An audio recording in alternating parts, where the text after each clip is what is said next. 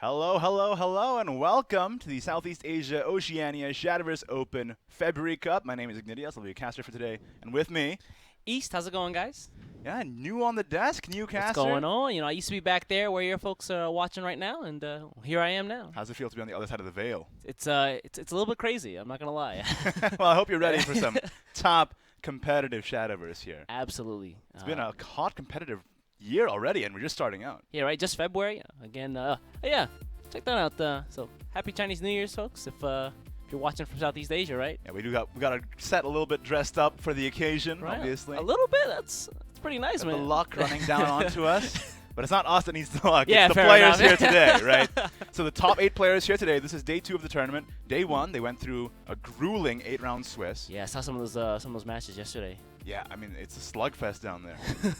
It really is. Yeah, it is. And it's tough opponents, too. Lots of names that we've seen before who've competed over the last year, but also a lot of new blood, which is really great to see. Yeah, right. You know, I imagine those folks, they see the winners from like the last January Cup and like, wait, no, I can beat that guy. Yeah, that's true. That's true. That's I mean, what happens, right? If you want the recap of the last competitive year, like East was saying, check out the World Grand Prix, the movie, on the SEAO Esports YouTube channel. Yes. Great way to get hyped about the competition as well. You know, you see all the energy, and you're like, I want to get in on that. Right. You know, also if you want to just kind of see, you know, what happened at the very end of last year, like, you know, I want to get caught up to this year. That's the place to do it. You know? And you know, anybody can enter these things too. Shadowverseopen.com for all the information. From the comfort of your own home. Yeah. And you stand to win a lot. You get free packs, you get league points, you get obviously moolah, hard, cold cash, right? And you know, the league points help you build up towards that World Grand Prix at the end of the year, where you can stand to win $1 million if you come first place. That cold hard cash. Yeah. Well, I mean, so before that, right? Let's not get ahead of ourselves. But even at these events here, players can win a pretty substantial amount of money, right? What is it? They give away about $4,000 total. What, first place walks home with a clean 1K. Then what, second place is 600, and then what, third and fourth is 400 and 200. Yeah. And 100 bonus for the webcam. So definitely have a webcam. Yeah, please get your phones, get your webcams, and just show your face on screen. I think we do have a video explaining the entire competitive format. So let's take a look at that, and then we'll be back in a bit. Cool. Dust off your decks, ladies and gentlemen, because the Shadowverse Millionaires Club needs a new member. Are you this guy? Was your life changed forever by beautiful Shadowverse World Grand Prix prize money? Yeah, me neither. But good news! In 2019, there is another $1 million first place prize to play for. All you have to do is compete in the Shadowverse Open to win league points.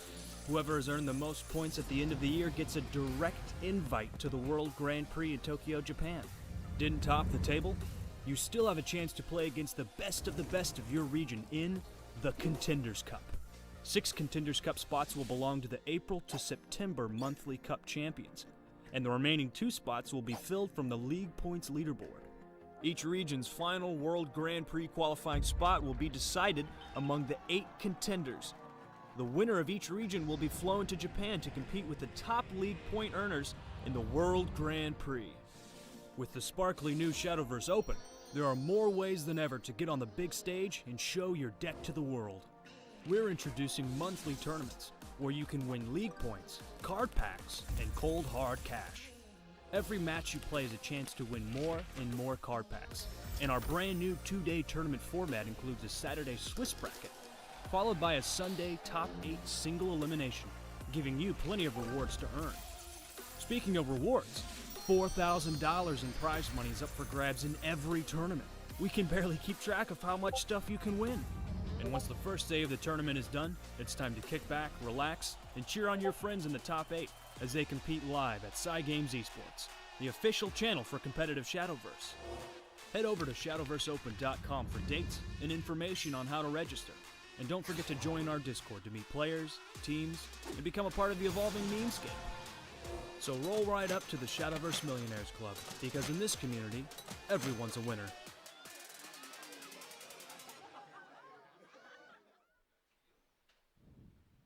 That's it, man. Millionaires Club. Right? What could be better? Can I join that club? I mean, you're here, so. Can I play in, you know, do the at the same time? Is that allowed? You could try. I'm pretty sure you'd get DQ'd immediately, but I don't think that's going to work out for you. Well, but as you saw there, the players here today already played an 8-round Swiss yesterday. And so they've played a lot of games of Shadowverse. Yeah. Now they're here. High stakes 2 single elimination. Right, that's rough. I mean, what they it's single elimination, but you're gonna play 2 out of 3 games. You know, you have a chance. Maybe the first game doesn't work out. You come back in the second game, and then the third game's where the things really get heated. That's right. It's a 3-deck 1-ban format, so we've got a chance to play to their lineups, try and make sure that their lineup has an advantageous position against your opponent. Exactly. So there's a lot of strategy in that as well. Let's take a look at the bracket real quick and see who our players are for today. Ooh. Lots of new names here. So we got Xallorev and Bene, names that we haven't really seen in the competitive scene so far. Kyo I've seen around. He's part of Team Mana Surge there. And Yahiko, also kind of a new name from Twilight Nights. Yeah. Dreamlife DL, seen him a lot last year. He's a tournament grinder. I'm glad to see him back at it. Yeah. It's good to see a mix, of like the old heads and the new blood. We got Tia as well, kind of a new name as well. Coercezz, never seen before. And ShinKD, another tournament grinder from last year, coming back at it to prove that he still got it this year. All right, yeah, it's good to see those players like, okay, let me use the experience to show these young bloods how the game's really played, right? And meanwhile, the people who are coming into it now is like, wow, sit down, old man. I got the new tech for you. You don't even understand this game, all right? Let me show you how it's done in 2019. But it's really great to see again mix it old and new, and also for this region, lots of different countries playing. Yeah, Singapore are definitely in the mix. I know you're a little bit happy about that. Yeah. Indonesia as well. I got to rep my homeboys. Uh-oh. You know how it is. And then, what is that, the Philippines there? Yep, Philippines and Malaysia as well in the top 8. So all right. Quite a bit of representation, which I'm always happy to see. And looks like our first game is going to be Xallorev versus Bene. Yeah. So 2 pretty new names here. Really excited to see how they play, because I'm always excited to see when a new player comes in and makes the top 8 after fighting through so many rounds of Swiss. Because, they've got something, stashed away in their pocket. Like, that's it. This is why I'm good, right? Yeah, they have this idea that nobody else has. Exactly. Here's the, the secret spice. Yeah, the secret spice. Yeah. Right. It's classified. Revealing it now. Actually, these tournaments are actually a really great way to find deck lists as well, frankly. Yeah, we took a look at some of the deck lists. I'm pretty surprised at some of the things that the players were bringing, right? Oh, yeah. Speaking of surprise, this first game. We should take a look at the deck list now. So let's take a look at Xallorev's deck list first. So there's his Shadowcraft deck list. We got that one of Zebet, Lady of the Flies, which is kind of spicy. That Buffalo Bones, which you've seen a lot of. I love Buffalo Bones, man. He's only running one, but I feel like everybody loves Buffalo Bones. I personally love Buffalo Bones because he's just so thematically disparate from the rest of the set. Like, Alternate Sphere is like, oh, alternate dimension. Also, look at this skeleton cow. No problem. It's like, what? Just trampled through the desert. He got out of his ball and chain, and here he is. Yeah, it's pretty funny. So this Arcus Shadowcraft, you know how it is. You play your Arcus, you get the ghosts out, you buff them up, you go face. Pretty strong deck. Right. Really strong now with the recent balance patch that happened a couple weeks ago. Yeah, absolutely. Shadowcraft really rose to prominence then. Okay, let's take a look at the next list here. The next deck should be... So Xallorev is bringing Arcus Mysteria Runecraft and... I don't want to spoil it. We'll save the third deck for last. Yeah. So here we have the Mysteria Runecraft deck list. What are you thinking about this? It's pretty standard stuff. Like, he's got the Noble Flare in there. He's got the Pala in there just in case he runs up against another Mysteria deck. He wants to get that one-play reduction for Ant Summoning. So yeah, nothing too crazy here, It's about what you'd expect. I do like the one Nova Flare. I think it is quite important when you're facing up against, a couple of fours that I'm sure he faced during Swiss. Absolutely. Swordcraft as well. The one Pala, like you said, really great in mirrors, especially if you're going second against another Mysteria Runecraft. You want to have that option of being able to get your Ancestry out sooner than they can. And because Pala can reduce the cost of Mysteria card, it's very good for that. And that one of's Truth Adjudication. I know that's Bless RNG's favorite card. I'm not such a huge fan. What are your thoughts? The Truth Adjudication, it's good to just play right before you throw out the Ant Summoning, because a lot of times you're 2 or 3 HP, your opponent's just above the Ant Summoning limit, so you just drop that, ping him for 2 or 3 damage, and the next turn you just drop that big old summoning on him. Oh no, I agree that it's good. I just you don't like it? I don't like it when it's played against me. That's for sure. Oh, absolutely. Well, it's okay, they gain life, they get the golem out there, then you lose. I was like, how is any of this good for me? Excuse me. But the last deck that Xallorev is bringing. Yeah. We got to talk about it. Absolutely. It is pretty bonkers. Super spicy. And let me just remind you that Xallorev first place in the Swiss with this lineup. So this has got to be something. There's some spice here that actually works. Right. I see that. Of course, the Forgotten Sanctuary. I guess before getting ahead of myself, I should explain what this deck is. So it's a Zeki Baba Forsaken God deck where Zeki Baba pulls out amulets from your deck into play and then destroys them, kind of like Nephthys, but for Havencraft amulets instead. So it's kind of like a mid-rangey Havencraft with that Zeki Baba at the top. Of course, you got those Holy Lord Ectors as well, which is a really strong mid-range tool, and really great with all these amulets that generate followers, like Forgotten Sanctuary, White Tang Temple as well. What I'm curious about is what's that one of Marlone doing there? Yeah, that's... maybe he wants to just draw, but hey, man, your opponent gets it too, right? Maybe it's just a 3-play.33, and that's just okay. That's. I mean, it's worth its weight in gold. Yeah. Yeah. I mean, it is technically a gold card as well. Right? Exactly. I'm really excited to see how this plays out. But let's take a look at the competitors' decks here for a second. Bene, what have you got for us, buddy? Ooh. So Bene, I believe, is running Arcus, Shadowcraft, Dark Feast, Bat Bloodcraft, and look at this. Holy Lion Havencraft. Okay. See, I love Holy Lion. That was one of the first decks that I was like, okay, I can just like keep throwing these things down and. Yeah, it's fun, isn't it? I really enjoy this deck too. This deck is a lot of fun. This is a bit of a slower version with the Forgotten Sanctuaries, the Alexios, and the Purges. So very slow Holy Lion deck, but very controlling too. Just trying to get the Lions out there over time, and then eventually you just win the value game because you just have 4/4 Storm Holy Lion King. Flooding the field, right? Yeah, what's the sound effect again? Yeah, that's great. Just get that right on the mic. Yeah, that's great for production. Anyway, so really, really awesome to see two Havencraft representatives. Right? It kind of breaks my heart to see them both face off in the quarterfinals right off the bat here. Of course. I'm curious to see who comes out on top, the Holy Lion Havencraft or this Zeki Baba deck. Let's take a look and see how that turns out. Yeah. But Bene's other decks here, we also got an Arcus Shadowcraft, I believe. Here we are. Yeah, pretty standard stuff here. This one has more Buffalo Bones in it, so it's got to be better, right? That's what I've heard.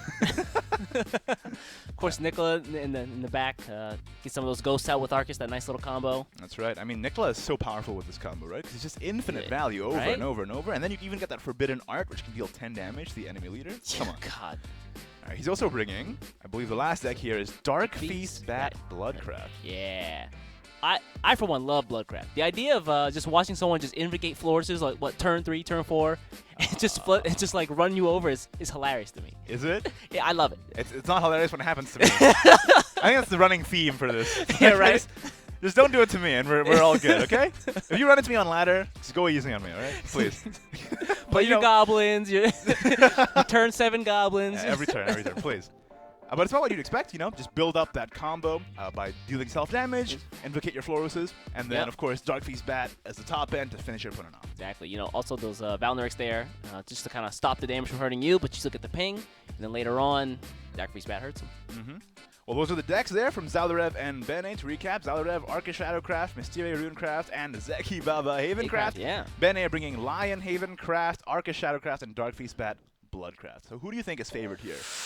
Ooh, I'm a big fan of Mysteria. I'm not gonna lie. So also Xallorev's got the, he's got the wins from yesterday to prove how good he is. That's true. He does have a 7-1 record in Swiss. He did come first place. If I was a betting man, I might give it to Xallorev. Yeah. Yeah. I'd have to agree. I just really want to see that Zeki Baba perform. Yeah, right? Exactly. But honestly, Bene's lineup is pretty interesting, too. No Mysteria Runecraft and no Dragoncraft as well. I feel like the meta competitively is really wide open right now, which I really enjoy. You can play pretty much whatever you want. Like at the January Cup, we had pretty much every class represented. Yeah. Which is great. It's really great, yeah. So everything's viable. No Portalcraft in the top 8 this time around, sadly. Which I think is interesting, because I think Portalcraft is actually really good. And it is.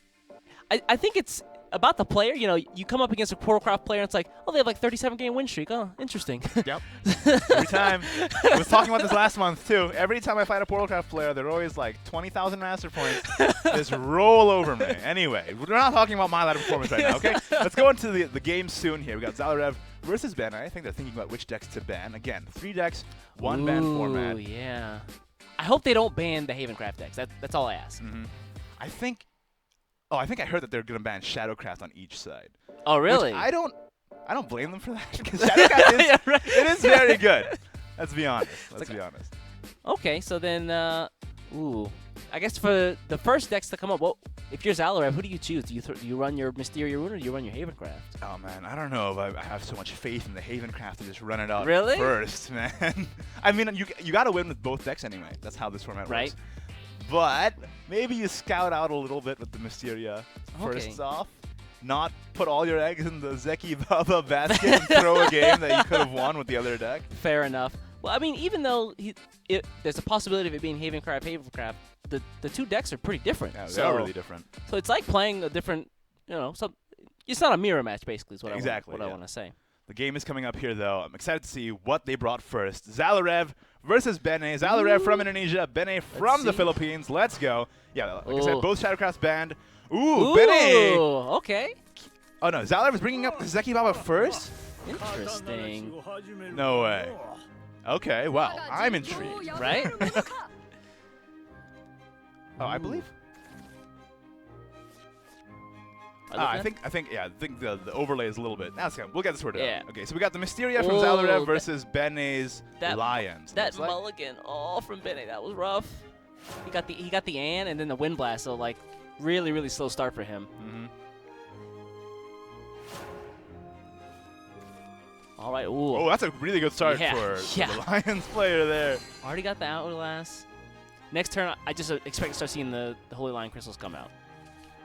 I mean, that's how you play the game, right? Right. That's how it's done. Start dropping the Hydra heads, yeah. Okay. Here we go. Let's see it. Lion. Number one. Yeah, there it is. Both players playing pretty fast.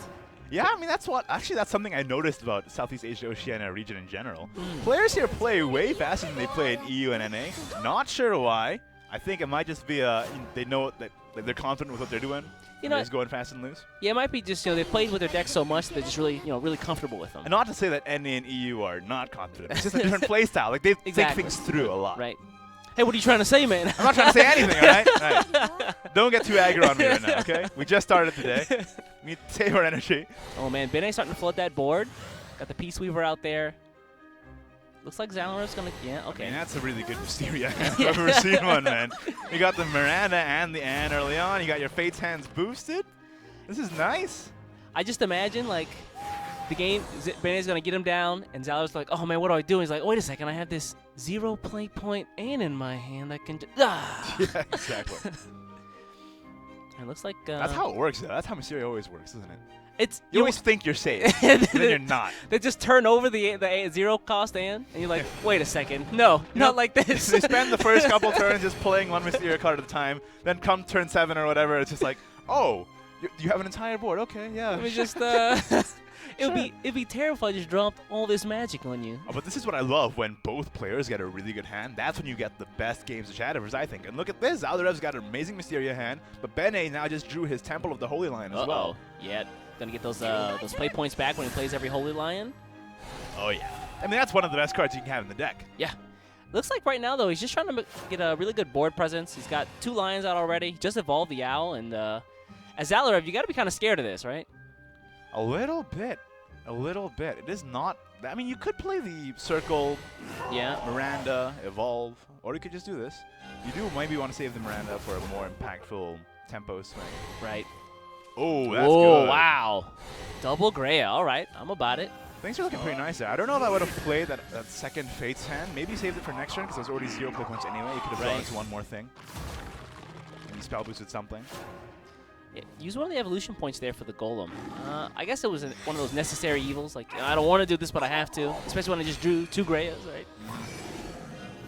I mean, you just can't let the Lions player get the tempo and just run away with it, right? Exactly. That's what you're really trying to do, is just stop them and keep them at a pace that you can keep up with, right? Look at the power of this Holy Barong, cow. by the way. 7/6. The only thing that Xallorev can do is evolve this for Inferno and then just run it in. That's an even trade. Now, normally Barong is immune to spell effects that target him, but Greya's Inferno, it's random. Yeah, it's random. Even if there's one on the field, one monster on the field. Right? So this works. But that is not a powerful turn for Xallorev. Yikes. Although I think it's going to start turning around soon. Look at the Miranda's getting boosted, the Ant's getting boosted, but out comes the Lions. Here they come. 1, yep. Oh, I'm excited. He's thinking about not playing. Right, he wants it later on for that 5, so he gets another one in his hand for I think turn, you have enough generators. I think you can play the Sealed Tome for draw, and then you can play the Lion Crystal, and then you'll probably draw into the other one. Do you want to gamble that during a tournament, though? Yeah, tournament play, use it a bit more defensive. When there's something on the line, you want to be like, okay, I really want to make sure that this is the best option I have, right? I want to leave myself with all the available options if possible. But I feel like if you're using the sealed tome for draw, you're drawing 3 cards next turn. You got a 1 in 10 chance. That's pretty good, right? To draw like one of your many generators, I think that's pretty okay. Let's see if he takes it. Like that's the play I would make on ladder. Looks like yeah. All right, there it is. It's happening. Oh, he's going for the storm. Oh. Interesting. Well, he's got a curve lined up. He can do the Alexial next turn. That already protects him from sorcery, so he doesn't have to worry about that anymore. Then all he has to do is just worry about getting into the game, which he has with Purge in hand. So I understand this. I imagine he's gonna save that for when Ann, maybe around turn 10, Ann comes out or Ann summoning is about to be there. He's like, oh, I need to save myself for at least one more turn. Oh, okay, there's Ann, gets the summoning. I like this. Ooh. Oh, and another Miranda in Xallorev's hand, by the way. Oh boy. Yikes. So at this point, Xallorev's just thinking, okay, I got to get as many Mysteria things out on the field, so when I drop this summoning, I can just, 17 points, that's it, finish him off really fast. See, I think the reason why Bene played that as Sacred Teachings instead of Forbidden Teachings is because he wanted to play the Alexial this turn, but now with the board flow that Xallorev's presented, it's kind of awkward. Like, you kind of want a Prism Swing instead. I mean, we as the casters, we can take a look and we have the perfect knowledge, but at this point, he's just saying, okay, what does my opponent probably have in their hand? I think I can deal with this. And then something else comes out and, yeah, he's got to evolve. There's the Alexial. It at least makes Ann Sorcery basically a null card. I mean, it still does 4 damage, but that's far less than 10. Or, usually when I play against it, 17 or whatever it gets to. 20 play point. What? Yeah, exactly. Looks like he's running that into the Ann so that the repose card can get rid of it later. Yeah. You're gonna immediately use that Burgeoning Genius to drop the. Oh. Because it drops the cost of Miranda to 0. This is really good. Ooh, okay. And it trades evenly with the Alexial. Nice. And the other two go face. Xallorev, even without the Ann Sorcery, this is the power of Mysteria. You can just present such an incredible board pressure. Especially in the mid-range, yeah. And look, Bene's already hovering over that Themis Purge. Instantly, none of this. Like, I know I just got my Barong out, but, you could do also is Prism Swing. And? You don't really have to play points to Prism Swing. And then Crystal and then Fel. So you have to do Xallorev. You just have to do it this way. Let's get rid of the Ann. Okay, yeah, that's 1. This is nice. This is nice. I think he's in a good position now. He's got to be careful. 10 play points left. Excuse me, 10 HP left. But Xallorev's just flooding the board with all the mysterious stuff he has. None of this is going to matter if the Zealot is up, because the Zealot just gets rid of it all, right? It gets rid of all... But at the same time, Ann Summoning is just waiting in Xallorev's hand. It only does 4 damage. Only 4? Because of Alexial. Oh, that's right. Ah, yeah. Oh, man. So all of Xallorev's board pressure just gets erased by the Zealot here. Yikes, and gone. And another one. Oh, does he? Just spam the lions. Yeah, man. just throw the lions out. Because at this point, the next line I think is going to be the one with Storm. Let's see it. Yeah, there it is. Yeah. One more. Oh, one more. Just gone. Everything. That's. I mean, look at that. Man. that was so good. All that hard work just erased by a dude. I don't know why Xallorev flooded that way, because he knows that it's there. Yeah, right? Okay, Nova Flare. Man, Bene's got the text. Good lord. He knows what he's doing. Okay. A lot of truth. Yeah, go to face. He's just trying to get it down so that the Ann Sorcery can actually do something. Like 4 damage is still 4 damage, but... Yeah, I'm afraid that Bene might be a little bit too late to the party. He's only got 7 play points left, and Xallorev's still at full 20. That's the thing. Somehow Bene has to deal with this board. Then after that, Xallorev's kind of low on steam, right? Yeah. So he's kind of exhausted. He can get this down. He has to deal with this 3-5. He can't not deal with it, which is sad. You don't really want to be. This is terrifying. This is terrifying. You run 2 into the... Yep. Yeah. Zealot, run 1 up face. Yep. I mean, Xallorev does have very few cards in hand, to be fair. Yeah. It is actually a tough spot for Xallorev here. Maybe here he grabs... Throws out Ann. No, drops the summoning. Okay. Sorcery. Wait. Didn't he just... That's it? That's it, right? That's 16 damage. That's game, yeah.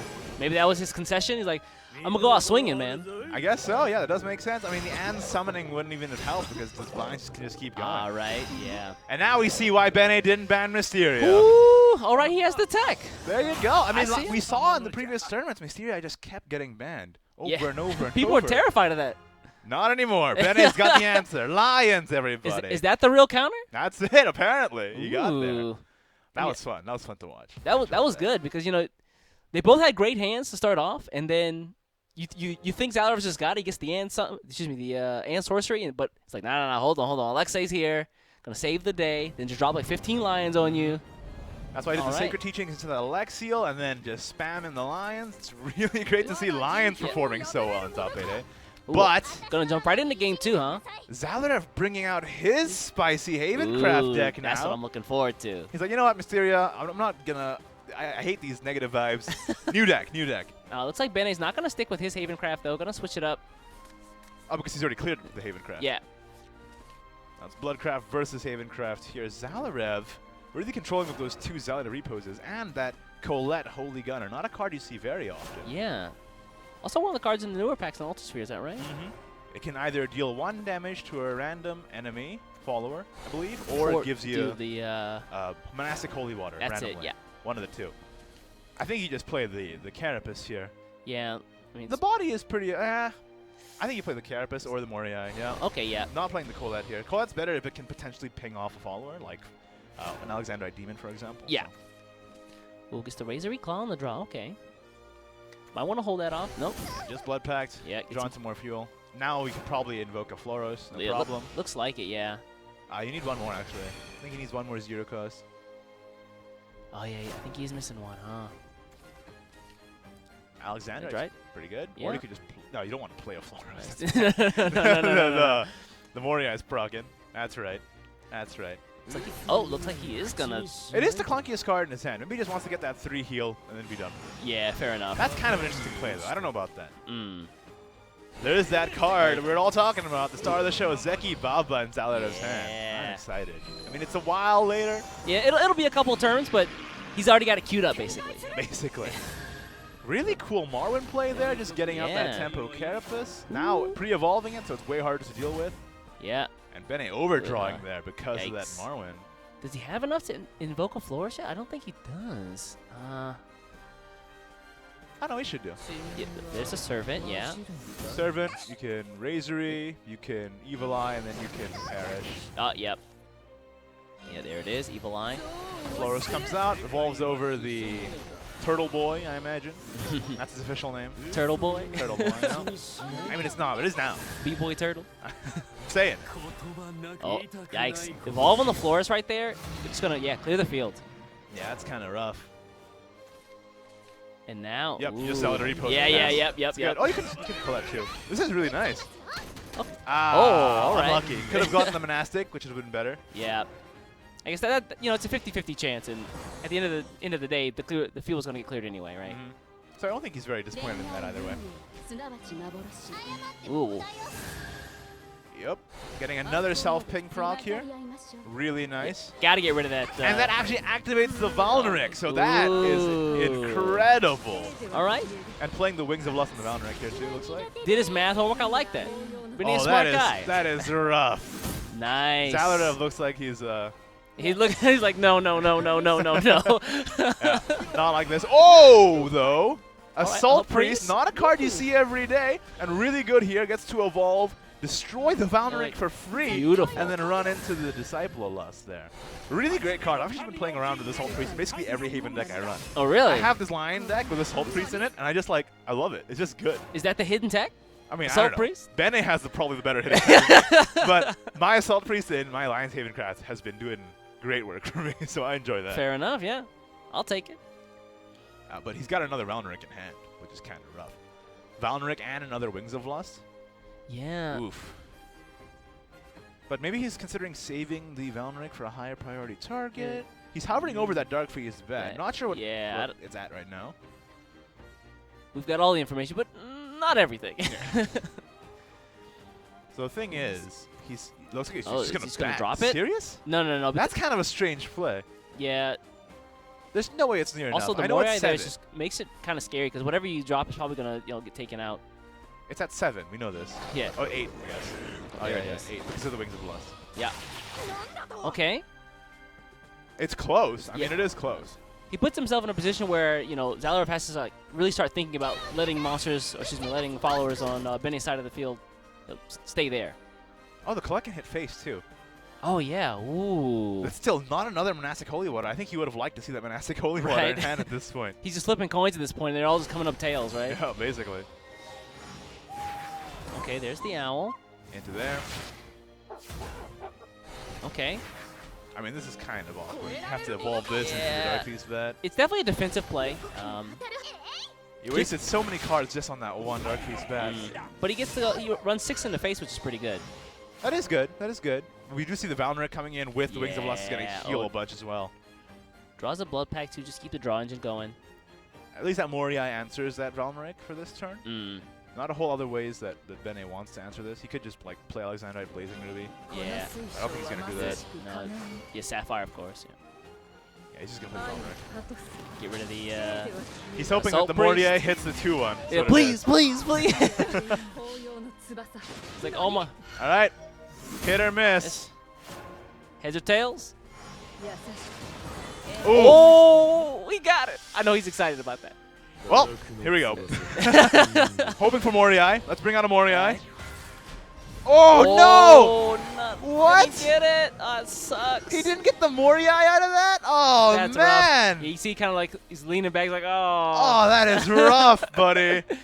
Oh, well, at least he got the Barong out, so he's blocking the damage. Oh, but that's not good, is it? Like, you want to be destroying Exactly. that. He's like, please get rid of her. Please, please, please.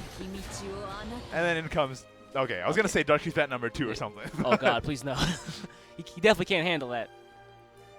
One more would be enough. Xallorev is like, this is not my you day. look at his face. He's like, oh, my God, really? Bruh. I like this.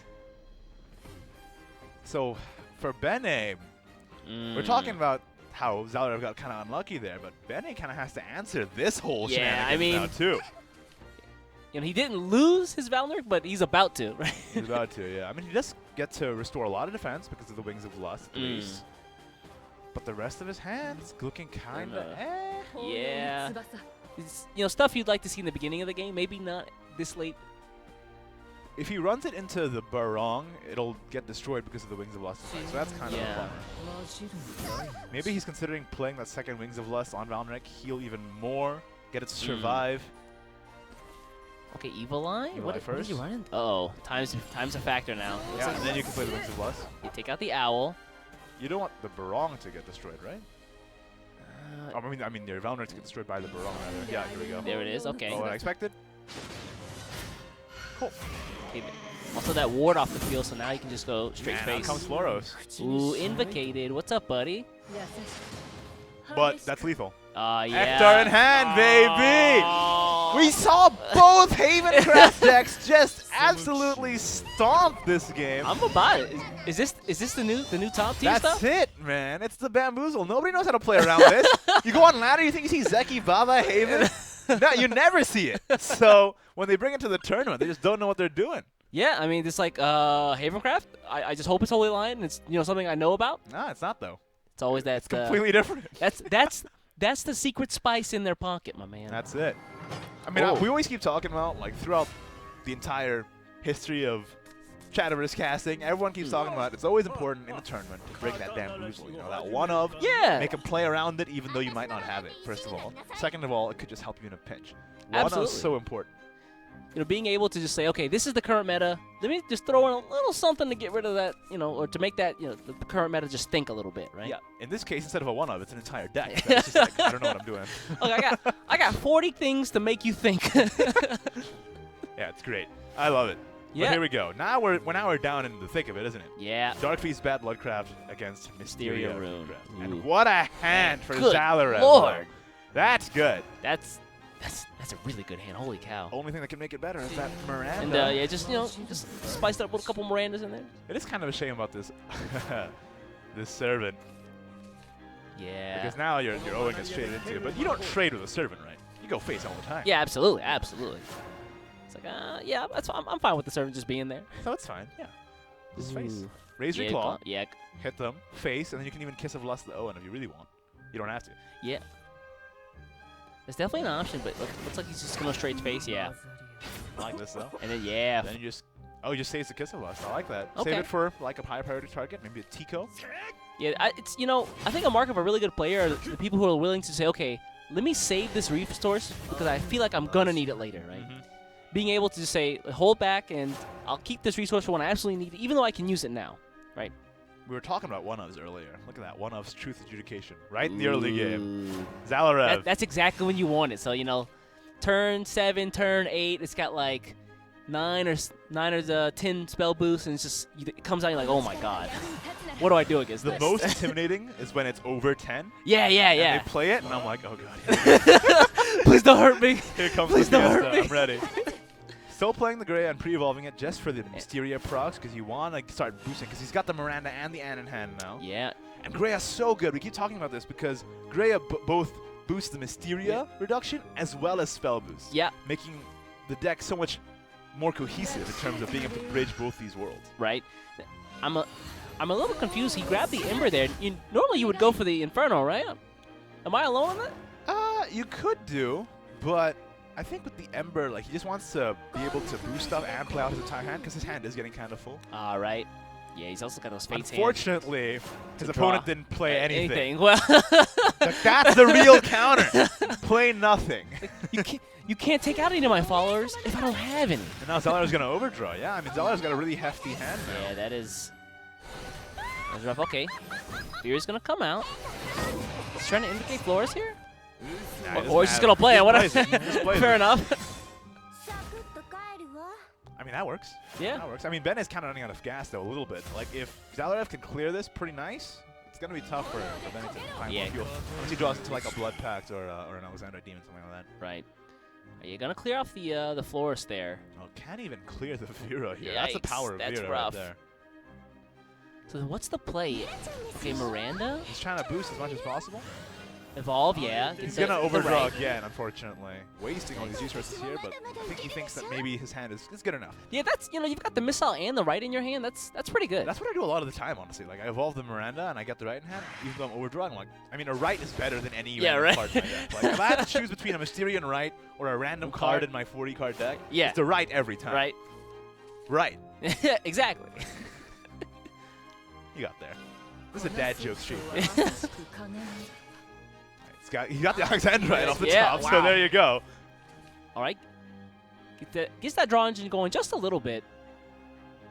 Things seem to be pretty okay. I mean, it's kind of awkward because no Floros Invocations, not a whole lot of impactful plays here. He's got to give it a good thonk.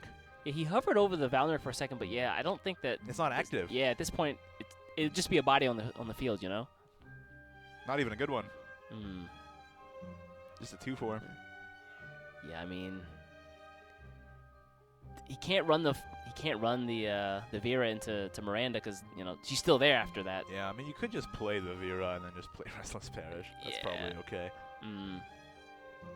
He's really thinking this one through though. He's like, I got all the time in the world.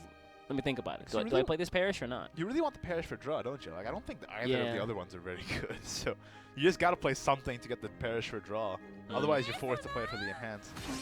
Well, that goes face every time. Right. I like that. Sequence it properly. You know that one's going face, so just do it. Yeah. Okay, another Vera going to come out. He's going to evolve it, though. Yep. Yeah. Just prevent the damage to face. Not a bad idea. I mean, look at this. Bene's at 20. Xallorev's at 11. And he's getting the counters for his Dark Feast Bat, and he's drawing more cards. This is a fine play. Yeah, I like that. Ooh. Still actually, that Grail would have been useful. I'm not going to lie. A little bit. Random card in my deck. Grail would have been a great draw. I think this is still okay, though, right? Like, you can just do this. No problem. Yeah. That Wind Blast definitely can destroy that Vera now. Yeah, and then Mysterian right, you can go straight to face, can't you? And then you can trade the hold Miranda. Yep. That Wind Blast, surely. Is it not? No, is he going to hold? What else would he... Is he really thinking about the right? Surely you save the right for face, right? Later on. Probably, yeah. I would. Most of the time. I'm just trying to think, like, he's hovering over the Wind Blast. If it was enough damage to destroy that Vera, I would have played it by now, so it's not at 6 yet. Right. Unless it is, and he's just like, he's tricking the kids. He's keeping us on our toes. I want to keep those guys on their toes, make them think a little bit too, you know? Making that trade first. Yeah, He's really thinking so. What's the correct order of operations, right? That's it, man. I mean, this is the last game of the series. This is if you're gonna think, this is where you're supposed to think. Absolutely. No one can fault you for this. Yeah, in his defense, like, he needs to make sure that this is the turn that counts, right? Ooh. Okay, yeah. And then you evolve the N. Okay, I see what you're doing here. Ooh. This actually works out okay. Yeah. And he can actually keep all of the resources. And he still got the Wind Blast. He still got the right.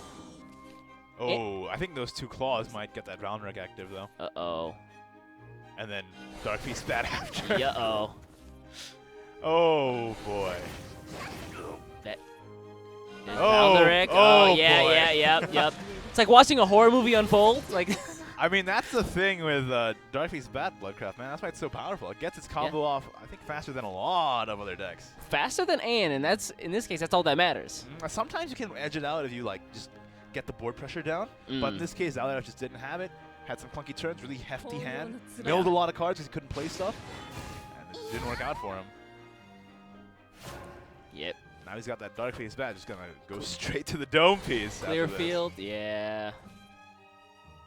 You're gonna use right to go face, yeah. These rights aren't gonna do you anything though, sadly. If only he knew. It's if only he knew. You are doomed to fail. I don't say that. That's pretty sad. But you know, Bene, he got it. He got there with the Alexandrite Demons off the top. They got that Dark Beast bat, nice on turn 9. Nice. Oh, look at it. He's clapping to himself. A little bit happy. 8 damage. Thanks for the game. And there it is. Slap, slap, slap. Close series though. Really close. That was good for both players. I was really excited to actually just see the Havencrafts decks get played out. I'm a little heartbroken that Zeki Baba doesn't make it though. Yeah, it's rough to see them go against each other, you know, first round. But at least we got to see both the decks get played and win, right? So you saw, you saw them like run their game, and the game worked out. A lot of the time when we're on here at the catcher's desk and they say, "Oh, look at this spicy deck. It's either banned or it's never played." So I'm glad that finally broke the curse and we got both Havens played, and they both did spectacularly, actually. Yeah, to see both of them come out and say, "Oh wow, all right." So that means Bene moving on to the next round. Yeah, to that semifinals, right? Winning some cold hard cash from that game, as well as 2 league points. Yeah. So that's going to be important at the end of the year when they're tallying those up for the World Finals, right, out in Tokyo. That's it, man. You got to get the World Grand Prix for that $1 million grand prize. You kidding me? Also, you know, the trip to Tokyo was nice. You get to come and see East. That's nice. Oh, yeah, that's why they're going. They're going to see you. They're coming to see me. Yeah. That's what it's about. Not for the tournament or for whatever else. No, just to see you, of course. Yeah. I'm there to eat sushi and see East. That's it. Yeah. No autographs, please. They pull out their dock and their to-do list. 2 things. Only 2 things. I mean, there you go. I mean, World Grand Prix at the end of the year, very important. That's why these league points, just piling them up over the course of the year, so important to join them. Yeah. Every month these tournaments are happening. ShadowverseOpen.com, by the way, it could be you. Yeah. I mean, it's still not too late to get in. It's just February. I mean, you can just join every month. Yeah. Yeah. From the comfort of your own home. You know, throw up your phone or your webcam. Top 8.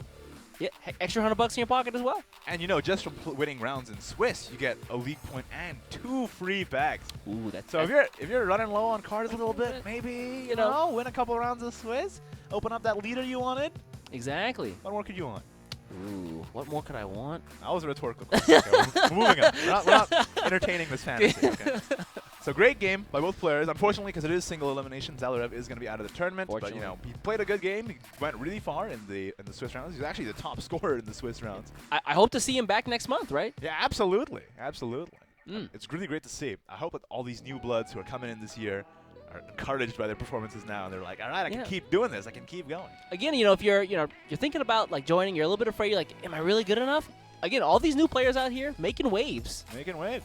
It could be you. Plus, you got nothing to lose, right? Exactly. Yeah. You don't have to go anywhere. You can do it from comfort of your own home. Yeah. I mean, what else? What else could you ask for? And if you guys are new to Shadowverse entirely, you don't know what it is. It's on iOS, Android, and Steam.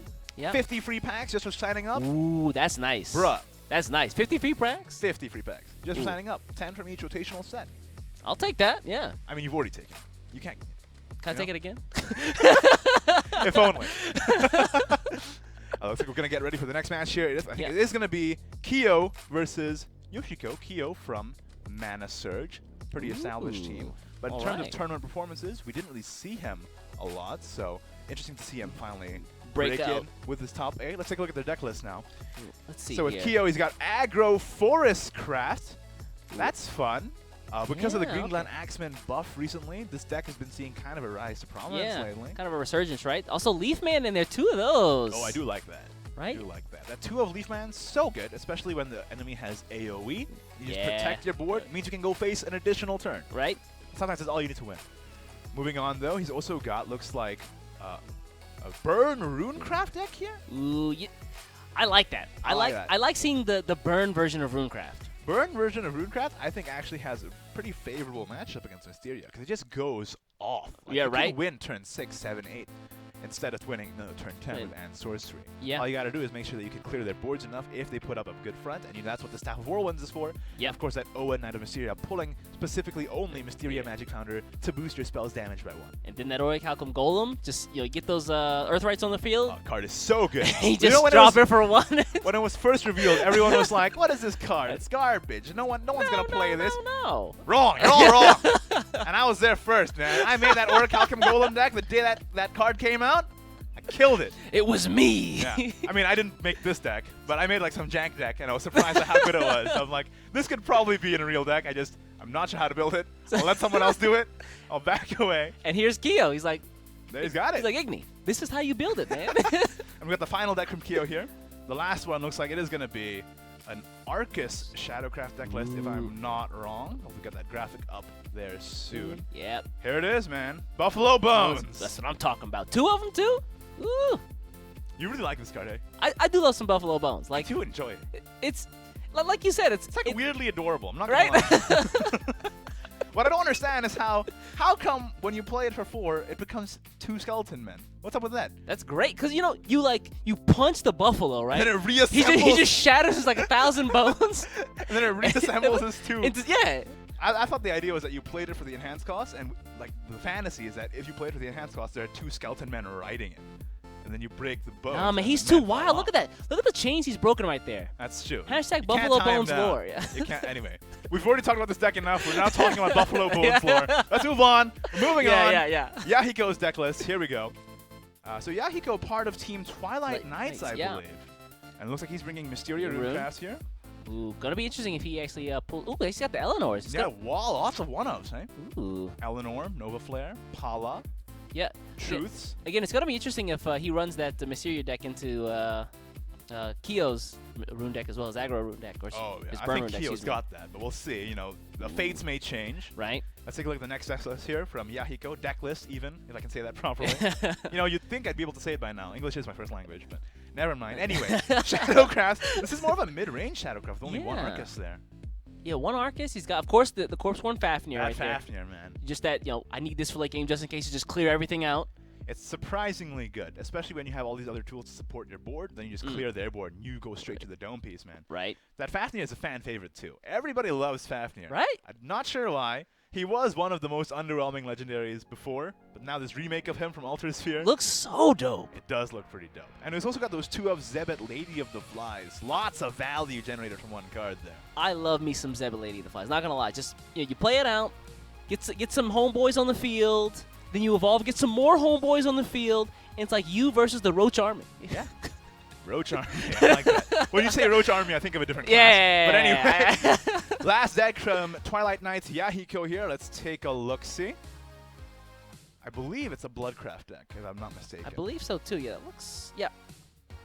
I think he's just going to run... was it just... Probably Dark Beast Bat Bloodcraft, if I had to guess. I mean, what kind of Bloodcraft are you running other than Dark Beast Bat, right? Yeah, in this meta... I've seen people online. Okay, it is Dark Beast Bat Bloodcraft. I was going to say, I've seen people on ladder doing some crazy stuff like playing... Even in this tournament, I know Kuru from Team Revelation is playing like a knocked Bloodcraft list or something. Ooh. And I've seen people online playing Buff Blood. But, Dark Beast Bat is a performer. Right. And this is really interesting. That 1 of Demonic Storm. Yeah. Sometimes you just need to be able to just clear everything, right? Again, I mean in a tournament. Just have 1 of something. Yeah, I mean... You always want to be prepared for every situation. It psychs out your opponent, too, honestly. Like, if they're like, should I flood the board? Oh, wait, he has that 1 of Demonic Storm. I don't know. You got to put the fear into him, right? That's it, exactly. So Demonic Storm, if you guys didn't know, hasn't shown up in a while here. It's a standard card. 6 play point, deals 3 damage to everyone. You, your followers, your enemy, their followers, everything. Leader too, right? Yeah. Pretty good. I mean, especially if your Evil Eye demons are down and dusty, you don't have any more evolution points, right? Yeah. So there you go. That is Kyo's and Yahiko's decks. Who you thinking? I think I'm gonna give it to Yahiko this time. Ooh, hard names here, yeah. Hard names here today, y'all. Yeah, so why Yahiko? So, taking a look at again, I'm really a big fan of Mysteria Rune. Right. Just a lot of people are like, oh man, Mysteria Rune. It looks really easy to use. It's like I get to turn 10 to win, but it's not that easy. There's a lot of decision making that actually goes into that, and knowing when to use your resources, I think, is what's most important. I actually agree. But chat's gonna get on you for that. Oh, just letting you know. Sorry, chat. Sorry, guys. I do like Yahiko's Darkbeast Black Bloodcraft though. That one of Demonic Storm, I think it's gonna. Right? I want to see it work, man. I want to see it work. Also, with the Fafnir, You dig it? I am digging Fafnir. You dig Fafnir. I do like this weird mid-range Shadowcraft with only 1 Arcus build. I think that's more of my playstyle. Honestly, when I play Arcus Shadowcraft, I know it's a great deck. I know a lot of people enjoy it. Not a huge fan of playing it. I feel like with this mid-range build, it's going to be a lot more my style. So, I'm going to go home and copy this. No shame. All right, get the clips ready, y'all. That's part of what this is for. It's for everybody to net deck get the clips ready. All right, getting ready here. Not sure what they're going to ban. What would you ban if you were in their shoes? Ooh, if I... let me take a look at the decks here. Kyo, I think for me, usually I just ban... Yeah. Look, we just heard from production. They're both banning Shadow. Not surprised. Nobody Same wants as the to first fight one. Shadow, man. What is this? Do you blame them? Fair enough.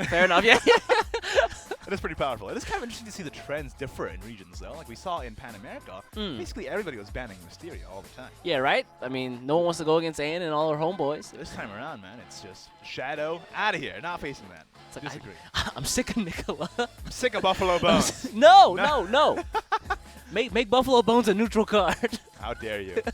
No, don't do that. Hashtag Buffalo Bones lore. Yeah, that's the takeaway from this stream, right?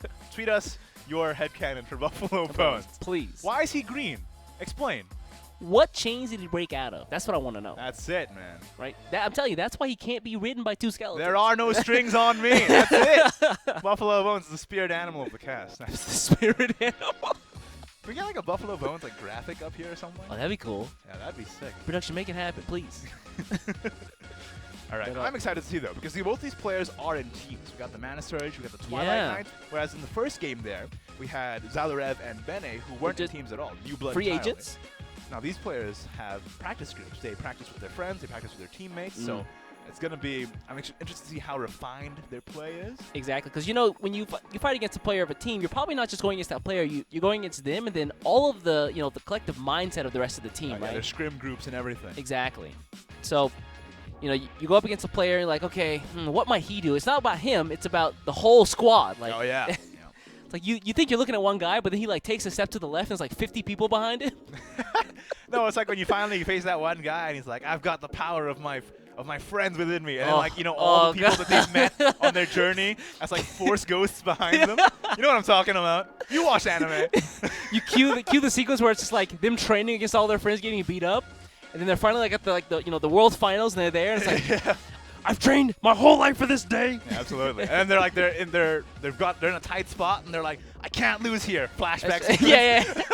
What is it? They got the training montage. Is that the meme? Yeah. All my friends who helped me get here. All those tropes. Yeah. Absolutely. I mean, that's what this is, man. That's what the tournament's like. Yeah. I'm not gonna disagree with you there. Right. So part of the reason why I love tournaments, actually. Also, actually, what were the scores from yesterday for these two players, Kyo and Yahiko? Kyo and Yahiko both went 7-1. It was actually a pretty tight race. No 8-0s in Swiss. So no one, with the perfect run, huh? 5 7-1s, 3 6-2s, I believe. But here we go. Starting the game now. Mana Surge Kyo versus Twilight Knights Yahiko. Let's get into it. What is he saying? What are they bringing first? Oh, it's backwards. I don't think he knows it's backwards. He's bringing up a what? Toho hijack. What the? It's backwards. I think it's a weeb thing, man. Explain. What? You're reading the Da Vinci Code, man. You're trying to unlock the national secret. You gotta calm down, all right? Ooh, what? Oh, I see what he's doing. He's Toho hijack because he's got a little doll. Oh, okay. Is it? Oh, he's getting into it. Is that a member of his team? That's a member of his team. Yeah, that's what it is. All right. All right, here we go. Dark Feast Bat Bloodcraft from Yahiko versus Kio's. Ooh, looks like he's going to be running that. Burn Runecraft. Yeah, that Burn Runecraft. Now, got to be careful as Dark Feast Bat going up against Burn, because if you're not careful, you do half their work for them. All right. Then they just destroy you. Like, oh, keep pinging, keep pinging, keep pinging, keep pinging, and then, oh, ooh, okay. Not a bad start from Kyo either. Turn 1 Goblin. That's what I like to see. It's from the beginning of when I first started playing this game all those years ago. Vanilla, Turn 1 Goblin. It's been a staple of my life. Turn 1 Big Nose? Turn 1 Big Nose. It's pretty rude, though. I don't know why you'd say that. It's a goblin, man. Say it to his face, man. I think I say it to a 1-2's face. I mean, he's feeling hungry. He's feeling hungry all the time. You'd think by now he'd be satiated. It's been 2 years and he's been in so many competitive decks. I'll say this, like, his voice line is probably still one of my favorites. Yeah? Yeah. Gabby's feeling hungry. It's pretty good, right? Give me that. I had time to practice. It's been 2 years. Let's see, looks like Yahiko's really thinking this out. Making that turn 1 really count. It's like, okay, from here, what are the trees? I mean, it's just kind of sad to play a Disciple of Lust here into your Goblin. Like, you want to do that? This would be way better for Yahiko if he was going first, but unfortunately, yeah, you know, the cards didn't land that way. Yeah, he's really taking his time here. He and his buddy there, Uhwat. Yeah, Uhwat. What was it? Uhwat Kaji? Uhwat Kid. Yeah, that's it. That's it. You nailed it, buddy. You nailed it. 10 out of 10. Yeah. This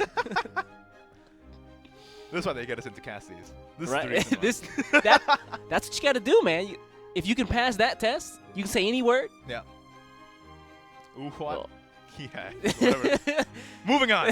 Looks like he's going to use all of his time on this one. He's wow. really thinking. It looks like he's going to, you know, he's saying, nah, not doing this. Not a good trade for me. Oh, draws the second Mysteria there. You think you just slam Beast Face Mage, man. You're an aggro deck, basically? Yeah. Play the thing on curve, on curve. I like it. Yep. Makes sense. If you can count, you can win. And you know, Yahiko doesn't have one of those. He doesn't have the Evil Eye Demons. He doesn't have the Raging Frost to answer this yet. Yeah. So, maybe this sticks, man.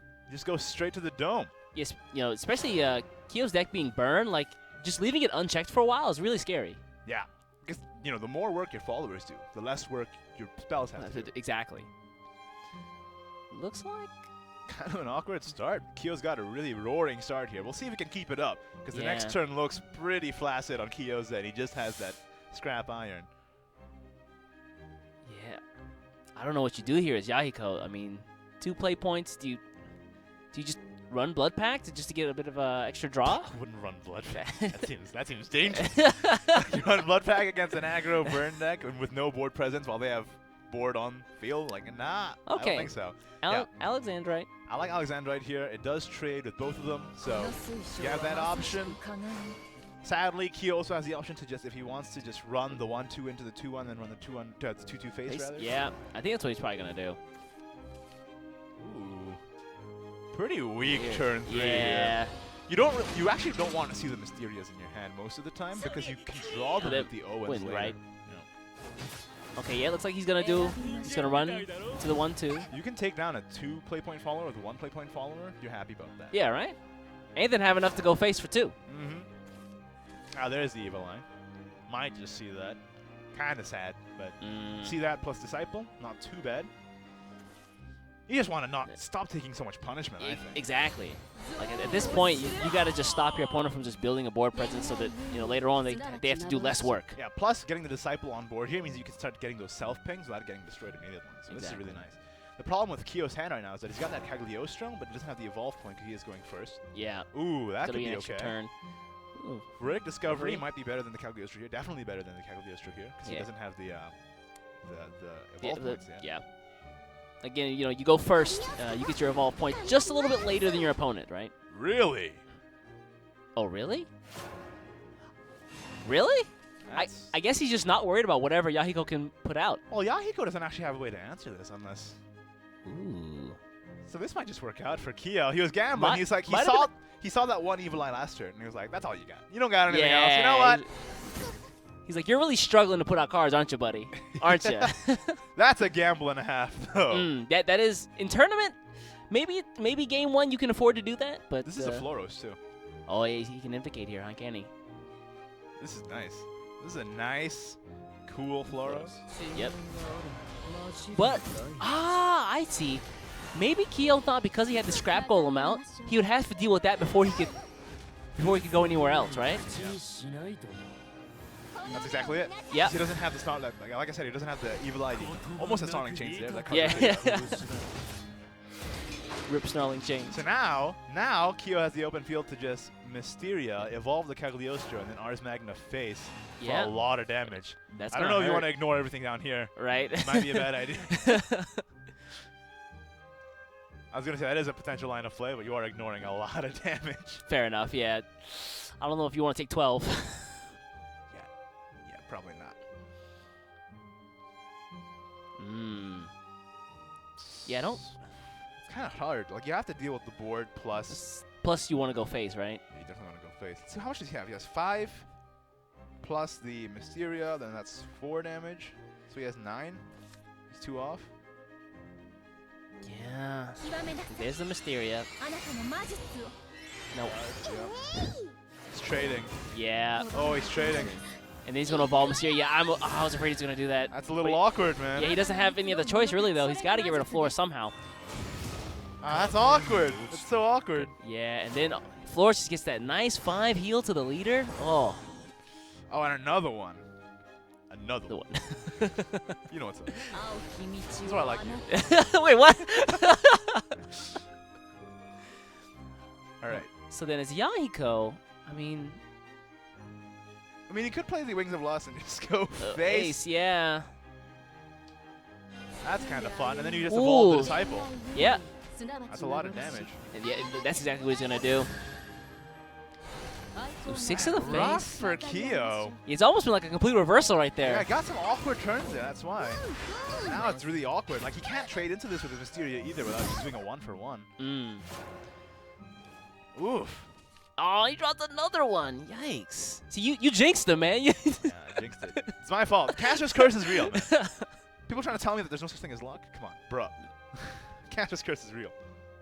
So then how do they sweeten it? Like, okay, Igni, just say I'm going to do really well. Yeah, you got to do the reversal. This is fine. You deal with this. You draw a card. It's not too bad. But the sad thing is, at this point in the game, you want to be just ramming everything face. Yeah. And you know what? Kyo having this this burn deck, he's not really getting off a lot of burn. Not a lot of burn. All right, yeah. Bounder's trying to come out. Get rid of the clay golem. Just saving the other Valorant too. Don't need to play it now. Just play it on whatever he got next. Yeah. No problem. Oh, there's. And now the Owen doesn't do anything. Insult to injury. Oh, it's rough. It's rough, buddy. Well, he's got to evolve something over this at least. All right.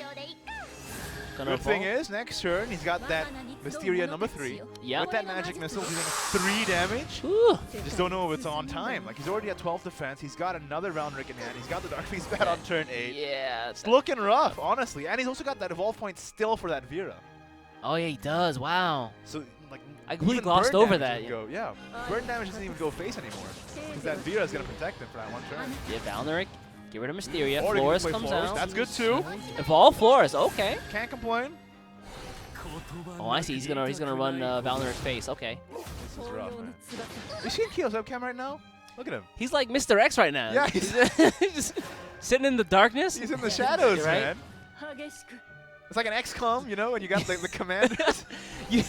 You ban my Shadowcraft, you get the real life shadows, buddy. Yeah. Okay, yeah. Mysteria starting to. Oh, it's that Floros, though. Really put him behind. Floros healed, what, 10 damage this game? Floros putting in work. Despite all that that burn that's actually going to start coming his way. Oh, boy. See, this is where things start to get a little spicy. And bad. Yeah. Is that enough? Looks like it is. He's waving his doll. Yeah. That's it, man. Living that dream life. Wait, no, dream life's another person. Never mind. But you know what I mean. And I there have you an go. idea. That's Yahiko with that first game, man. Yeah, nice work to him. You know, he had a really, really rough first hand, you know, that draw. but then brought it back. He just got the fuel to keep going. He got that Darfy's bat perfectly on yeah. 8. Beautiful. Kind of rough on Kyo's end, man. I think that Burn Runecraft does have game against Darfy's bat. It's just that he had really awkward turns. Mysteria. That's it. Owen. What the? That's the problem, especially when you start off first and you don't have a good turn 3. Right. You got your turn 1, you got your turn 2, and then your turn 3 is just Scrap Iron Smelter. Your turn 4 is just Cagliostro without the evolve. Yikes. Really? Yeah, he had to evolve the Mysteria there just to get rid of the Florist on the field, and that was rough. It was pretty rough, but we are going to go into the next game here, you know. Keep your chin up, never tilt, never surrender. There's still games to go. I'm not talking to you, I'm talking to the players. Oh. But it's okay. No, I appreciate you taking my advice seriously. I like that. All right. So Kyo's got his he still has all his decks left. Aggro Forestcraft and Burn left. And Yahiko here, he's cleared with his Darfy's bat, so it's just his Mysteria craft left. Yep. So are you going to queue up your Aggro Forestcraft or your Burn deck against Mysteria? I might run the Aggro Forestcraft just because, you know, putting that pressure on Mysteria really, really early on in the game is kind of the key to like stopping that. That's it, yeah. Unless they like curve out with their Mirandas and turns like crazy. But you're right. You're totally right. Like if you just out pressure them in the early game, you can never make it to the sorcery. Exactly. But it looks like he is just going to be going Rune v Rune. I mean, in the same way, Burn Runecraft does have a really favorable matchup against Mysteria Runecraft because you just end the game so much faster. Right. If you get the right draws. Yeah, I guess in that case, then here Yahiko just had, Kyo just has two great options against Yahiko. Looks like it. How does Yahiko get out of this? Nice mulligan. That is a nice mulligan on Kyo's end. He's got the Owen just to pull the Mysteria nice. Right. He's got that magic missile already for more draw, which are Foresight. What is he looking for? More Earthright, probably? Yeah. then a Golem. No Goblin this time. But there's the Orichalcum Golem. Ooh, yes. There's my big electrical boy. Get all those Earthrights on the field, and you just drop them. And he's like, let's see how it ends. Oh, I love him. All right. Ooh, okay. Gonna get Foresight first, I think. You don't need the Mysteria now. You could use more spells. Yeah. It's the same sound. Yeah, there it is. Oh, he's running. Okay, the Japanese voices. I see you. I play this. When I play with English. He's got that that Southern country voice. I actually really like the English voiceover. I'm not gonna. There's some. Okay, a lot of the folks are gonna hate me out there for this, but there are some really good ones for really good voices in the English. Oh yeah, I know. I agree. I think the English voice, I prefer it actually. To be honest with you. And people keep hating on me for that, but you know what? People got their pitchforks up for that one. They're all wrong. They're all wrong. They're all wrong. Come on. Sorry, guys. You're all wrong. One of the voice lines in Owen of the 10 was like, "Oh, back to the friend zone." Oh yeah, Are you kidding me? That's so good. Servant of Lust. Yeah, oh man, so good. And Gal Mew, this is dumb. You're dumb. Yeah. I love it. It's so good. Man, Yahiko really just makes sure these first turns count. Is that his secret spice?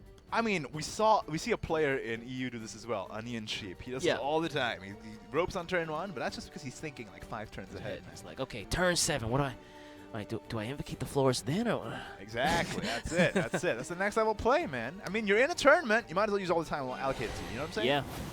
Oh, I got it. Early Wind Blast. I mean, it's Burn Runecraft. Yeah. All you have to do is not explode against Burn Runecraft, and then you have game.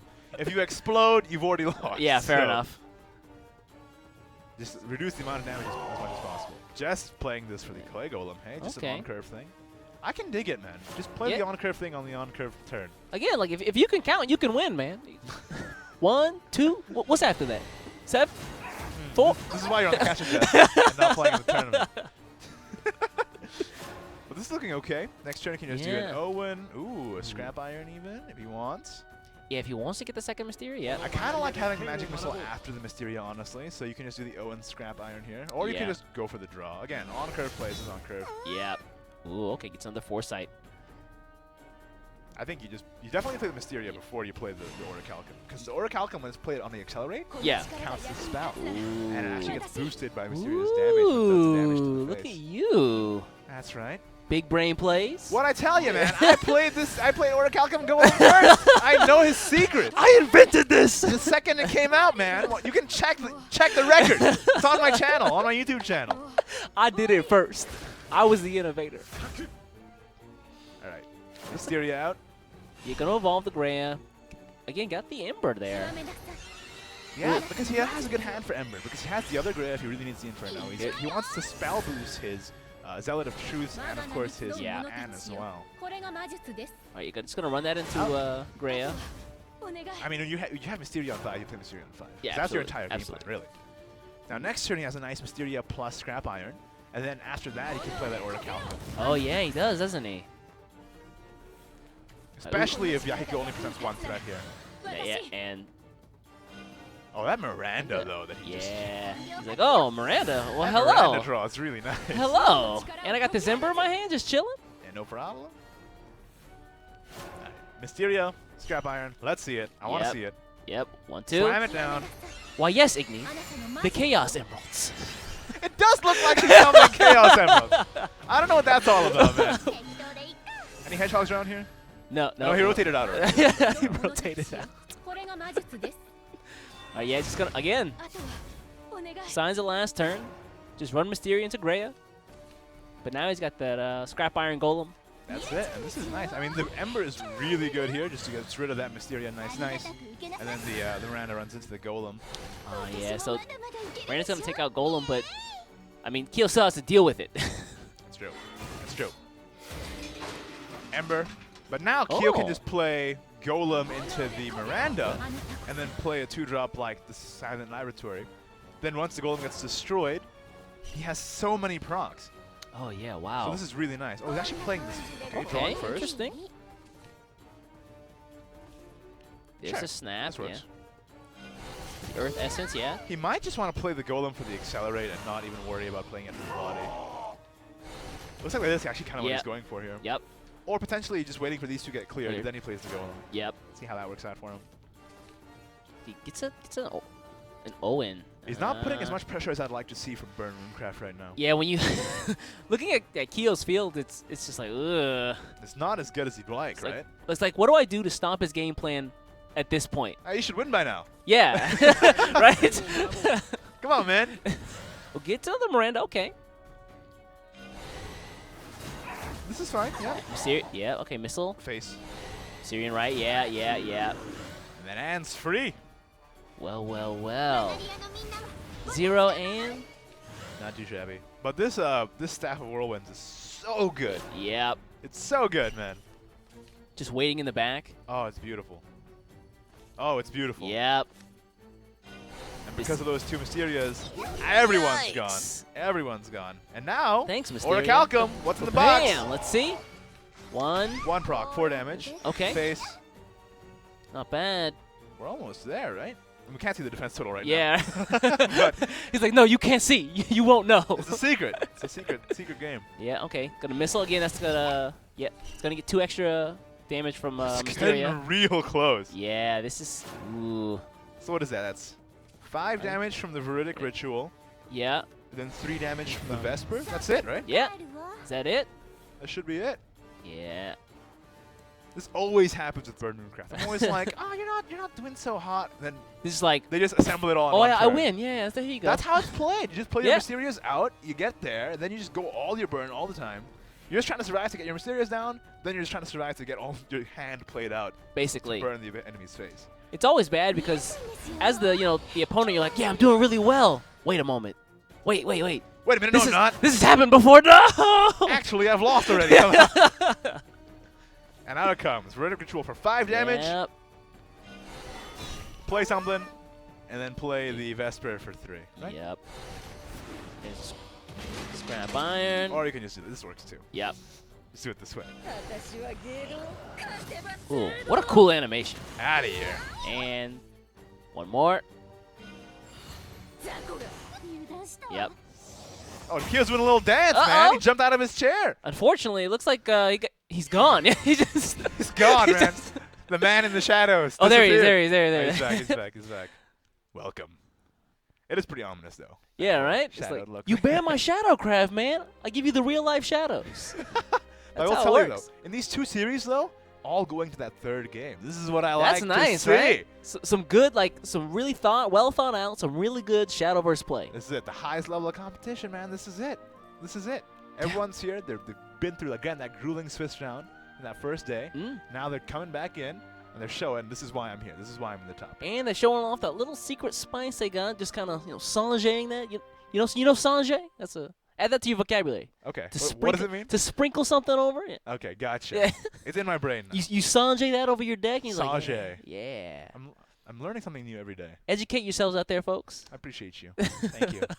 Here it is. Final game, though. Mana Surge Kyo versus Twilight Knight Yahiko. Here it is. Ooh. Oh boy. So like we were saying, Aggro Forestcraft can have some pretty good game against Mysterio Runecraft. I'm not sure though, because Mysterio Runecraft actually does have a lot of wards, to be honest with you. It's got the Mysterian Circles. Right. It's got the Mysterian Rights, of course. Yeah. Greyas. It might actually be kind of a challenge for Kyo to get through. Right. Just trying to build a board is going to be tough for him. Ooh. So. Especially since Yahiko's deck is also running Palas. Just to get that extra turn. Yeah, Eleanor's, Novas, Nova Flares rather. Yeah, so there's a lot of stuff to deal with. Away of Forestcraft here. Right. Well, okay. So again, Lily Arborist, just 1/1 on turn 1. Makes sense. Pretty okay hand for Yahiko here. I just played Witch of Foresight. Yeah. Witch of Foresight. And you're doing okay. Yeah. You can play Tico. Nothing too crazy, right? You don't have to make a big brain play just yet. Not just yet. Well, that Sylvan Justice at the top is pretty nice. Yeah. For Kyo, though, protecting that Arborist. Oh, here you go. Yeah. Just chip them away, you know? Like, you got all these 1/1s. They're all weenies, but then you just hit them in the face over and over. Death by 1,000 cuts. That's how it works, right? Then Leaf Man comes out. Yeah, then it's business. Yeah. You know? Then it's really 1,000 cuts. Imagine having mastery over all sorcery and then getting beaten by a leaf. Yeah. I'm nice. You think that feels good? Probably not. Out comes the Insect Lord. Such a good card. Just get rid of whatever. There you go. Yep. Any card that lets you establish your own tempo while removing your opponent's tempo, that is the business. Top notch. You see that all the time, man. I mean, Miranda in a lot of ways is the same way. Greya too. Yeah, you get those rights, or get those Embers of the Infernos and just clear. It's nice. Wind Blast here is kind of really sad. Really. He's got the Greya to get Inferno next turn, which is nice at least. Inferno's probably better here than Ember because you're playing out against a bunch of 1/1s. Exactly. Yeah. I mean, against Forestcraft in general, like I'm almost never not gonna take the Inferno. Definitely. Oh man, Kyo with the off the top. That Metzger is so good. Usually better for a 2-for-1. Maybe he saves it here. He could just play double 2-drop. Yeah, Rain, I think that's what he's gonna do. Insect Lord, Evolve Face. Yep. That's gonna get You rid better of Evolve Face. I want to see it. And That's it. Yeah, my man. He knows how the game is played. He understands. As much damage as possible, as fast as possible. I mean, you're an aggro Forestcraft deck, right? If you slow down, you're gonna get run out of steam, and then you're just gonna fall apart. So, as long as you can just keep this going, and Yahiko rather is only running that one Nova Flare, so not a lot of options for AOE really. Doesn't have it in hand yet either. So he's Fury Embrace is what he's depending on. That magic missile is a blessing though, because now he gets to pick Inferno Magic Missile. I would have liked to see the Magic Missile go first, just in case he drew a Mysterio card though. Oh, he's just gonna play the Wind Blast. Okay. I guess that makes sense. Yeah. Next turn, you can just, Inferno whatever's left on the field. Makes sense. I like this. Let's see here. This might just be a Liza Evolve. Yeah, I think so. Wait. Do you want a Leaf Man to protect against the Inferno though? It's not that great of a board to Leaf Man though, is it? Exactly. Yeah, like because it can still get answered by anything else. Yeah, he still has to get rid of Greya. Yeah. So not great. And then I mean, he's playing against Mysterio Runecraft. Like Miranda's literally at every turn. Yep. I like how Yahiko is not really giving Kyo a lot of great ways to play out that Metsu route, but this is a pretty good play. Sylvan Justice, just run one of these guys in, play the Liza, face. Insect Lord face. Oh, no evolves this time. Oh. Okay, gonna save those points. I see you. He's getting a little shook, man. He's getting a little scared. So Wants to save those evolves for later. Do I really need it right now? Maybe not. I don't know, man. I would just go. Yeah, go all nuts. in. Go nuts. Face all the time. Look at the name of your deck. Aggro Forestcraft. Yeah, right? You got play to your strengths, man. That's exactly it. All right, gonna... Magic Missile face there, because he does have the Inferno, so... Right. It's fine. Like whatever. Everything else is just, you know, cream on the top, right? Ah, this is nice. There it is. At every turn. Miranda. 5-5, and she gets the right. Man. Might just have to be a thing where, oh, I like that. Not trading into the Liza, because if he trades into the Liza this turn, Kyo automatically gets Green Glen Axeman. Exactly. He's like, no. 6 play points? No. Not today.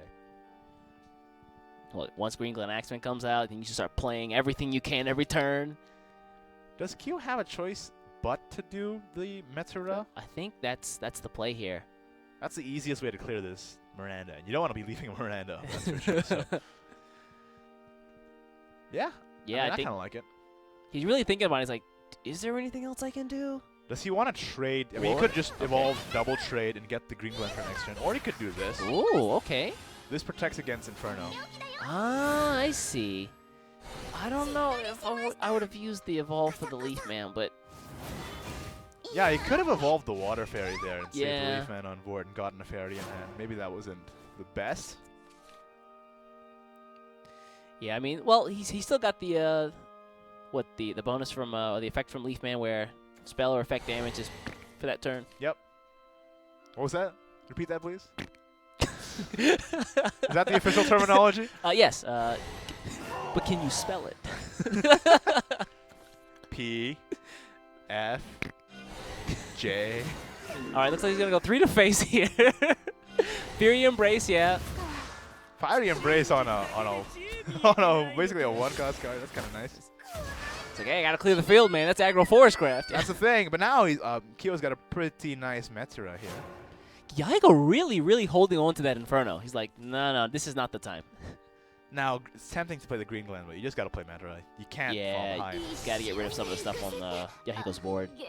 Those falls are starting to pile up. And destroy the Zealot of the Truth, run it into the Guardian Golem. Yeah. Then you can play a Fairy plus Lily if you want. There's one. Ooh, Goblin plus Lily. Give me that. Even better. Nah, I wish it was the English right, voice line, man. Right. I would have been able to quote it, too. Gami's feeling hungry! See, it's kind of weird because for a while, Yahiko's board presence was way better than Kyo's. And as a Ragdoll Forest Craft player, you're like, did I do something wrong? That's true. But, you know, that power of Meteora, though, cleared that board up real nice. Yeah. You talked about earlier, like, you know, anything that lets you just get rid of your opponent's board presence and then, you know. While establishing your own. Yeah. And drawing you a card. Yeah, right? Let's not understate that effect. But Inferno coming out finally. Of course. No ants, though. Yeah, this is Think rough. about that. No ants entire game, so he doesn't have that win condition of Ant Sorcery just as a goal post. Right. I mean, he's still got one more turn to get Ann, but then like he basically just blows everything on that one, right? I mean, it might be good enough. That's why he's just digging through his deck right now. Yeah, he's like, please. I gotta get rid of the cards that aren't Ann so I can get Ann. Well, he's got a 3 out of 21. We'll see how that works out for him. It's not bad. Green Glen, though. Green Glen Fairy. Just start getting the procs in, right? Yeah. He's like, my opponent's life is just low enough where this starts to become a threat. This is nice. This is real nice because now he has the Fairy Whisperer in hand to give him more stuff. Right. Doesn't have to worry about getting the procs off. There's the 2. Oof. Is that? Not an ad. That's got the rough. gray. I got the other one. You can kind of see Yahiko's face kind of sank there when he drew the card. He's like, oh. Yeah. Oh, no. Oh, that's not good. That's not good. Because you're losing on the pressure game, and you're losing on the win con. Yeah, so. right?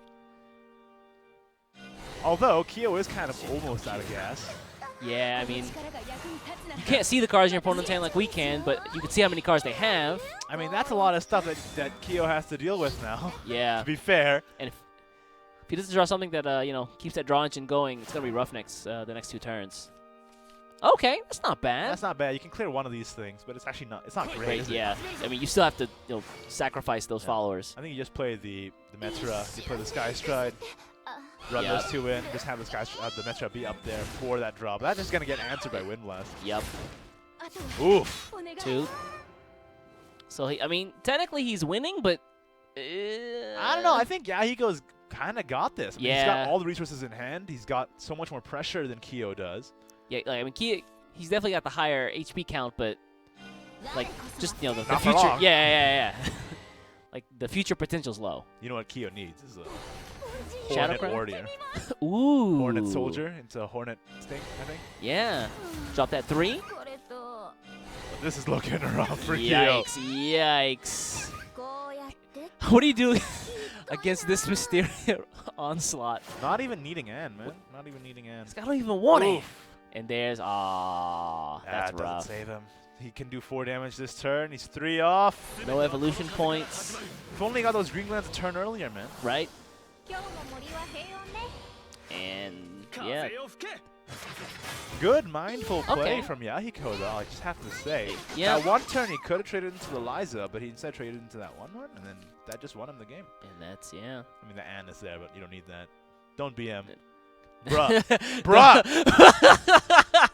You could just win, man. Like, what are you doing? Like, you know you got a whole day ahead of your. No. You got a lot more there's games no to way play. he leaves. There's no way he leaves anything. Where's the emote? There it is. Oh, I knew okay, it. Yeah. I knew it. Am I being too nice? Oh, the BM, man. Oh, that hurts. Someone needs to go teach Yahiko some manners. Right? You know what? Well played by Yahiko. That means he's going to be moving on to the next round here, winning some cold hard cash. Yeah. Going from 200 to 400 plus that 100 webcam bonus. Yeah, I'll take that. Man. And, very important, 2 league points as well.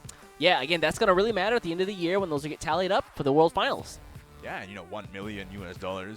Ooh. Nothing to scoff at. Also, you get to come to Japan and see East. $1 million US though. Hey, man. Unfortunately, because this is a single limb tournament, we're not going to see Kyo in this tournament anymore. Yeah, but it's unfortunate. Congrats to making its top 8 still. Yeah, it's worth something. Again, league points. Get some packs from yesterday. Yeah. Also, you get the money in your pocket.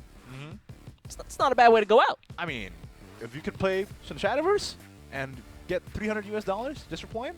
From the comfort of your own home. Yeah, absolutely. During Chinese New Year. Sounds like ignore your family. Just play Shadowverse. Sit in the corner. That's how it works. Guys, I'm trying to get like $500. Just calm down. That could be you. ShadowverseOpen.com. Make sure you sign up as well. Yep. I mean, not you. I mean, people in general. Well, look, if I can cast and play in the top 8 at the same time, I would be ecstatic. That would be next level. You'd just be like over here going, like, I'm gonna play Goblin. That's totally cheating. You can see what they're doing. Oi. Ooh. Don't do that. Oh, we just got What's something this? here. Ooh. From a mysterious stranger from outside the camera. It's not the Chinese New Year red cards, but it is Alter Sphere cards. Hey, you know what? How about we save this for now, and we'll open them when we get back from break. Make sure you don't go anywhere. Like that. Stay tuned. We got way more Shadowverse games for you. Stay here. Yeah, we'll see you soon. This better not be a servant of lust. Because the Shadowverse Millionaires Club needs a new member. Are you this guy? Was your life changed forever by beautiful Shadowverse World Grand Prix prize money? Yeah, me neither. But good news. In 2019, there is another $1 million first place prize to play for. All you have to do is compete in the Shadowverse Open to win league points. Whoever has earned the most points at the end of the year gets a direct invite to the World Grand Prix in Tokyo, Japan. Didn't top the table?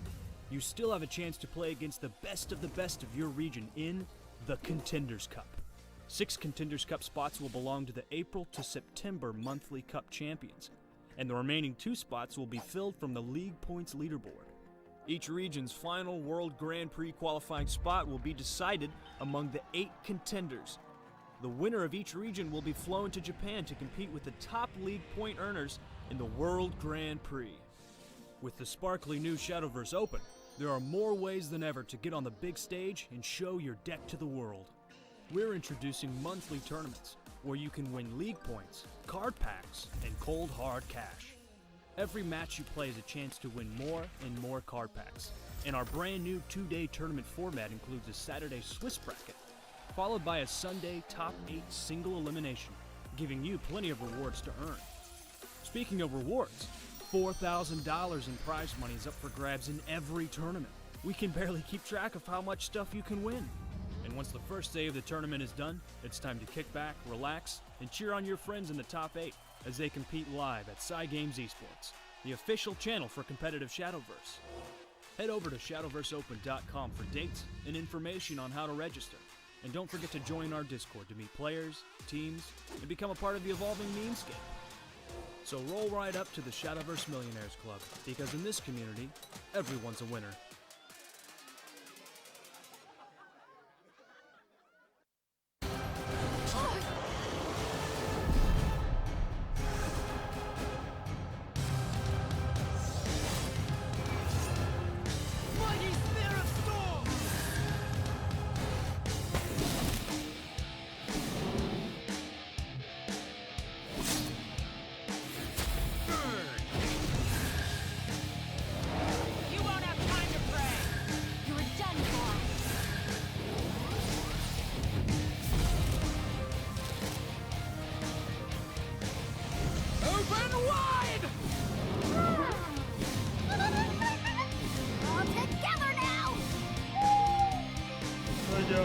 Out more.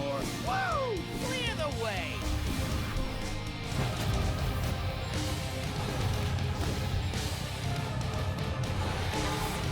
It won't be long now.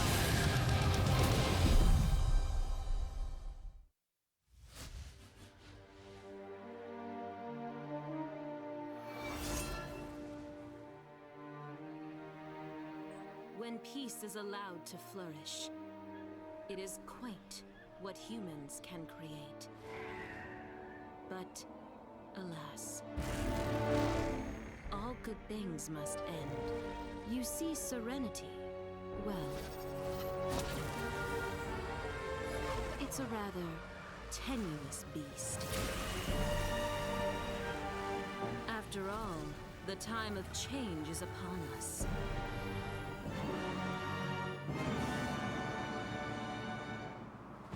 Now, raise your heads in awe and witness the distortion of your plane.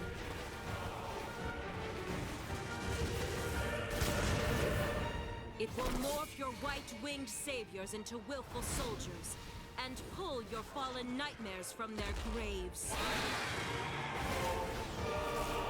Imbued with new magic, powers most perverse will spread throughout heaven and earth, and twist until they've taken unfamiliar forms. Heed the coming change, mortal, and take charge.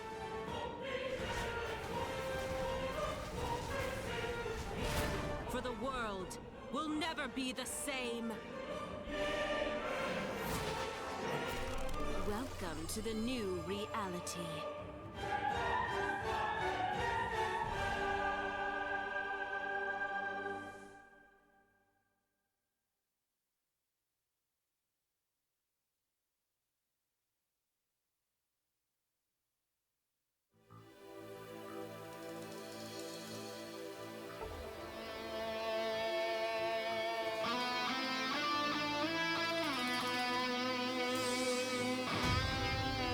僕たちの空の旅は無限の可能性に満ちている。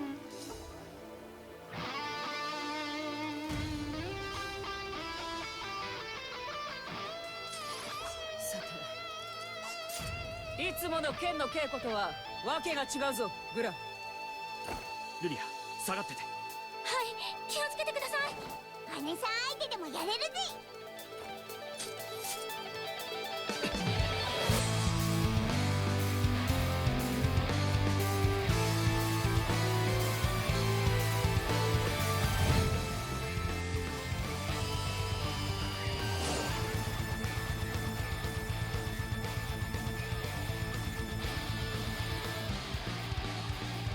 この技でテンペストブレード。奥義アイスクレネイル。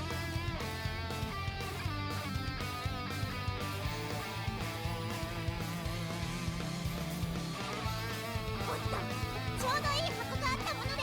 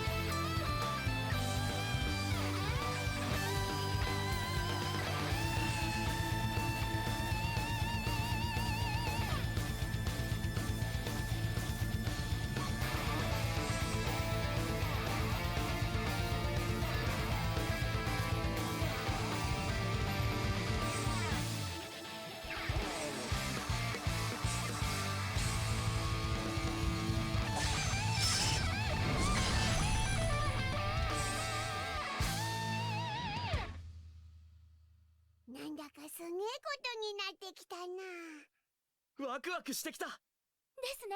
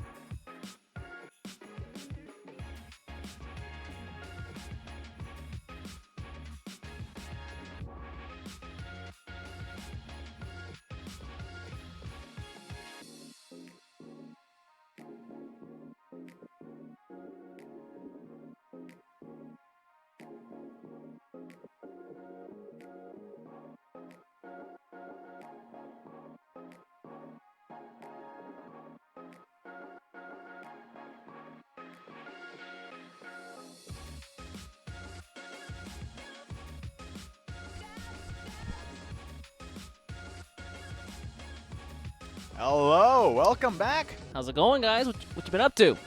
I mean, hopefully they've been just sticking around for the stream because we're about to play a lot more intense Shadowverse here at the Southeast Asia Oceania Shadowverse Open February Cup. Absolutely. You know, with the first 2 rounds, we got to see some pretty cool Havencraft stuff go off. For sure. And then when the last game, we saw Yahiko and Keel face off. That Runecraft burn deck. Ooh. Really close series too. Unfortunately, Forestcraft. Yep, just didn't really work out, did it? Yeah, it's unfortunate. So, we saw Yahiko move on. He took out Keo there in the second game, and then first game we saw Bene move on against Xallorev.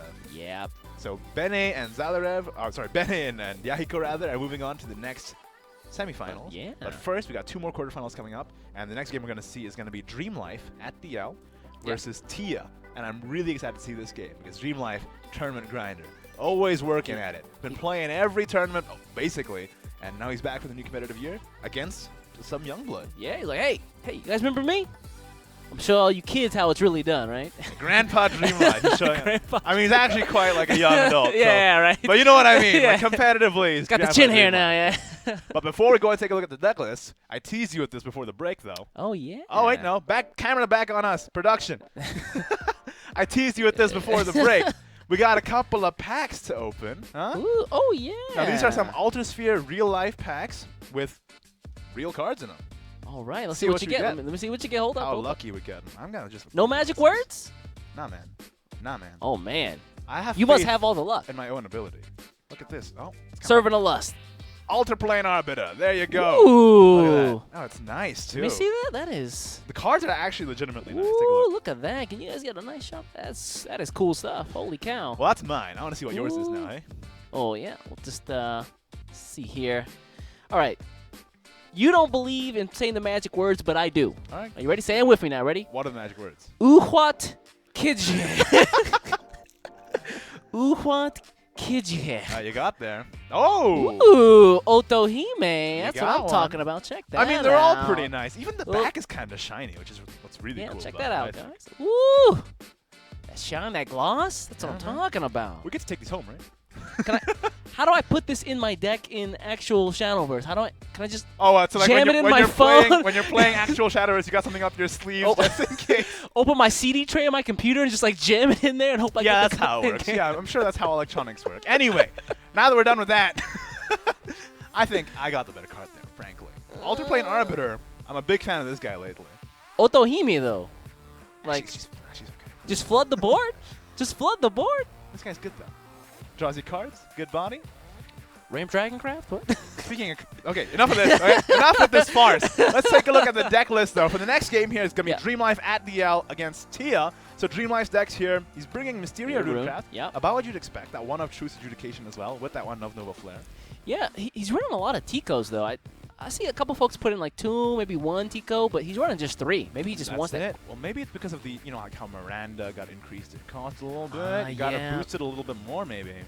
Interesting pick. Well, let's move on to the next list here. He's also bringing, looks like, Cocytus Dragoncraft here. Oh, wow. 2 Cocytus is there. Usually we see the 1, but...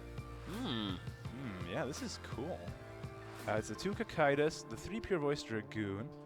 Oh, I saw on the deck list earlier there were some Dragon decks running Zoe, Arbiter of the Skies. I'm not sure if Dreamlife is the one that's running that. Looks like it's not. Yeah, no. Well, that's kind of weird because there's no Ozzy Dahaka here either. Interesting. Cool build. The Vava Dragon because of the recent nerf. Yep. Still running as a 2 of though. And I love that 3 of Pure Voice Dragoon just because I'm not having any of this. Pure Voice Dragoon is great for healing. It's great for getting bodies on the board. Right? Let's take a look at the last deck here from Dreamlife at DL. So he's got that Arcus Shadowcraft Life. Ooh. That one of Disciple of Silence. I quite like that.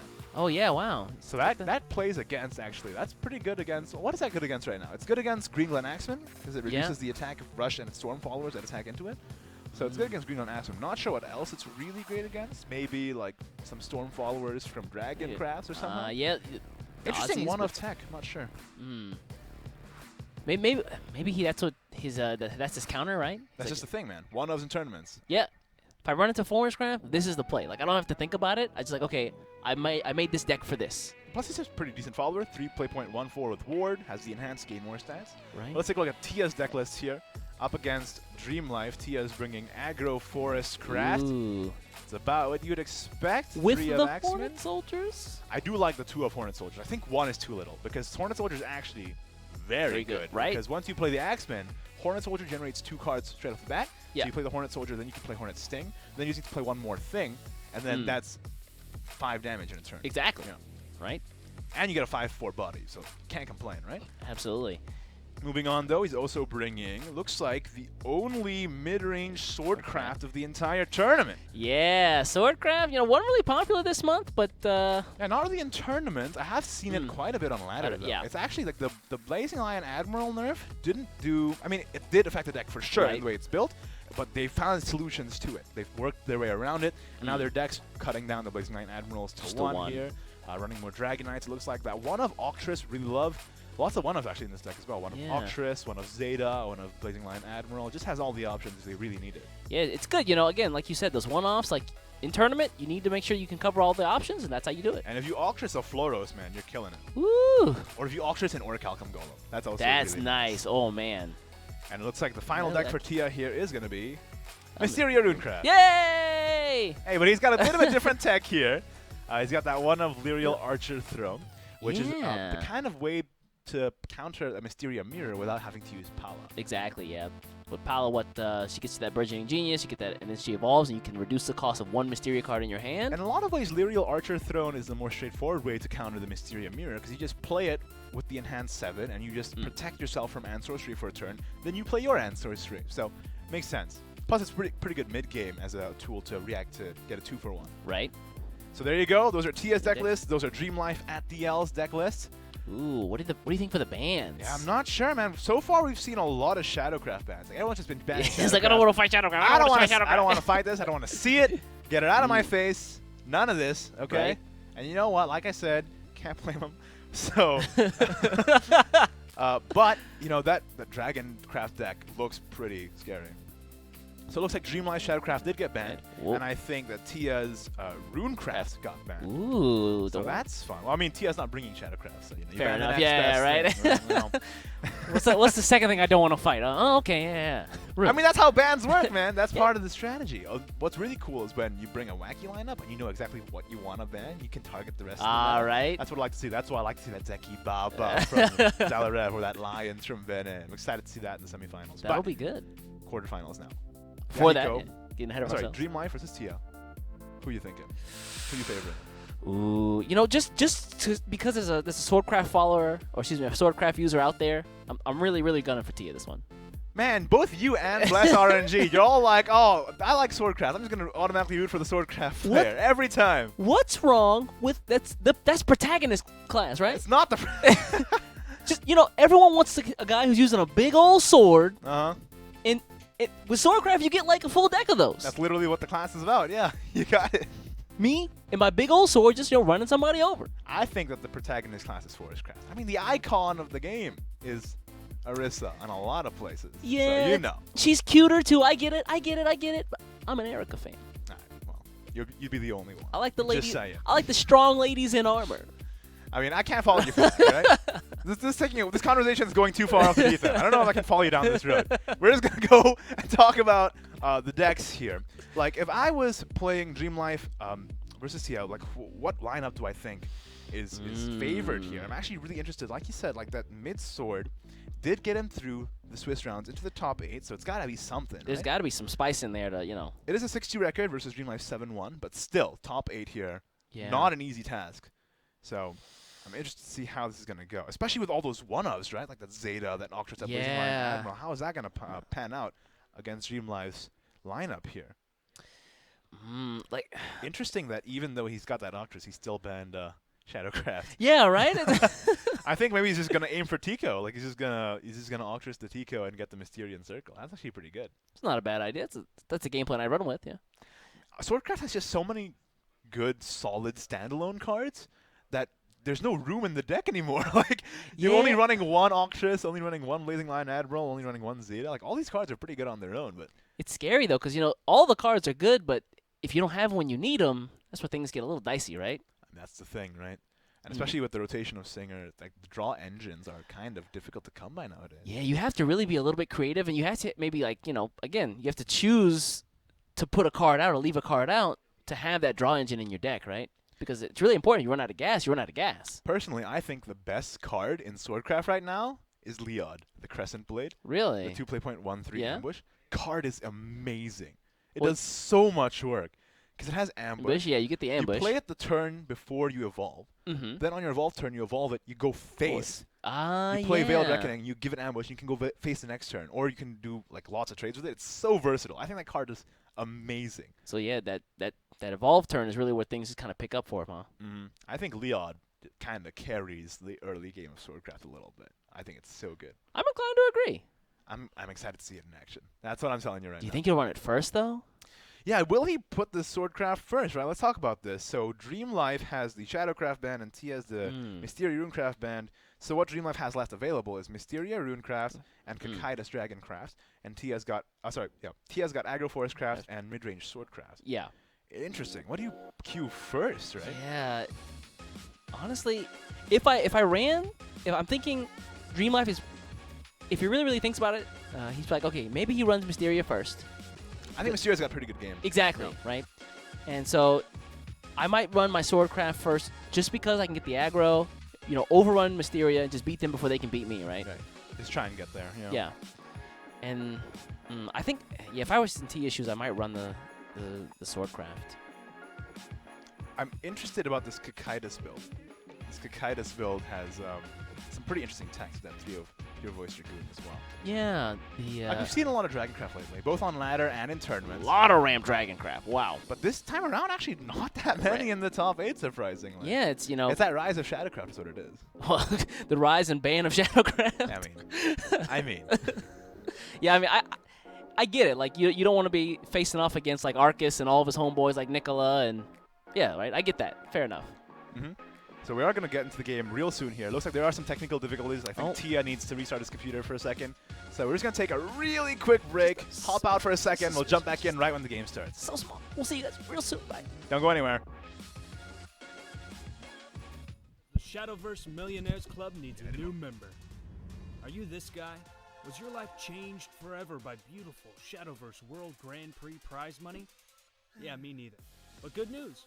In 2019, there is another $1 million first place prize to play for. All you have to do is compete in the Shadowverse Open to win league points. Whoever has earned the most points at the end of the year gets a direct invite to the World Grand Prix in Tokyo, Japan. Didn't top the table? You still have a chance to play against the best of your region in the Contenders Cup. 6 Contenders Cup spots will belong to the April to September monthly Cup champions, and the remaining 2 spots will be filled from the league points leaderboard. Each region's final World Grand Prix qualifying spot will be decided among the 8 contenders. The winner of each region will be flown to Japan to compete with the top league point earners in the World Grand Prix. With the sparkly new Shadowverse Open, there are more ways than ever to get on the big stage and show your deck to the world. We're introducing monthly tournaments where you can win league points, card packs, and cold hard cash. Every match you play is a chance to win more and more card packs. And our brand new 2-day tournament format includes a Saturday Swiss bracket, followed by a Sunday top 8 single elimination, giving you plenty of rewards to earn. Speaking of rewards, $4,000 in prize money is up for grabs in every tournament. We can barely keep track of how much stuff you can win. And once the first day of the tournament is done, it's time to kick back, relax, and cheer on your friends in the top 8 as they compete live at Cygames Esports, the official channel for competitive Shadowverse. Head over to shadowverseopen.com for dates and information on how to register. And don't forget to join our Discord to meet players, teams, and become a part of the evolving memescape. So roll right up to the Shadowverse Millionaires Club, because in this community, everyone's a winner.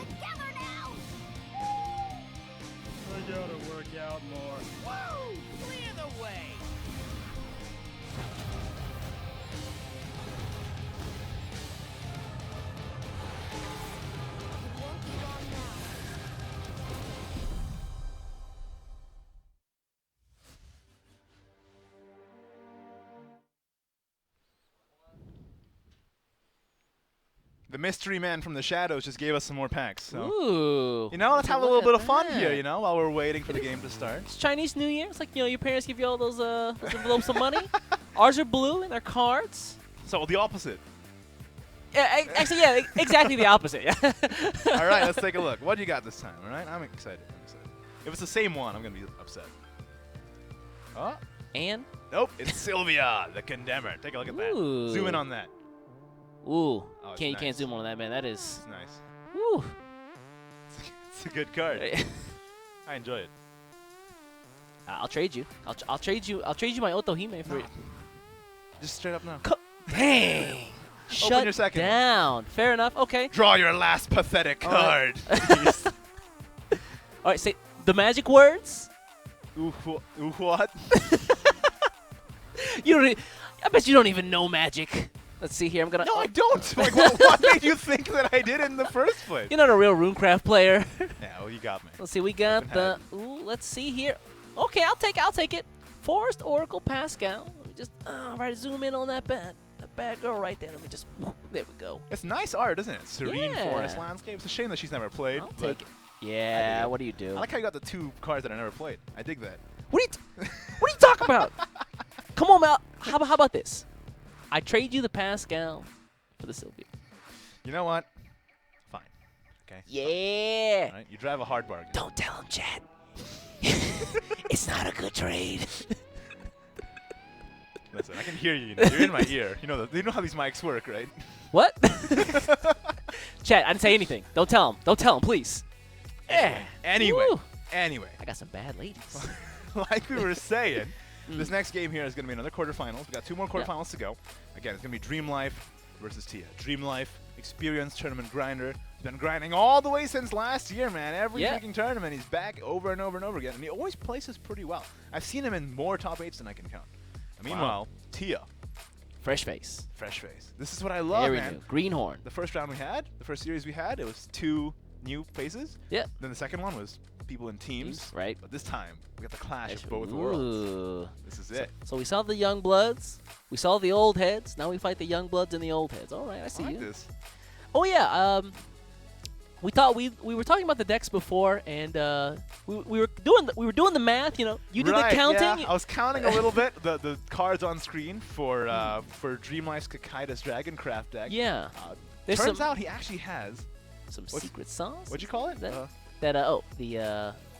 magic spice. Yeah. What's it called? Oh, you Sange? Sange. A little bit of Sange on his Kakaida's deck. Oh, what is that? 3 Zoe Arbiter of the Skies. Ooh. So yeah, we didn't see the Ozzy Dahakas, and that's why. That's why. Ooh. Not a card we've seen really recently, but I think it's starting to pick up steam. If I'm looking at my notes here, lots of people who brought Dragoncraft are running Zoe. Yeah. This is exciting. I haven't seen Zoe be really prominent since the Brigade of the Sky expansion. It's been a while. This is going to be pretty hype. She's back in rotation. You know what? Early game, you get that 1, you draw a card, you accelerate, draw a card. Also, you put a Zoe in your deck that you can play, right? Yep, absolutely. And then later on, Zoe comes out, and you just, storm. It's a 7/6 storm. Like, and you get immune to damage for a turn. Although you do get down to 1 defense. So yeah, that's be careful. Scary stuff. Now, before, in the old days, back in my day, they could run cards that actually reduce the cost of Dragoncraft cards in your hand. So you could already play Zoe just straight up as a 10-cost card with a 7/6 without doing the accelerate.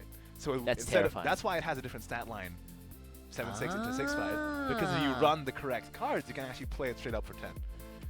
Ooh. So that's pretty fun. Tales of yore. Yeah, that's just a little Igni lore for you, right? But they can't do it nowadays, because nowadays there's too many good stuff. You got the Galmews, you got just the Kakaida's deck. I just love these 3 of Zoes because 1, early on the Zoe can just cycle through your deck and you can try and draw your Kakaida's earlier. Yeah. 2, once you have like a Zoe in your hand, it's just added fuel to punch your opponent in the face after you play the Kakaida's, right? That's what I want to do, yeah. But enough of us. Here we go. Finally, Tia versus Dreamlife. The game is on. Nice. Okay, looks like Tia's running that swordcraft like Tia's got a pretty funky angle there. I'm not gonna lie. Yeah, there we go. He's working on it. Oh.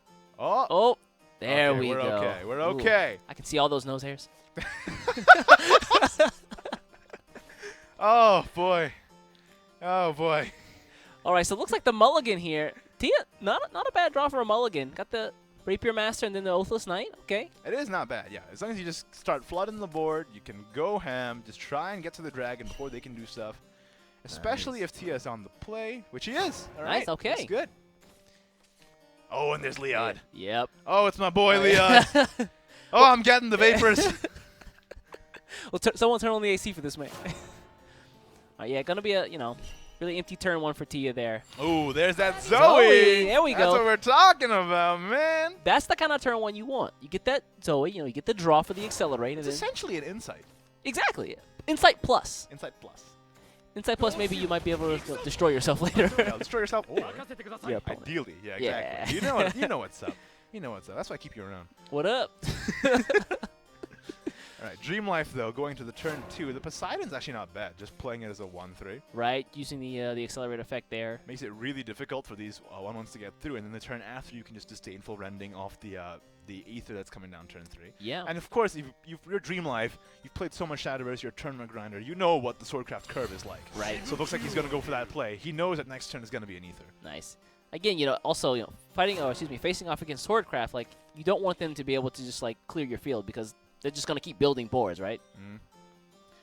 Ooh, I like this. There's Tia Leod. playing around, Yeah, and he's I playing see you. around, and out comes a Leod. Kind of weird to do Leod not the turn before the evolve, Yeah. but this is actually okay because you're getting the chromatic duel off, so you can get the Hemra next turn. Yep. So yeah, he's okay. I'll take the risk here, but He also plays really well around Disdainful Rending, so that's actually better. let's see here. Oh, waiting for a response. Hopefully things are working out okay for Tia here. Praise be. He looks okay. I mean, The webcam's on. Yeah. I mean, I don't like this angle though. I don't like where this puts me. I can see his brain. I can see his brain. I can see him thinking about the turn. The neurons firing. Exactly. Okay, yeah, gonna trade into the 1/1 there. I mean, this is probably gonna be Roy, right? You probably just Roy here, and then you go for ramp because you already have the Coercezz in hand. You have Poseidon, you have Galmia, you have really good stuff in the late game. So you want to be ramping here. Do you want to make sure that you don't fall too far behind as far as tempo is concerned, and then just get a Coercezz or draw a Zoe. Draw a Zoe. It's dangerous though to play that Zoe. Swordcraft, man. Any Latham Knight is gonna ping you in the face. Oh yeah, that's a concern, huh? Instead of playing the Roy, he's just playing the Masamune. I mean, the Bane's not bad, but it doesn't really seem necessary at this point. It's just kind of a nice way to answer any threat that Tia might plop down here, but he must have known that the Hemra was coming, so this is kind of interesting. Yeah, I mean, he did see the Chromatic Duel come out, so... Maybe he just feels like he doesn't have the room to ramp right now. Like, the Swordcraft can put a lot of pressure if you don't answer it properly. Yeah, that's true. Yeah, he's like, I'm just going to ignore myself. And that Leod is just still sticking around. Chilling, right? Next turn. Meanwhile, Dreamlife just got his evolution points. Might spin some just to clear board here, but what does he do? Might Roy, Rending, the Hemra, Evolve, run over the 1/1 face. Yep. Seems okay. But you know, we see in Tia's hand, he just drew that that nice Sky Commander Celia on turn 5. It's just going to flood the board even more. That's the strength of Swordcraft. Yeah, I mean, you can just keep building board. Like, your opponent has to deal with it, or otherwise they just get overrun. That's it, man. That's both Swordcraft's and Shadowcraft's strength. You know, two sides of the same coin. Just keep flooding the board, and your opponent has to keep answering. Right? Again, the power of protagonist. Nah, I disagree. Evolving that over the 1/1? Yeah. This is Masamune go face. I want to see it go face. You could trade it. Yeah. It's not great though, is it? Because if you trade it, it's open to Leod Evolve. That's the thing. Exactly. So you go face with this. You don't want to be too open to Leod Evolve. If they want to do the Veiled Reckoning, that's on them. I mean, he's definitely thinking about it. He's like, do I go face or do I just... But you see the Leod on board. I don't know if I like that. Yeah, right? Because the Leod now has a free Veiled Reckoning. Just pop. Ooh, Dragon Knights. Okay. Probably not going to use that right now. Might wait a couple turns for that. Yeah, I might wait for that. For the 8. We'll get 2 out at the same time. Mm-hmm. I mean, usually you evolve Leod if you have it on the board. Yeah, right? I guess he's thinking what else he does to maybe get around Masamune. I think he's thinking about how to deal with this Roy. Like, the Veiled Reckoning can deal with Masamune. Oh, yeah, right. But the Roy, 14. do you want to deal with it or do you just ignore it? You play Celia, you ignore it? It's hard I don't mind that. Yeah, there's Veiled Reckoning. Still 5 play points, so all the options in the world. Oh, okay. And then you play, Celia. There's Celia. Now this I like, because usually you play the Assassin on the Leod for repeated damage, which is also very good. But I really love it when you got that Assassin in hand, you can just put it on any commander, and you can do some really spicy plays. Right. Like I told this story last month on the January Cup, but one time I had Percival out, and I assassined it, and then it went face for like 10 damage.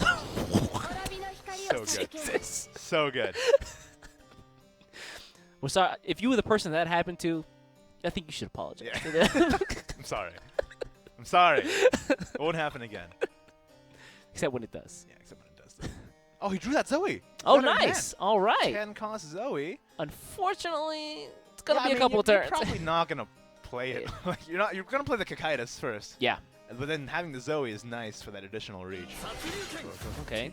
Out of there. Has to play the Poseidon. Yeah. He's going to evolve. Ugh. Yeah, he really didn't ramp this entire game. He even chose to get Dragon Strike Blade out of the Roy there instead of Dragon Life Blade. He's just trying to deal with the pressure. I think Dreamlife understands that if you just ramp and let your opponent just spiral out of control on the board, you're going to lose. Right. I mean, you have to burn those resources that you want to normally burn to get your game plan and your win condition off, but when you're in a defensive position like this, it's really hard to not have to spin those resources. Luckily for Dreamlife, he does have that Vile Violet Dragon going into turn 6, meaning he's not really running out of fuel. Yeah. And he's got a really good curve from there. He just plays the Galmew. I mean, hopefully the Vile Violet Dragon draws into something nice. Yeah, that's for sure. Poseidon, preferably. Please. He's already played 2. Then you get the Coercezz on 9, Zoe on 10 if you want. Seems dangerous, but, you know. He's got the option. He's got the option. He's got, like, a pretty good curve building. I think I would hope for something from Coercezz over Zoe. Yeah, definitely. Yeah. Let's see here. Neurons are firing on Tia's end. You can see him, too. Yeah. The little sparks going through his gray matter. Okay, yeah. Oh, that's real nice. He got the blade, Ooh. too. Okay, 1. Dunk him. 2, there it free. is. All face. Well, that worked out well, didn't it? Talk about luck of the draw. And now he's got a free evolve for potentially that Latham when he needs it. But I think you got a Vile Violet and run it into the 4-5 here. Yeah, I don't. You can't let that Apostle of Usurpation live. That going upside your head every turn is rough. He's thinking about it. Nope. Yeah, he really. Slam Okay, it. yeah, just Slam it. bam. Look at Dreamlife, by the way. Stone Cold Killer. He's been here Right? before.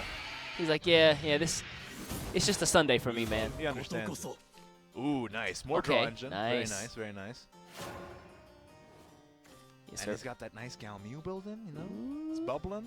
Pot's going. Whatever you said. What's it called? Sanjay. Sage? Oh man, well, I gotta teach you some languages, man. I don't speak French, man. Come on. Man, you're out here in Singapore. It's like a trading hub of the world. I'm gonna teach you some things, man. Okay, sure, sure. All right, so on Tia's end, 7 play points is. I was gonna say, says the guy who tried to tell me who tried to pronounce Happy Chinese New Year in Chinese earlier today. I don't know what you're talking about. As far as everyone's concerned, that didn't even happen. That's right. It wasn't on camera, so it doesn't count. Did it happen? Who knows? Yeah, Turn 7 is weird. Like, you know what you want to do on turn 8. You Yeah, want to Latham right? on turn 8. Exactly. But if you're Lathaming on turn 8, like, I don't hate, like... do you Latham or do you Dragon Knights? I think you Latham, right? Latham is so much recurring value over time. Yeah. But you want to save your Evolve for Latham. That's the problem. So that's the conundrum we find ourselves in now. Okay. So just trade normally. To the Vile. Percival, Assassin. Percival. Oh, you did it wrong. No. You did it so wrong. Am I gonna evolve? And then just go face, right? For 6?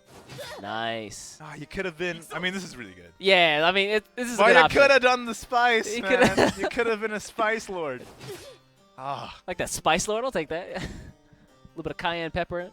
A little cayenne pepper. Sauge it. Ah. Ooh, I'm look learning. at you. That's right. Every day I become stronger. All right, yeah, turn 7 for okay, yeah, Dreamlife's. Uh-oh, he's doing that thing where they start counting? That's terrifying. This is really awkward, though. Because, like, the Galmew can't get rid of everything. Yeah. That Evolve Heavy Knight really just kind of puts a... also the ambush, man. So you play Galmew, you run it into the Percival, probably. But then it can either hit the Leod or the Heavy Knight, and that's kind of a bummer. Right. That's kind of a bummer. Something's gonna remain. You know, it'd be even more of a bummer for Dreamlife. An ambushed Percival. No, that's just me. If only that had happened. How could that have happened? We read all the timelines. Was it possible? I don't know. Man. I wonder. You can actually clear. Okay, he's gonna go with the gallery. This is probably the best way to do it, right? Yeah, 1 to everything, and then Run this into the Percival. Sorry, the Lancelot, rather. yeah, Yep. yeah. Oh, and then yeah, Heavy Knight still left there, huh? That's kind of a bummer. Because now, I mean, Latham has a free day. Oh yeah, he does. Yikes. Any way that worked out for Dreamlife was bad, but this is probably the worst way it could have worked out for him. Like getting that 3-3 is probably better than getting that Leod. Yeah. Because Latham comes out anyway. A rough start for Dreamlife, man. Yikes. TX is putting the pressure on turn after turn after turn. Say, look here, old man. Look here. I don't care how much you can count. I don't care how long you've been around. I got the new stuff. That's right. He's got that dominant webcam positioning. Ooh. He's ready.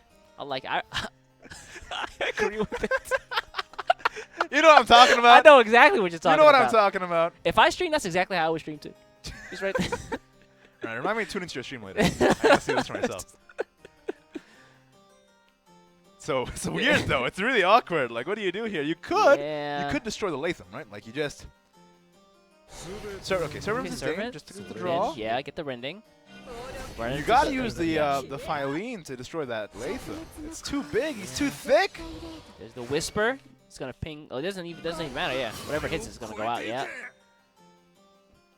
And so, yikes. He's still left on the board with that 3-3, and then another Dragon Knight. Ooh. Gonna go with the Rapier Master. Look at that super boost, man. Wow. All those enhance effects and that's it, yeah. That's just the power of Rapier Master after you play the Latham. It just gets boosted. Buffed. It goes straight to the face. It's so good. Strong ladies in armor. That's what I'm all about. All right, you know what? You're starting to convert me a little bit. Let's see where we're at by the end of this stream. Okay, listen. If Tia can take it all the way with mid-range Swordcraft, I'll be on your side. How about that? I have a good feeling then. I have a good feeling. All right, going to the next game here. Dreamlife again versus Tia. Mid-range Swordcraft off the table. Dreamlife still has Mysteria and Coercezz left. Yeah, I mean, didn't really get to see much of the Coercezz at all from last game. Yeah, didn't even get to the Coercezz, really. Yeah. Just got Zoe. steamrolled. That's the thing, like, Dreamlife didn't have the chance to ramp. Maybe if he played that game differently, maybe if he just chose the lines to ramp and ignore the enemy for a little bit, he would have recovered that tempo loss over time, but he just didn't choose to go that way, and that's how it turned out. Maybe something to think about. In another timeline. In another timeline. That's it, man. Ooh, okay. Not a bad mulligan for Tia there. Another Zoe. I don't really like this hand from Dreamlife, man. I think I'd mulligan almost everything except maybe the Zoe here. Yeah, it's so scary to just mulligan everything, though, right? Yeah, but you got to do it, man. You aim for the card that's good because they're going to mulligan for the cards that are good, and you just keep cards that are mediocre. It's like, you're going to lose. Yeah. Yeah, he's like, yeah, this is yep. That's right, I like this. Mulligan everything except for Zoe. Okay. Nice. Much better. Nice. Okay. Got that easy curve those first 2 turns. That's what I'm talking about, man. And Tia doesn't have 1-drop. Oh, yeah. Which is tough when you're on the play and you're aggro Forcecraft and you don't have 1-drop. Whoa. It's rough, man. A double Galamute right there. I mean, it's pretty good. It's a pretty good card. Turn 5, I'm okay. Turn 6, I'm okay. It even got nerfed, and it's still so powerful. Yeah, it's still 3 of everywhere. Just, it sticks around, and you just pop something for 3. Oracle here, right? Surely. No, he's playing the Phylene. Again, he's going more on board instead of going for the ramp plan. Well, to be fair, on turn 4, he's not doing a whole lot, right? Like, he's basically just got the Roy. So maybe next turn is going to be a Roy on turn 3, and then turn 4 is when he does a double ramp. That's kind of awkward, though, because turn 4 is your evolve turn. Exactly. Okay, just going to ignore and go face. Ah, there you go. There's your turn 4. Wait. Found it. That's a good turn 4. Oh, yeah. Okay. Eiley going to come out, get that evolve. Get those extra points, those extra play points. I mean, you got a Roy here, right? Yeah, you have, like, the line just makes itself, right? I mean, I don't know though. We've seen the folly of not going on your ramp plan early enough with Dreamlife in the last game. Didn't even get to the Coercezz in time. Yeah, I mean he has to take that into consideration. Like, okay, that was a mistake, right? I think he has enough ramp though that he can take the Dragon Strife Blade from Roy now because he already has the Oracle and the Ayla in hand. So I guess as Dragon Strife Blade turn 4, maybe he can play the Dragon Strife plus the Ayla, then have that Dragon Oracle for an extra draw once he's in overflow. Not a bad idea. Okay, so I want to see Dragon Strife here. I think he doesn't need the Dragon Life Blade. Yeah. Looks like, yeah. Ooh, really? Okay. Maybe he's thinking some hot takes over here. I didn't get to the Coercezz last game. Now I'm just going to go blazing straight through. I'm not taking any chances anymore, okay? No more of this. I'm out of this. Okay, interesting choice of grabbing the Dragon Life Blade instead of the Strife, huh? That Arborist, so good. Right? You just, everything, get buffed. And I really underestimated that card too when I first saw it. I'm like, I mean, it's only buffing a 4 attack thing. It's more like for buff Forestcraft. Turns out it's just good everywhere. Yeah, I mean, what is it? I ran into some crazy deck that had, Forest Defenders? It's just a 2-year field? Yeah, that's terrifying. Oh, it's so terrifying. Sometimes they play the really long game and they have Carbuncle and the Forest Defender and the the Phil from Korwa. Yeah. Man, that is a sludge. Like, you have to get through all of that. What Korwa Forestcraft in Japan was pretty popular for a while. Yeah, it is. It's a fun deck to play too. But we go face here. Okay? Yeah, we go straight facing. This ain't Japan, right? Here we go face. Here we go face. All right, yeah. Speaking of going face, Oh, this is Tia so just good. building the board up. There it is. Get that boot. Evolve the Lily. Run it into the. Oh, it's so good. 2-0. But you know, That buff. Galliumu's a card. You understand this? Galliemu exists. This might be a problem for Tia. The thing is, buffing that Liza is really good Galliemu positioning now because now the Galliemu doesn't survive. All right. That's really nice. Ooh. Well played. Uh-oh, yet Dreamlife's doing the math. I can see him. Like, if he just plays Galliemu here, it's a dead turn. You clear the board, but then Tia can just refill. You got to do it, though. Yeah. You can't go against this. But now, Tia gets a Greenland Axeman on the board, essentially free. Yikes. Open field for Greenland Axeman. Tia navigated this really well. Yeah, this masterfully. And out comes that boy. Oh, and the okay. You just play him. Just play the Greenland Axeman. Just Just do it. Let's see it. Yeah, there it is. I saw those neurons firing. Man, ever since his card got buffed from 7 play points to 6 play points. Everywhere in Forest So good. Graphics now. All right. Well, he Draws could. the bile. Wow, it's not. Things aren't looking that great, are they? Yeah. You could play the Pure Voice, try and get the Meditation. Let's draw first. Good idea. Okay. This guy knows what he's doing. Draw first. Yeah, please. Spin a little to draw. That's okay. And let's see. Ailia is not really that useful here. I mean, you're already at 10 play points. The Ailia Evolve is not helpful. Yeah. You can just play the Pure Voice Dragoon, Meditation, try and restore a bit of defense to yourself. Get up back to 18. Then you even trade, but again, you're just leaving a board open for Tia to start flooding. Again. And he definitely has cards. I mean, Dreamful can't see it, but he definitely has the cards in hand to just flood again. Yeah. So just keep building those boards. Okay, Dragon's Command. Yeah, he's going to get Meditation here, I think. And he's got to Oh, heal okay, up. yeah, definitely. So that's what I was saying. This seems like the cleanest play, but unfortunately, it just leaves it open where tempo is back on Tia's side again. Yeah. Wow, Tia's is really cornering Dreamlife into these really uncomfortable positions where all Right. the turns seem so awkward. Again, like you keep getting put in those situations where you have to spend your resources not on your win condition, but just to defend. Just to survive, exactly. And now Tia's got an open field here. No Cocytus in hand for Dreamlife either. Oh, every card in his hand playable. Yeah. You just play 3 things, man. Yeah, it's like deal with this. Yep. And if he does, deal with it again. I want to see the Sky Stride. Oh, this works too. There it is. Ooh. Let's get the bulkiest card already. Oh, and you get both. Both. That's right, Nice. because of the additional effect of if you play 2 other cards. Oh, that's right. Yeah. There's a Cocytus though. Uh-oh. Showed up. Do it. Slightly late, but still fine. Do it. You just do it. You have to do it. There's no other way you win this, I feel like. See, we need the Tia cam for Dreamlife right now, because I want to know what he's thinking about to where he's not saying, okay, I'm just going to smash Cocytus on the field. That's true. Where are his neurons firing? There it is. There Just thinking it through. is. Evolve this. You can even play the Disciple to get an additional Cocytus card right away. I like it. I like it. What's in the box? There it is. Yep. It's an okay one. Not so great right now. It's mostly just dealing face. Yeah. Gluttonous Behemoth, 7.77. At the end of your turn, deal 7 damage to the enemy leader. Nice. Not huge right now. You don't really want to be dealing damage to them. You just want to, survive at this point. I mean, that Dragon Meditation was so crucial early on. Yeah, man. Really, gave a lot of survivability for Dreamlife here. Now that he has the time to get into more of his Cocytus card. Right? And he might just win this out. We've seen this before, man. Cocytus, you just get such a powerful deck. Just get, the deck, yeah. Yeah, and you just go through. Uh-oh. Meanwhile, Tia's still trying to build those big boards. Just flood. He's like, okay, I saw Cocytus come out. I gotta go ham. Dreamlife just has to draw basically Earthfall, right? That's the only thing he's got that can clear this fully. Yeah. He's doing the... looks like Dreamlife's doing the math here. That's a lot to deal with. Yeah. Does Dreamlife get Earthfall? Oh, but he can draw it. Infernal Surge. Oh, no. Yeah. But he has to get some cards out of hand, right? Oh, no, he's fine. He can just play Infernal Surge first. Yeah. Draw 3 cards. And then hope for Earthfall. What's that? That's Heavenfall. Ooh, not quite.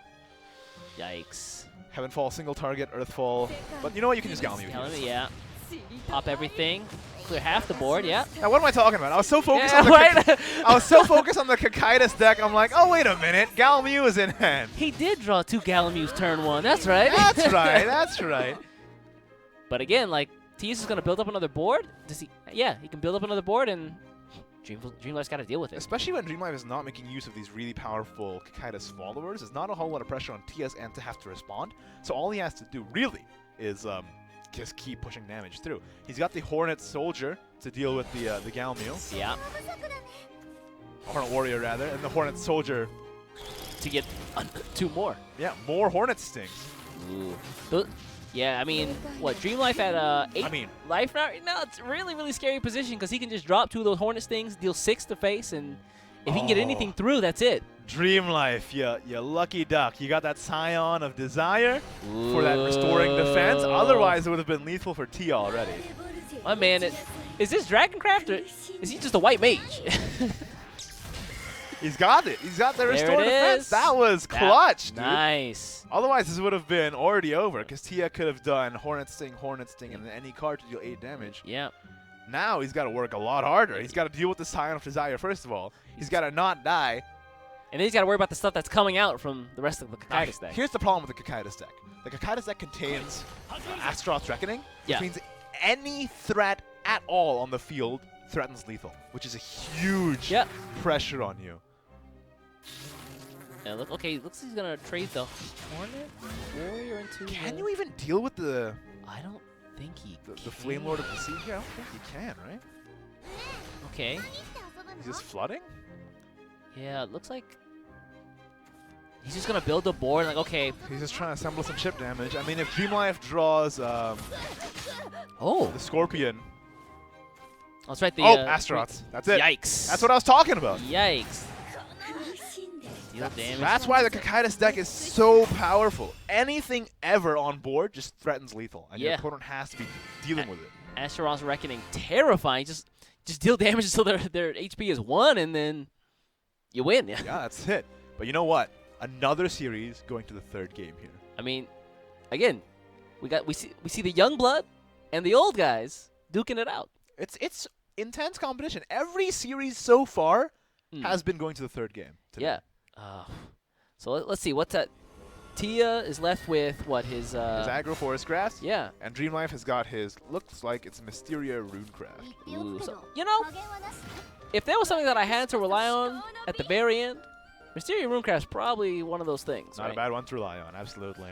Oh, and he's got the Nova Flare for the matchup too. I would hold on to really that. good. Yeah, I would hold on to that for sure. Oh, it just keeps the Miranda. Wow. Yeah, that's good. You mulligan the Insight because you're hoping for ON more than Insight. Right. And unfortunately gets a Grayer right there. He only has 1 Nova Flare, which is why he kept it off the mulligan. That's smart. Very nice. Draws another Grayer, though. Kind of regretting mulliganing the Insight. Yeah. Like I could have just do that normally. And, okay. Oh, there he is. Yeah, he's going again. Everybody running Japanese voices out here, man. I think the cast is just Japanese voices, man. Like our spectator client is in Japanese. That's fair, yeah. Fair enough. Remember my location. Okay, just gonna go 1 to face here. Empty turn 2 on Dreamlife's end, not what you want to be seeing, but now at least he's got the Grail. Would have liked to see that Mysteria Knowledge turn 1. Yeah, easy curve, right? Would have been very nice. Knowledge, then get either Missile or Circle. And Tia really masterfully navigated the Forestcraft matchup before, and he just lost those Cocytus top draws there. So hopefully we can see that skill still apparent here. Luckily, no Cocytus in the Mysteria Rune deck. Can you imagine? Don't give anybody any ideas. It is a neutral card. You could do it if you wanted to. Don't give anybody any ideas. You want to talk about having all the options, right? I can see the gears in your head spinning right now. I mean, I've seen Cocytus in decks other than Dragoncraft. I've seen it in Portalcraft. That's pretty scary. Ooh. Cocytus Portalcraft. It's really nice. That's definitely big brain. What you can do is you can play for the Accelerate effect, and then Deus Ex Machina just draws you the Cocytus cards early. Oh, yeah. You just keep every turn, just bam. New hand, new hand, new hand. New Cocytus cards. And that's good. That's terrifying. See, you're just giving people these terrible ideas. I didn't come up with it, okay? 3 months later, we'll see him in tournament. I didn't. Look, I didn't birth this idea into the world. This was already out there, right? I'm just presenting it to you. You literally just said it. Yeah. You know what? You know, fine. I'll spread it. You know? I'll take this. Play that deck. It's good. All right. So what? Turn 4 here. Eliza's gonna come on the field. Really, not that much pressure, hey? Especially because Dreamlife played that Nova Flare out, clearing out that board. Unfortunately, he doesn't have another one. And Nova Flare is probably one of the most premier tools in Runecraft to deal with Forestcraft boards. Yeah. And as we said before, Forestcraft can just keep going at it, making new boards over and over again. So maybe it's not enough. We'll see. Yeah, I mean, like, Dreamlife's in a situation where he has to always kind of keep Tia's board in check, right? This is getting nice, though. Ooh, now okay. you got the Greya evolve into the Inferno. Also going to be useful. Very useful. And he's going to get the evolve, of course. Yeah, get rid of Liza. That's right. And Miranda in hand, and Anne in hand, and Truth Education in hand. All the good stuff? All the good stuff. That's it, man. All that secret spice. It's not really secret, is it? Yeah, it's just spice at this point. It's like table salt. It's just yeah, kosher. exactly. Yeah. Okay, but they're gonna come down. You get rid of Greya. And this is nice because now the Inferno just clears the whole board if Tia plays it. Yeah. Oh wait, no, not quite. Because Leela can buff the. But it's not that hard to get over this, right? You just play the. There's still a chance to also just get rid of. Yeah, you could just play a follower, run into something. Yeah. Or you can play Mysterian Knowledge, play whatever spell comes out, and then play the Grey's Inferno. Works too. Yeah. Looks like that's is there really another line there? I like that because you're also reducing the cost of your Miranda and your Anne without playing them, and then the next turn the tempo swing is even bigger. Yeah, I just noticed that Miranda right on the left, in his hand there. Yeah, okay, yeah, I think he sees it too. All right. One gets a circle. So circle? Do you evolve it? It's like you don't want to give them a draw by running into the Metera, right? So you have to play Inferno this turn. Yeah, here's the problem though. If you evolve, you're basically losing the second Inferno that you could possibly have, right? Yeah. And against Forestcraft, you really want to have something to be able to deal with the board. Because again, he's gonna build it up, right? I mean, how lucky do you feel, right? Like how lucky do you feel to destroy this this Metro with the Inferno? Feeling first. lucky, punk. Yeah, exactly. If you play the Inferno first, you can also play the Miranda, but that is dangerous. Yeah. Yep. Yeah, it looks like he's got a circle. I like this. Don't take any risks, man. Don't take any unnecessary risks. I mean, it might be fun, but like you're in a tournament with a single limb, money's on the line, league points are on the line. Come on. Okay, yeah. Just gonna clear. It's the play I expected. It's pretty good. Next turn you can play Tico, Miranda. You can even play the Anne. Oh, wow, yeah. It's a lot of stuff on board. There comes Axe Boy. Uh-oh. Now here's where the flood gets real. Another Anne, and, okay. Yeah. Oh, now we just play. You just play it all, right? Yeah. Tico, Miranda, Anne, etc., etc. So you play Miranda. What? Hope for the missile? You hope for the missile. To get rid of Green Glen, and then just play. Notice how Tia still has 2 evolve points on his side. Right. That's terrifying. Wow. That's brutal, especially since Tia also has a Metera in hand. Oh yeah, wow. So anything that's tough, man. pulls out, it's just gonna get Meta. Miranda first. Okay, yeah. Ah, nice, got it. So of course, yeah. There's don't even need the Tico. There is no future where missile is not the play. Yeah, probably not. See the lines, my man. Oh, interesting ordering. Probably should have incited first. Ah, good point. If he was gonna do this way. Yeah. There's the. Really playing Anne. I guess he wants. It is a bigger bot. Oh, he got the summoning. Yeah, because he has the other. Oh, that's right. Yeah. He's like, yeah. What? I don't have to worry about it. So he can summoning to deal with whatever Tia's gonna play this turn. Then he can play the other Anne for the sorcery. Yeah. And the summoning counts towards your sorcery count. Oh, that's right. So it actually adds more damage. Ooh, big brain played right there from Dreamlife. Showing that, expert experience. It's been around a while. Absolutely. Metera just dealing with this real nice. Of course. Again, 2 evolution points still. It's nice when you don't have to, spend all your evolution points to deal with your opponent's field, Exactly. The thing is, Tia's an aggro deck. He hasn't really gotten very far. Hopefully with the Greenland Axeman, though, he's going to start chipping him down a little bit. Yeah, turn by turn, right? That 2 at the end of every turn. It is kind of awkward to deal with that Metera, though. Yeah. Surviving with 1 defense, too. That's rough. It's pretty rough, And not a whole lot of good ways to answer that. Didn't get that magic missile off the top or anything. Yeah, I guess you really just run the summoning into it, right? Oh, that's so ugly. Oh, I hate that. Yeah. Well, you kind of have to, right? Yeah, like this. Because you don't really mind the Goblin or the Falconer coming into you for 1, right? Going face? I guess, but every bit counts at this point, right? Like, the Greenland's already been played, and he has Skystrike Raptors in hand. He has another Falconer in hand. Like, the damage is going to start piling up here. Yeah. But what he needs to do is really just survive till turn 10, right? And hope that that sorcery carries him through. The real question is, what is Truth's adjudication at right now? I don't think it's very high. Really? I don't think it's. He had it pretty early on. Yeah, but I don't think he played that many spells. Ah. He played Greya's Inferno. He played Nova Flare. Nova Flare. Insight. Mysterian Knowledge. Circle. It's. I don't think it's that great. Yeah, right now it's not. I mean, I don't know. Yeah. Maybe you hover over it, it's like 18 or 15. something. Yeah, what the? Wait, what? I mean, this has to be done. You can see the hesitation on Dreamlife's face where he's like, I don't want to do this. And he draws into the Greenland. Oh, he's playing it. Okay. 3, that's 2. Okay. Yeah, that's okay. It's also useful because you get a little bit of healing back because, again, Greenland's going to ping you every turn. That's true. But, now he's going to ping him harder, yeah. This is so rough. Getting that 4-4 instead of anything higher. The Greenland survives with 1. Oh, that hurts. And then he's not going to ping him, he's going to pong him. That's the worst part about it. What does that mean? It's a harder ping. Oh, okay. It's a gotcha. pong. See, look at that. Oh, that hurts. You just get ponged like that? I mean, I don't know how Dreamlife's going to make it out of this. I don't think he can survive till the next turn. Yeah, this is... I mean, it's what we expected from Forward Scrap, right? Building boards, building boards, building boards. And the way that all the turns were so awkward for Dreamlife. This happened in the last game as well until the coercezz was played. Tia, somehow an expert at making your opponent's turns just terrible. Just so awkward. It's like, yeah, just spend everything, man. It's fine. Don't worry about it. And now here he is, looking comfy. Yeah, Tico and Fiery Embrace, not going to be that useful. Ooh. But he wish she had a second Nova Flare right now. Just saying. Whoa. Just saying. Would it be nice if coercezz was right saying there? this since last month. Play your Nova Flares. Play Nova Flare in your decks, please. Humbly, he's just going to...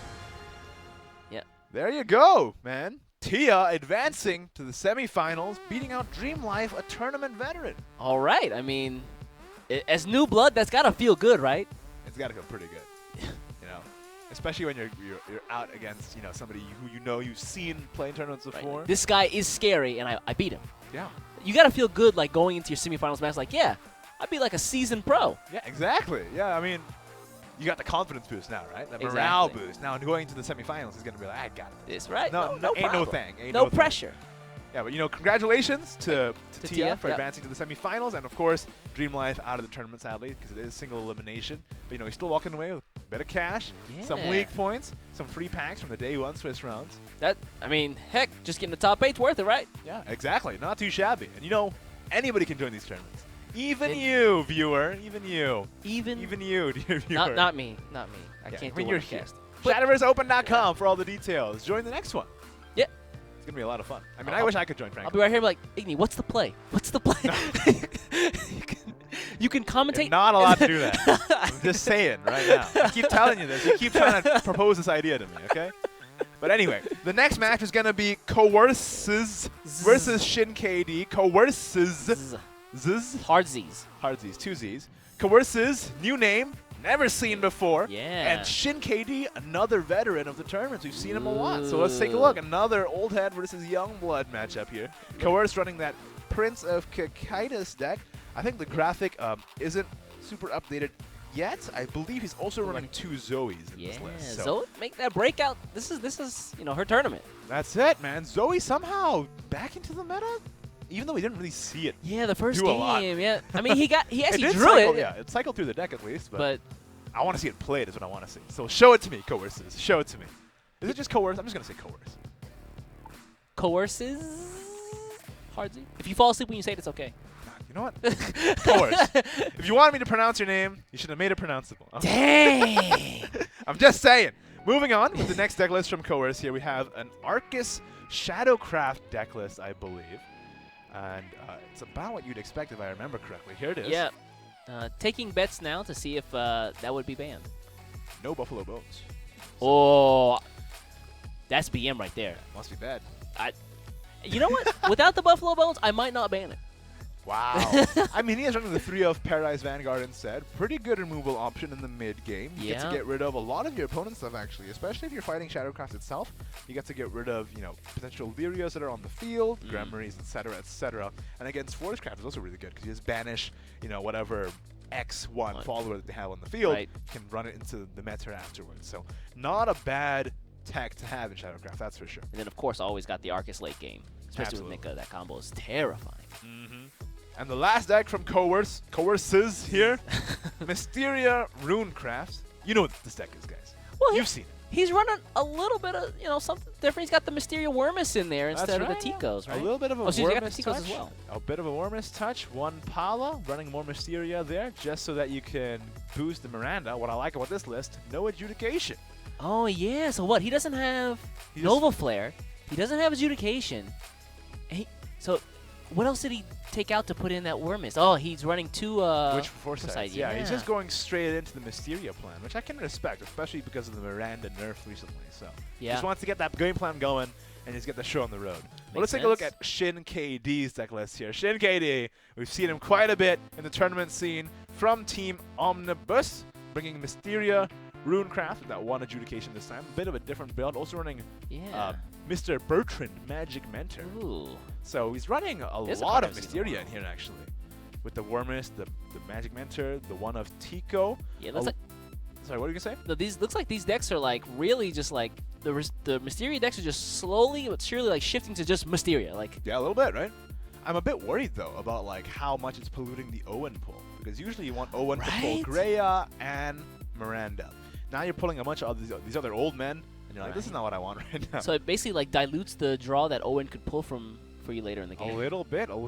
But still running that 1 of Truth Adjudication, just in case he's, 1 of cards tournaments. Like we said, it's good stuff. Moving on to the next deck from ShinKD here. He's got a Coercezz deck as well, I believe. Oh, no, he's also running mid-range Shadowcraft here with that 1 of Arcus. Ooh. We saw this before with that 1 Fafnir as well. Yeah. This list is kind of making waves a little bit. Yeah, I mean, what 2 folks were running Corpse Swarm Fafnir? Yeah, man. Excuse me. I mean... That's not a card you usually see often, is it? Well, I mean, it's late game. You want to just clear the field and just, go face.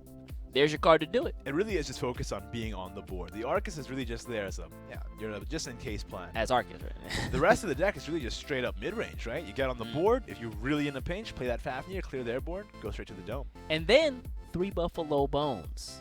Right, so you're rooting for this one. Sure. Yeah, of course. Look at that. He's unchained. Why is he green? Why is he green, man? I'm so confused. All right, final deck from ShinKD here. Here we go. We've got that Coercezz Dragoncraft deck, I believe, if I'm looking at my notes right. Yep. There it is. And also running 3 Zoes, I believe. Yep. Zoe, she's there in spirit. Yeah, I know. You can't see her. She's too powerful. Also gives you an attitude adjustment. Also running those Sneer of Disdains. Sometimes you want to just ping something for 3. I mean, it's a good clear, especially against Forestcraft. Ah, right. There you go. Right. Because that clears a board of Metera and Fairies. That's Sneer of Disdain. Oh, that's right, yeah. Very nice. Very nice. I like that tech a lot. So, those are the decks from both Coercezz and ShinKD. Who are you rooting for, man? ShinKD. Yeah? 3 Buffalo Bones, man! Not the only metric by which you judge decks. All right, let's see here. How many Buffalo Bones? 0 versus 1? All goblins, 3 Buffalo Bones. I'm rooting for him. That one. I'm rooting for it. I mean, I don't blame you. Like I said, for some reason, Buffalo Bones does have... It's the name, It's got that alliteration. Them Buffalo Bones. But it sounds like a folk song could be written about him. You know what I'm saying? Somebody out there. The ballad. Meme lords. The ballad of Buffalo Bones. Meme lords in Discord. Also, if you're interested in Shadowverse, join the Discord. Yeah? That's absolutely true. Side Games Esports Discord. There's so much bands there, man. Oh, man. 24/7. The memescape there? Insane. It's also really great to just get to know competitive players. Exactly. I see earlier this week we had a couple folks coming in like, hey, guys, can you help me learn Shadowverse? And a lot of folks in there picked them up, put them on their back, and really. Yeah, it's really nice. Like, it's a great group. Everyone's just wants to get better at Shadowverse, man. Everyone helps each other. So getting to know the pros there, especially if you guys want to compete as well. ShadowverseOpen.com, by the way. It's really great to know these pros because then you get to learn from the best, really. Right. Join the community, guys. Absolutely. And also follow us at everywhere else. Twitter, Facebook, Instagram, Twitch, YouTube, Cygames Esports. You know where to find it. You got the whole gambit. Yeah. Follow us on the internets. Yeah. All over the place, you know?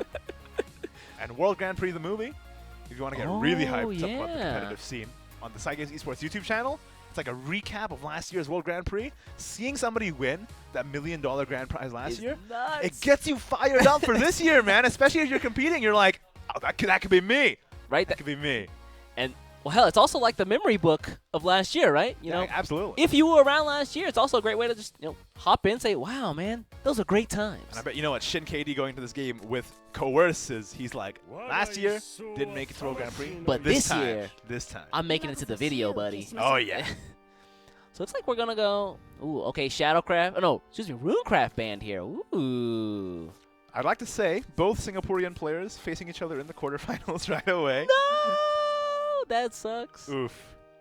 But you know what? That's how it had Only to the happen. best can win. Exactly. Only the best can advance. If all these Singaporeans win, then, they all have to fight each other at some point. That's true. Ooh. I like that, though. That's Zoe. Oh, it's Dragon versus Dragon at first, man. Yeah. And both of them are running Zoes, too. It's that both of them are running that new Kakaida's build with Zoes. I don't know where this tech came from. Did it just come from the ether? Everyone had the same idea at the same time, or what? I think it came from maybe the Discord. Oh, maybe. Maybe the community had something there. So, yeah, it was kind of a weird mulligan on ShinKD's side. I'm not sure if you saw it. Was he got rid of the disdainful rending, and I think, was it the Disciple? And not great draws, but it looks like his turn didn't hurt too bad. He's got a chance to draw a 2-drop at least. Yeah. Oracle would be great, obviously, for both players here. Does Coercezz just play the Ayla straight up? He does, though. I think he's not afraid to because he has the other Ayla in hand. Yeah, but it's scary. You're basically doing the mirror match here. You have to worry about ramping faster than your opponent. That's true. Right. Especially as double Dragoncraft, right? I feel like on this turn for ShinKD's side, maybe you just sneer. Yeah. Because then next turn, instead of playing Roy, if you really need to answer something, you could play the Servant of Disdain plus Disdainful Rend. Yeah, get that bit of that draw engine going. That's There's a really nice draw for Coerce, though. Look at that. That's nice. Servant Disciple combo right there. That turn 3 combo. They're best buds and they're just friends. Right. That's the old head and the young blood right there all together. That's true. Yeah. All right.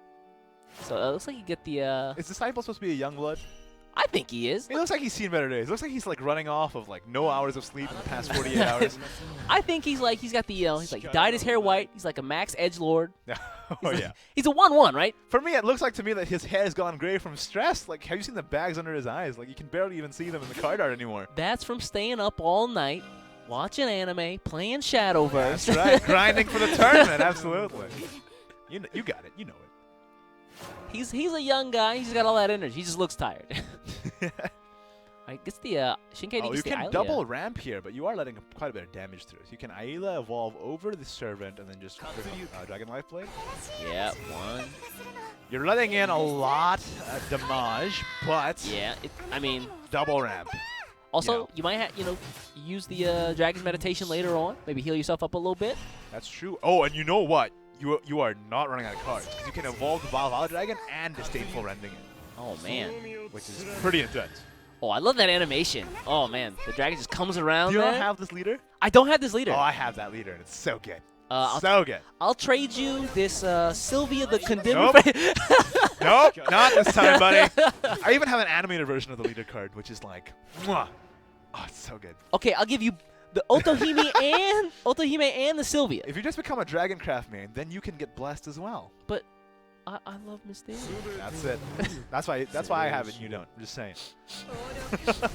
I just want to love the Mysterious. Interesting that he doesn't play the Violet Dragon here, but it actually worked out for him because now he has both Dragon Oracle and Ayla, right? And you can just ramp straight through to 10 play points next turn. Prince Kakaidos. And then he's got 2 Kakaidos in hand. That's terrifying. Oh yeah. Oh yeah. You definitely let the damage through. You definitely don't worry about it. So Oracle first. Oracle. Ayla. Yeah. Evolve into the 2/1. Yeah. Leave it. Next turn, Kakaidos. Evolve that. You even have an evolve point for the Kakaidos because you ramp so fast. Oh yeah! Wow. That's nice. That's it, man. ShinKD. He's got it going on. Unfortunately, we can't tell what he's thinking this time. Ooh. I don't really see what other line he's thinking of. Maybe just making sure that's the best play. Oh, my God. Wally's never running out of cards. Insult to injury. This is actually not that bad. What you can do is just... Oh, he doesn't need to ramp. That's right, because he already just plays Cocytus the next turn anyway. Oh, yeah. Wow, okay. So this works out fine. Maybe he uses it... Well, no, he's already got Overflow active. Jesus. Another one. That's all his hand is.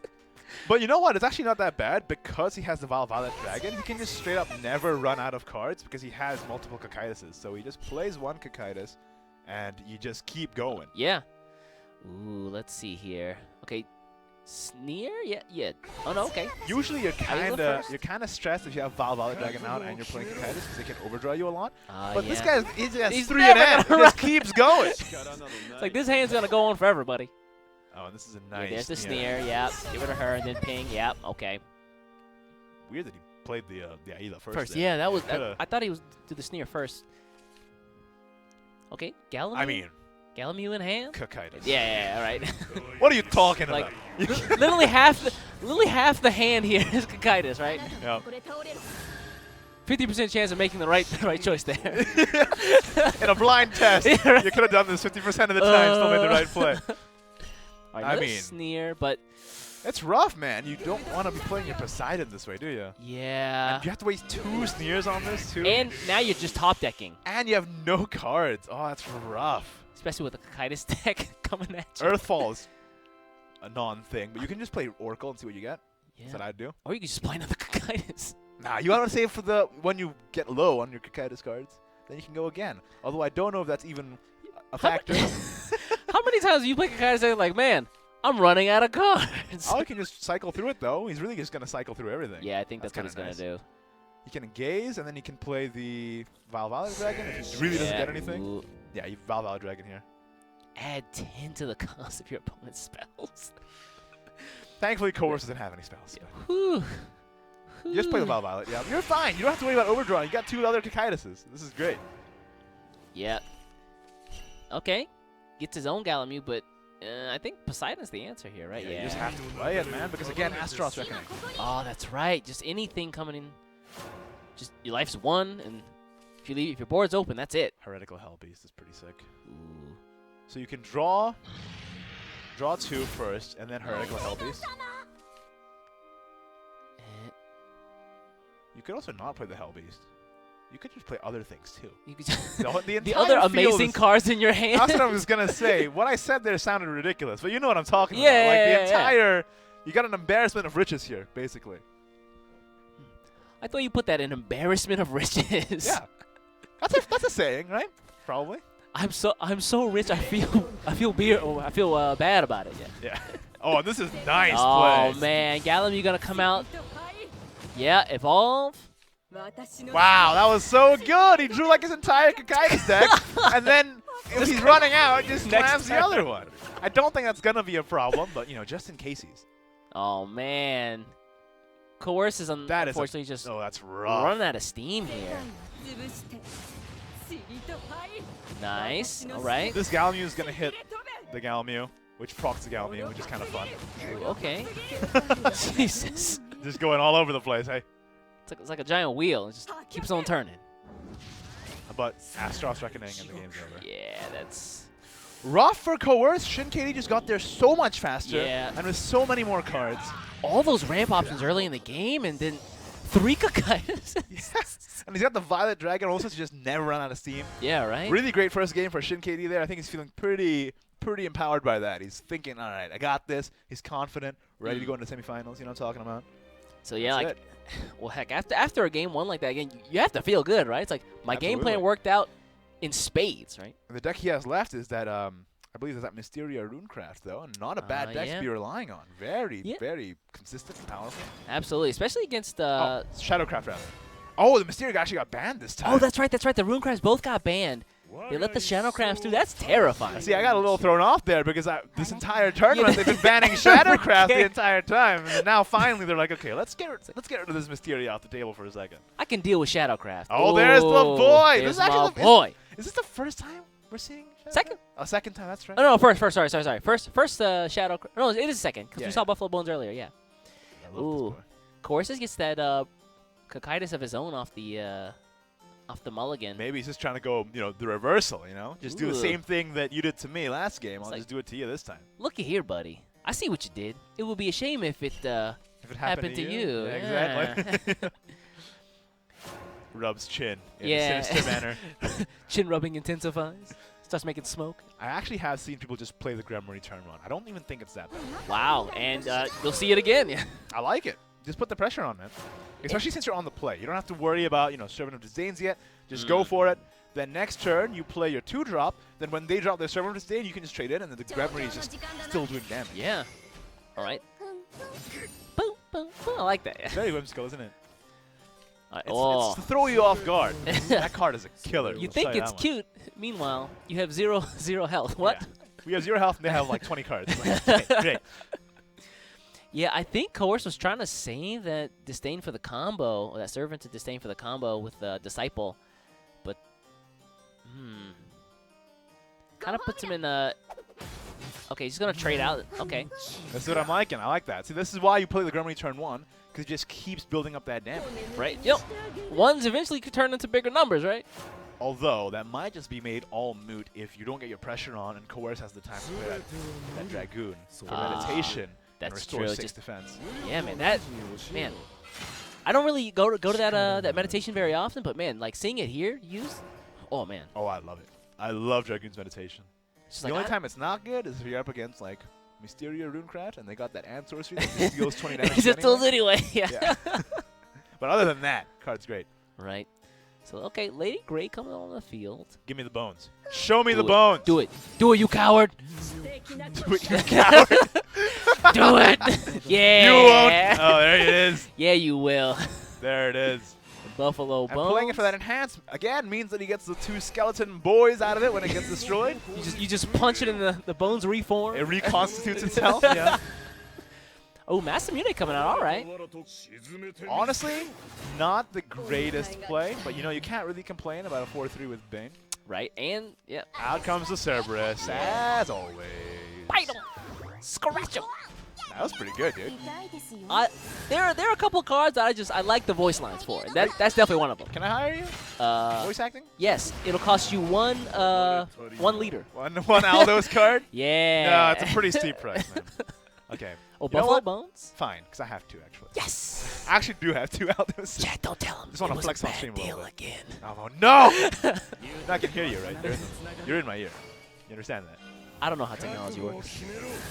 Uh-oh, Pure. These turns are just kind of strange for Coerce. Like, he's just playing catch-up, I feel like, a lot of the time. Yeah. What he wants to do is just get to that turn 9, play that Prince of Coercezz, and then just go from there. We saw how that worked last game. Yeah. But if ShinKD can just get things going before that ever becomes a factor, it's going to be tough for Coerce to make it back from this. Let's see. You run the skeleton into... You Osiris a skeleton, and then you run the skeleton that was Osiris. Osiris the skeleton. Yep. That was from Buffalo Bones. That's a word, right? Osiris. That works. Buffalo boned Osiris skeleton. Absolutely. Yeah. Don't question it. And then you play Nicola, and everything else goes face. Oh yeah. Or you can play Zario. I mean, you already have the Golden Lease in hand. All right. Ooh, big dogs. Face. Yeah, face. See, the more stuff you have on board, the more you can face. The more you can Golden Lease on turn 7. Oh, that too. And then you can face. Ah, there we go. Yeah. Yeah. It takes a bit to get there. You get there. You know what I'm talking about. All right, so yeah, what do you do as Coerce in this situation? So awkward. Like, yeah.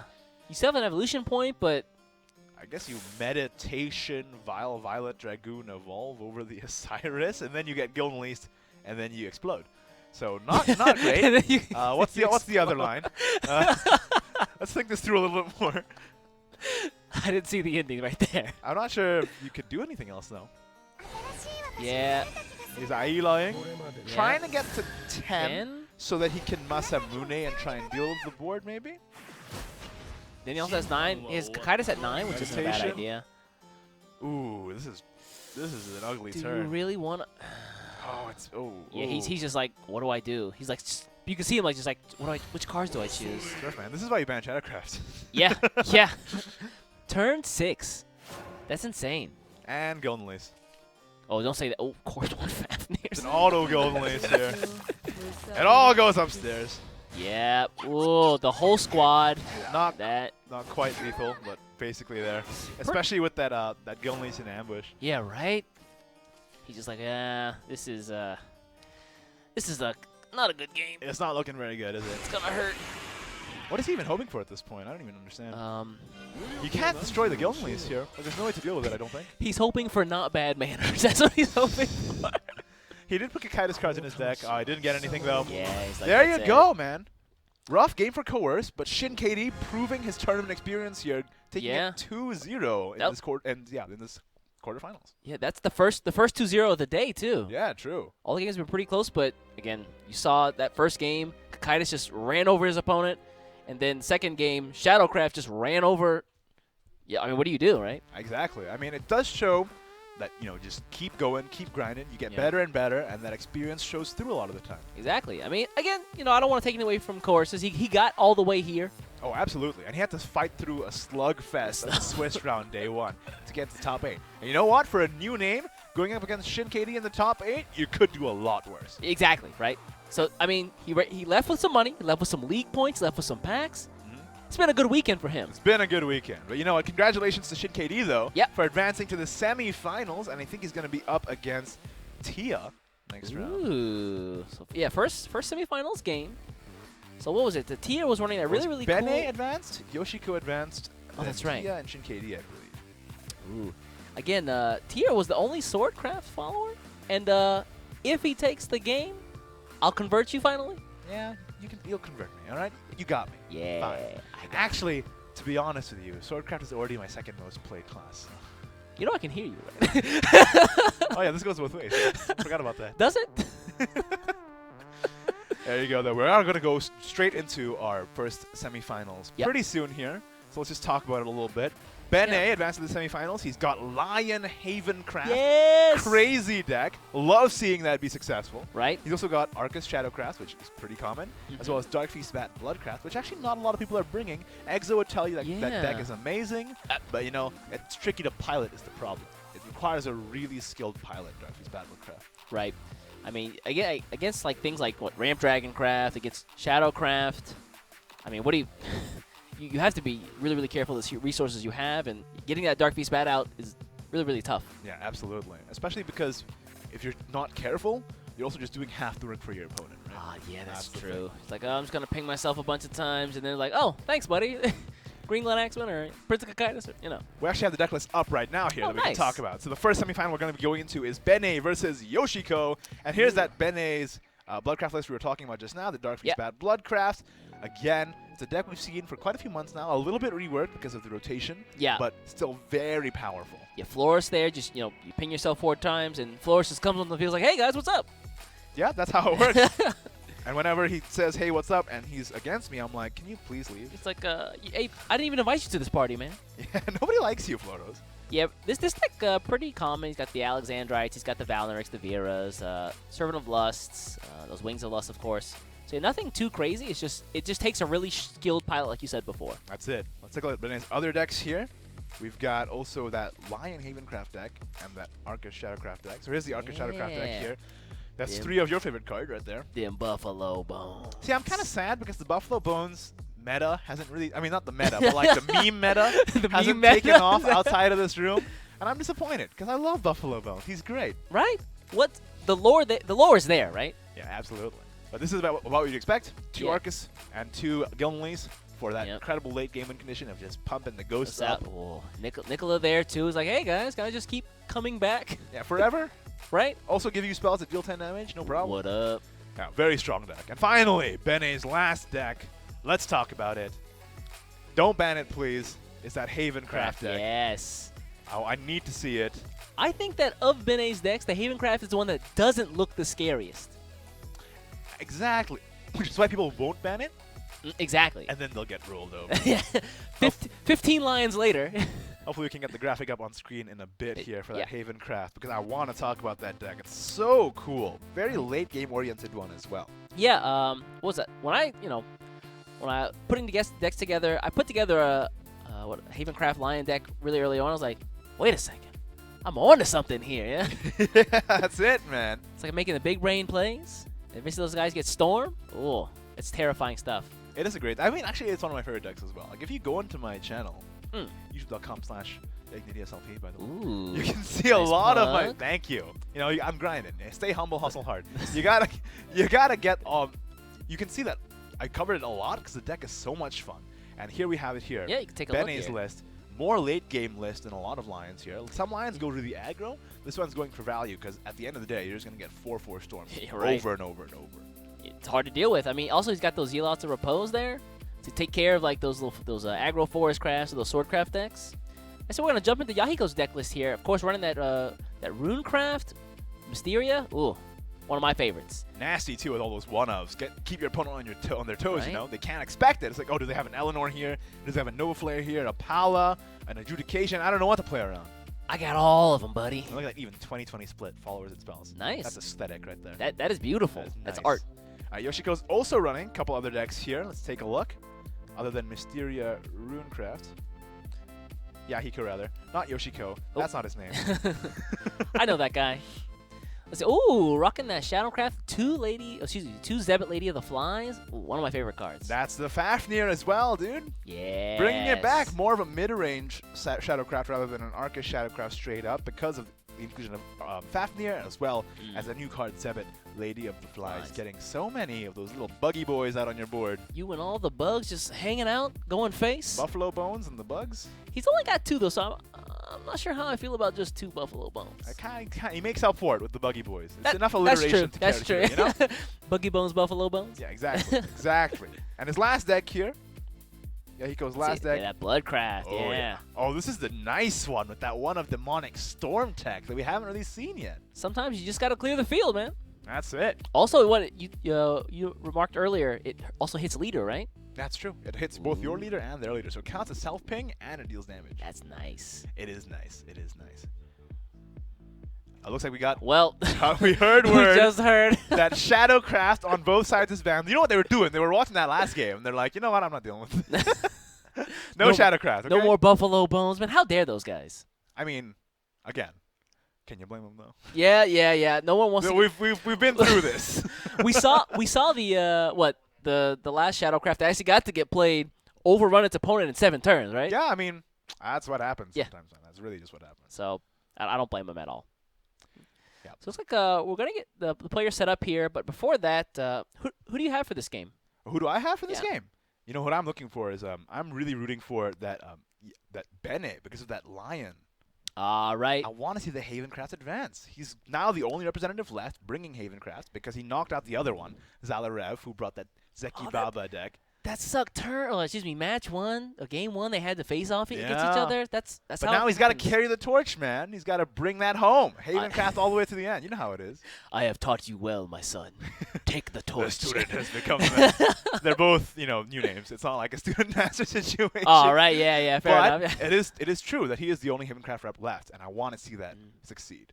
Actually, within the top 4 here, we actually have most of the leaders or most of the classes represented. That's true, yeah. Just missing Portalcraft. Where are you big brain players out there? That's it, man. Portalcraft is tough to play, though. It's hard, I know. It's difficult. But here's how you make it a little bit easier. You just, you Sanjay your deck with some Cocytuses. Princess Cocytus. Okay. It's like you think to yourself, okay, I'm not like a natural-born Portalcraft player. My IQ is only like 150. Only 150. Yeah. Okay, Cocytus, help me out, buddy. Yeah, help Cocytus, please. Yeah, that's how it works. Yeah. I'm sure that's how it works. You 150 IQ players out there. Anyway, who do you have? This is tough. Maybe ShinKD, just because he has the 3 Buffalo Bones. Oh. Even though it got banned, I know. Also, this is Bene versus Yahiko. Excuse me. I just see Buffalo Bones everywhere. I'm like, the guy who has the most. Yeah. Of course. So, in that case, I might be with you then, because Bene having those, running that Havencraft Lion deck is just, again, it's one of my favorite decks to run. And so whenever I see him, like, yeah, let me see how you do it. On the other side of the coin, though, I really do love the text that Yahiko is introducing to these decks, like that one of Demonic Storm. I would love to see that perform, because I haven't seen that before, running this weird off-standard card that we haven't seen in competitive play, all the way to the top 8 after a grueling Swiss on day 1? Yeah, kidding me? I mean, you look at the current meta of the game, and then you look at your deck and you go, okay, if I come up against X deck that's running current meta, or Y deck that's running current meta, how can I deal with it? I think not Nova Flare, but I think Demonic Storm. Yeah, Demonic Storm is one of those cards that can deal, just clear the board, right? Especially when you run out of evolve points and you don't have any more Evil Eye Demons. And you're playing cards, they can't attack first turn, they don't have Storm, they don't have Rush, and it's like, what do I do? Especially against Forest Craft. More board clear is better, isn't it? Or against the holy and great Swordcraft. That's right. There's only one tournament though, isn't it? Yeah, unfortunately. You're a bit bummed out about that? A little bit, He's been performing well though, surprisingly. Yeah, I mean, he did good work. Even with the recent nerf to Blazing Lion Admiral, still very powerful. Yeah, I think folks are running just 1 or 2 now, right? It used to be you just 3-0 stick 3 in there. Yeah, exactly. What was that movement? You just stick them 3 in there. Yeah, exactly. That's how I make all my decks every time. You just press the button like that. All right, Otohime. All right, so we just While waiting for the game to start, we do have an extra card pack here. Yeah, speaking of cards. Thank you, to add people to my in the collection. background. All right. What are you opening this time? All right. What are you hoping for? What are you hoping for? I got 2. Actually, you know what? How about this? We trade card packs. See, I've been getting pretty good deals lately. What are you talking about? Okay, fine, Your fine. your luck's run out, kid. I'll play along. All right? Fine. Watch. Don't get greedy. Just do one. Right? We gotta space it out. We can't get it all in one go. That's fair. Here we go. What's up? Hey, it's the boy himself. What the? Give it back. Give it back. That's mine. Nah, it's too late. You made the back. trade. This is the worst trade deal in the history of trade deals. I got him. The boy himself. Oh, my favorite. My favorite dragon boy. Can I get a Buffalo Bones in here? No. Is that possible? Can I just? Let me see here. No, you cannot. Let me just open this bad boy up. If it is a Buffalo Bones, then you've rigged it. No. It was definitely fate. I feel a little cheated. Yep. I'm not gonna lie. You got the only gold card in the pack? Gold card in the set. There's the Eleanor for you. Well, thanks for the trade deal, buddy. I appreciate that. Okay, let me sweeten the deal, man. Let me just Otohime and Eleanor. There's no price on that. That's 10 play points altogether, man. There's no price. That's only 9 play points. Yeah, but look at him. He's about to die anyway. Look at him. He's already dead. Yeah. That is true. Don't you want 2 beautiful waifus who are living? That's pretty rude, though. My bad. Don't throw shade on my boy Fastner, okay? All right, getting to the game here. Bene versus Yahiko. Again, Bene, a newer name. Yahiko, part of the team Twilight Knights, but still a name that we haven't really seen in competitive play. And I'm really interested to see this matchup. It's Lion Havencraft straight off the bat. Yeah. Into Yahiko's Bloodcraft. Yeah. All right, let's see that Demonic Storm, man. Got that Alexa. Excuse me, that Alexa really, really early on. Wait, did Bene change clothes? Is he in a different place? Oh, I think he just took off his jacket, man. Oh, okay. he powered up. He dropped the weight. He took off his weighted clothing. Yeah, like, now he's ready. Now that I'm in semis, I'm ready. All right. That was fun, guys, but playtime's over. He just boom. Yeah. Drop the weights. All right. Yeah, it looks like Yahiko gonna take that. Whoa, man, he is like processing. Look at him. Yahiko taking that really, really early turn 1. I mean, he's thinking it through all the way. Uh-oh. Bene looks a little... I mean, his hand is but he does have the draw, you know what I mean? Like, he does have the Blood Pact at least. Right. If you're stuck with a bad hand, you don't have any draw, then that's rough. You're stranded. You know, that's what Darkfeast Bat's all about. That's why you run the Alexandrite Demons, you run the Blood Pacts, just to get through that deck to get your stuff. Gotta get that draw engine running. Man, Bene looks really impatient, though. Holy cow. He's like, hurry up and take your turn, man. I'm just trying to play 57 Lions this game. I mean, we've seen this pattern from Yahiko, though. I think he's trying to take after some of the competitive players in the EU region. Take your time. Yeah. You know, the game developers gave you, like a minute and a half or whatever per turn? Per turn. Use it. Yeah, I mean, absolutely.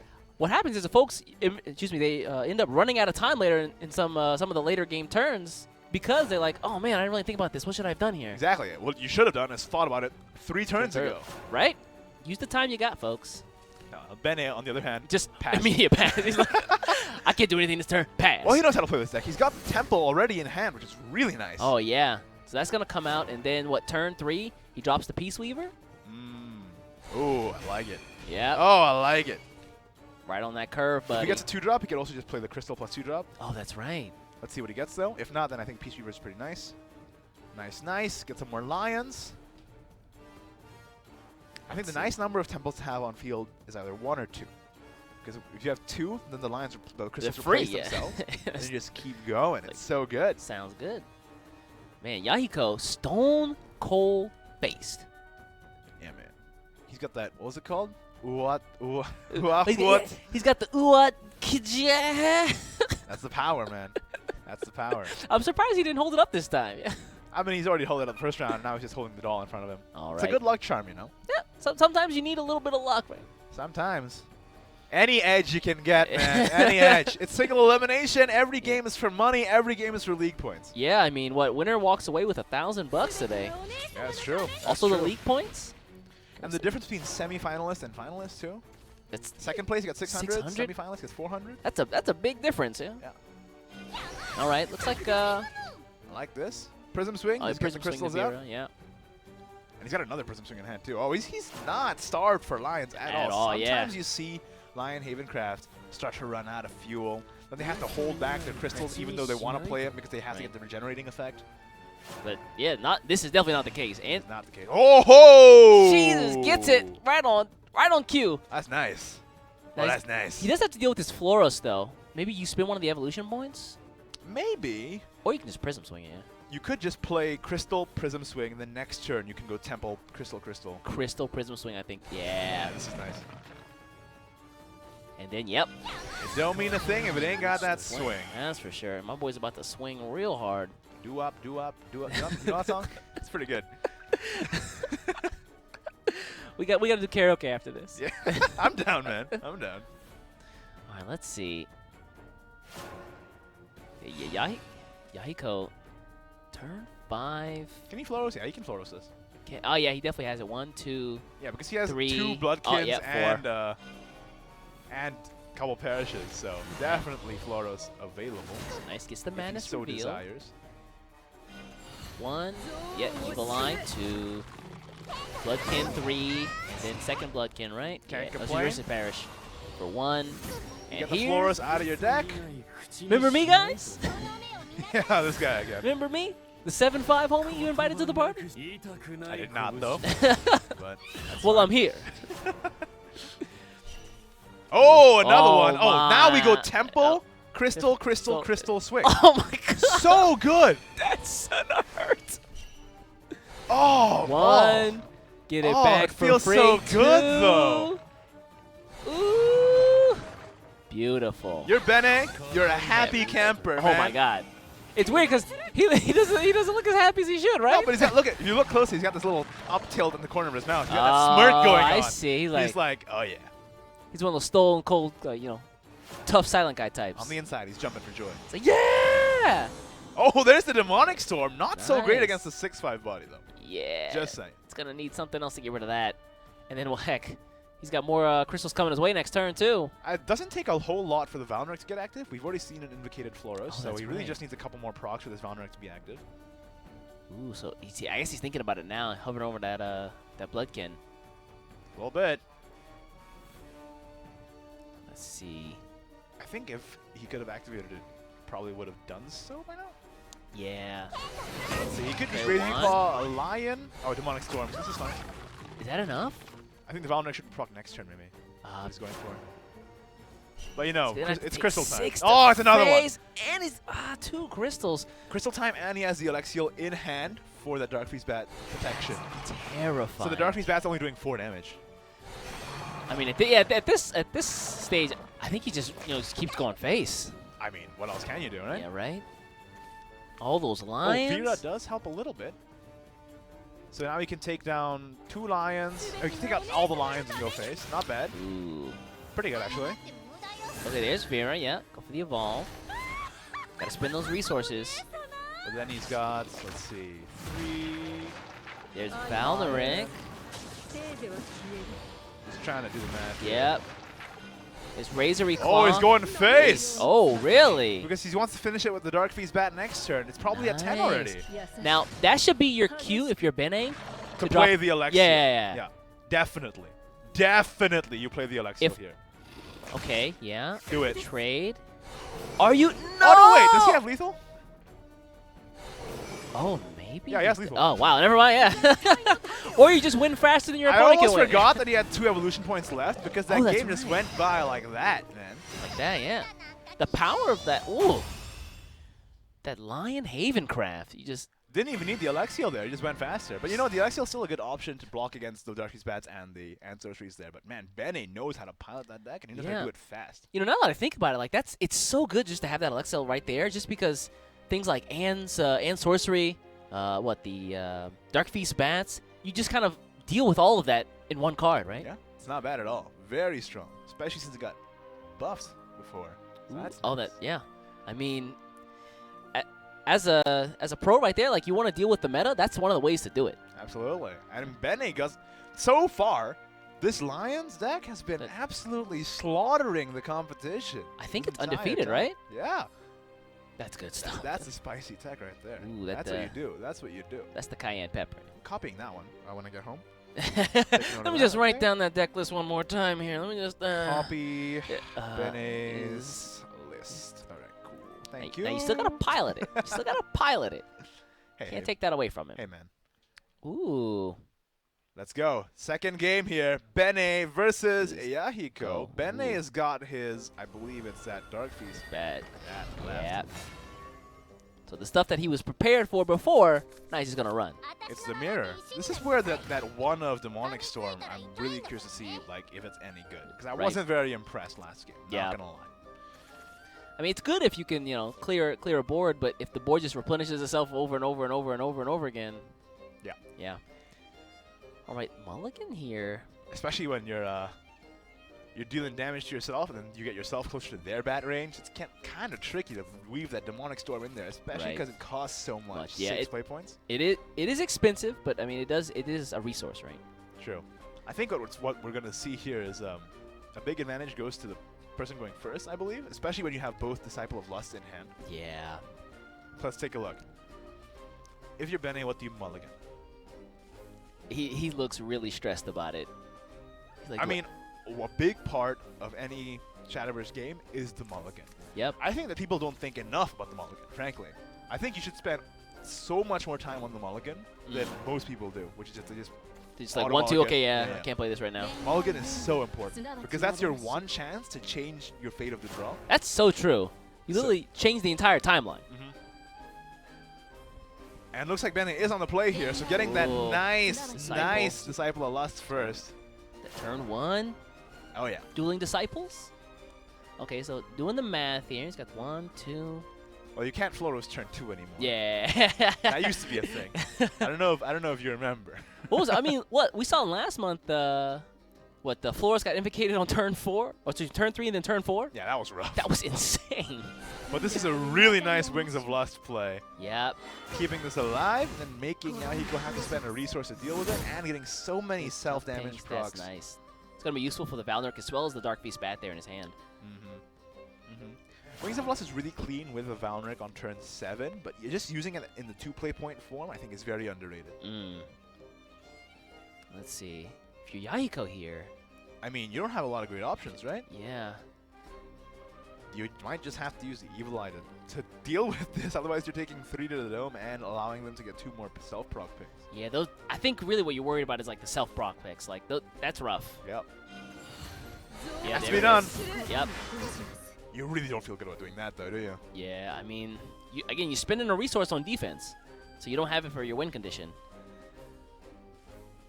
But trying to keep himself in the game here, Yahiko. Yahiko just doesn't have a lot of tools to draw. Like, Bene has that Blood Pact, which is so powerful, because you just don't run out of fuel. Unless Yahiko just top decks exactly what he needs every turn. Unlikely. I mean... We'll see. Oh, now I jinxed it, didn't I? Yeah, right? We have seen that happen this tournament. After someone said it. Casters cursed it again. Whoops. Whoops. That's fine. That's fine. Don't worry about it. Okay. So, yeah. I like this, though. Yahiko's just taking the time to think. Uh-oh. Oh. Or... Well, he blue screens. That's the other option. He literally real life malfunctions. That's right. He's living in the simulation, man. Yeah. We're here in 2019. He's over in 3019. He's like, no, man. That's not how it goes. Let me show you how real time works. It's a flat circle. Looks like he's gonna burn all this time here. Do you think that has any effect on your opponent? You just like make your opponent impatient? Definitely. Tilt is real. Don't let anybody tell you tilt is not real. The more frustrated you get, especially if you're playing a lot of games in a row, the worse you play. I mean, I've seen a lot of cases where people just accidentally end their turn early because they've been so impatient. They're like, yeah, do this. And he's like smashing turns. Like, wait a second. That's it, man. Although I don't think that Yahiko's doing it for that reason. I think he's just trying to think all the turn through. But what you're saying is definitely true. Like, it does affect people, especially when you're in a high-stakes, high-pressure competition and you're just like, I need to go. Right. But the turns are taking so long that you can't have like an outlet for that. It's so easy to just like make that like one trip. You're like, oh, uh-oh, and then it just completely like reverses in your opponent's favor. That's why when you're playing a tournament, relax, settle down, deep breaths, like a cup of tea, relax. It's from your own home, you know. Just have a nice little sippy. You're good. Yeah, I mean, again, like you said, it's in the comfort of your own home. Like you folks out here, if you're watching, I mean, this could be you. Like sign up every month. We've got the monthly circuit. And we're back. Yahiko's back. I was gonna say, how long are you gonna go on with this? Yahiko's already back, but he's got that. It's not Bene's turn. He's got that one play point. He's considering whether or not he wants to play the disciple here. Or not. I wonder what the reasoning not to is, though. Yeah, I mean, is he saving it for something else? Honestly, both these players' hands right now aren't the greatest that I've seen for Dark Freeze Bat. If I'm being completely honest with you. Maybe Bene's just taking a cue from Yahiko here. It's like, you know what? I'm going to start thinking about my turn more. You know what? Or at the last second he plays the card he needs. This is the most passive-aggressive match I've ever seen in my life. That might be it, but I'm not going to attribute to any malice. Absolutely. I'm sure they actually just want to make sure these turns are well thought out. Man, what an awkward hand, though. Like, what are you doing here? Yeah, you got a hand like No. Yeah, you've got a hand like a foot, man. Holy cow. I like that. I like that. That's a good saying. I'm going to steal that one from you. It'll cost you a Corpse-Worn Fafnir. I could just take it. This Wings of Lust is pretty all right. Yeah, okay. Oh, can he invocate a Floros here? Yeah, he can. Oh, wow, yeah. Oh, this is nice. Oh, this is real nice. Bene has got the edge now, I think. Pump up the Disciple. Ping yourself. Floros, where you at, buddy? Where you at? There you are. That's nice. What's up, guys? Turn 4 Floros before the evil point even drops. That's There's nice. Yahiko's Floros, but well, in a different way. In the wrong way, sadly. So, You just Vero? Yeah, he's got 2. I mean, drop a Vera. It's not. You're definitely not invocating that Floros. Like. Yeah. I mean, I think you have to Vero. This is a pretty lackluster turn just because. It's not great. Look at Bene's field. Look at his board. Like, how do you get rid of all that stuff? Okay, spin the evolution point. Run that into Floros, yeah. I think you run this into the Disciple. Oh, no. Okay. Yeah, these with the Disciple and then that one for Floros, maybe? Yeah, there we go. Yeah. I like this. I like this a lot. Okay. Yeah, this is really good. Preemptive Rings of Blast makes this really difficult to deal with. Nice. Now Bene only got those 2 Force bats out. Oh, Razor Claw though. Oh, the Valric's active already. Oh, that's right. Really? On turn 5. That's because insane. he invocated that Floros on turn 4. Oh, that's he got so many procs off of Disciple of Lust with the Wings of Lust. What a turn. That's nuts. Insane. That's insane. Like, my man was doing the math in his head. He's like, yep. Carry the 3. Oh, yep, that's enough. You gotta appreciate the beauty of an efficient turn. Look at that. Right? Only 1 card left in hand. Played all of his cards out. Best possible turn that could have happened. And Valor got the boost at the end right there. Oh, it's beautiful. But now he has to evolve his Floros into the Valneric, and that's just your turn done right there. Yeah.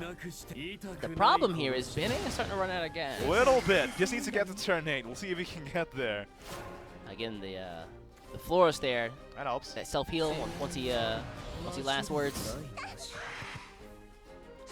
I don't think you need to evolve, do you? No. I don't. Yeah, just in case, you know. Maybe you draw an evil eye off the top. Fingers in a clutch crossed. situation. Another one. Floors, holy cow. Yeah. No invocation 3 today, okay? Do you save the Razor Claw here? I mean, you're in kind of dire straits. But I think you should play Vera Floros. Yeah. I don't think that your Valneric is... You can just play Vera Razor Claw because you don't have any other chance to play with Razor Claw because you're already solo. And then... But your Vera is... Sorry, your Valneric is not active, though. Yahiko's at a point where he has to really start to worry about Dark Feast back coming out in the field. Turn 5 active Valneric. That was insane. That's gross. That is gross. Just covered in slime. It's so good. Right, there's Vera, yeah. The Evolve. Gonna run that into the Disciple. I think the Vera comes out every time this turn. The question is, do you want to play the Floros or the Razor Claw? Because you're not going to have like a really great opportunity to play the Razor Claw afterwards. The 0 because of Vera, that's right. You did just take care of one of the bads, yeah. Yeah, because you're already on low health, so if you didn't do it this turn, you're going to be hard-pressed to find a turn to play it. But this is nice. Ooh, Alexandra. All you got to do is do Blazing Ruby, and then use Dark Feast Bat to turn after. Right? You don't even need the Sapphire here. That's what I like to see. There it is. Big brains. Face. Gone. I don't know what he's saving his evolve point now. Face. Like, that's interesting. Oh, yeah. I guess. You could have just gone face with that. Yeah. He's saving it for the next game. That's how it works, right? He's just gonna hold on all these evolve points. Next turn, you start with 5. Carbuncle. Disclaimer, that's not how it works. Carbuncle Sparkles, I don't need you. Right, here comes that Floros. Yeah. Alexandrite, but it's no use, right? Yeah, 2 turns too late, buddy. DFB. Nice games. Man, Bene with a convincing 2-0 there in semifinals. Hits him with the prayer. Oh. Yahiko, though, good sport. Definitely a good sport. Yeah. But that's it, man. Bene moving on to the finals with his Lion deck list. That's what I'm talking about. That's what I'm talking Loving me some Havencraft, right? If Lion Havencraft wins this tournament, chat, you got to promise me you're going to play it, all right? Don't back out here. Ooh, so I either have to worry about Tia winning or Bene winning. Oh, true. Because Tia bringing that Swordcraft deck. Yeah. You got the next semifinals coming up real soon. It's going to be Tia versus ShinKD. But before we get into that, I want to say congratulations, of course, to Bene making it into the finals, earning some more cash. Right? Now he's in the running for that 1,000 grand prize for this tournament. Yeah, so, I mean, again, first or second place, not that bad. 1,000 or 600? Of course, you want a gun for that 1,000, of course. I mean. Right. If you had the choice between 1,000 and 600, what would you pick? Ooh, let me do the math here. Hold on, carry the 4. Yeah, definitely that 1,000. Where the 4? Just carry the 4, man. Don't worry about it. See, that's what a Portalcraft player with the high IQ can. Right. Yeah. That's what it is. Says the Swordcraft man. But again, congratulations to Yahiko though. By no means a slouch here. Going all the way to semifinals. We got the backing of his team, Twilight Knights behind him. I bet they're really proud. Absolutely. You have. You get through that. Just getting through that first day Swiss is intense enough. Oh yeah, for sure. Like those 8 rounds are rough. What is it again? Like over 150 players too? Sounds about right. Yeah. That's a lot of people to beat in the Swiss, and their records are so impressive. 7-1s and 6-2s only. Yeah. Unfortunately, no perfect scores this time, but again, that shows the level of all the competition, right? This is jamming against each other, man. No perfect scores allowed. Bunch of dudes just fist fighting. Playing card games. Fist fighting. So it looks like we're gonna take a look at the deck list here in just a moment. I believe so. Yeah, for the next semifinals. Again, Tia, a new name in the scene. Got to root for him, Indonesian boy. You know. But ShinKD, man, he's been around for so long. Part of Team Omnibus, tournament grinder. I'd love to see consistency rewarded here. Right. So seeing Tia versus ShinKD, I'm excited to see who comes out on top. Let's take a look at the deck list. Yeah. So first up, we got ShinKD's Mysteria Runecraft. You know what's up. The good stuff. You know what's up. Got that Truce Adjudication in there. Also running those Mr. What is that? Bertrand? Bertrand. Excuse me, Bertrand. Mr. Bertrand, or as Blessed RNG would call him, Old Mate.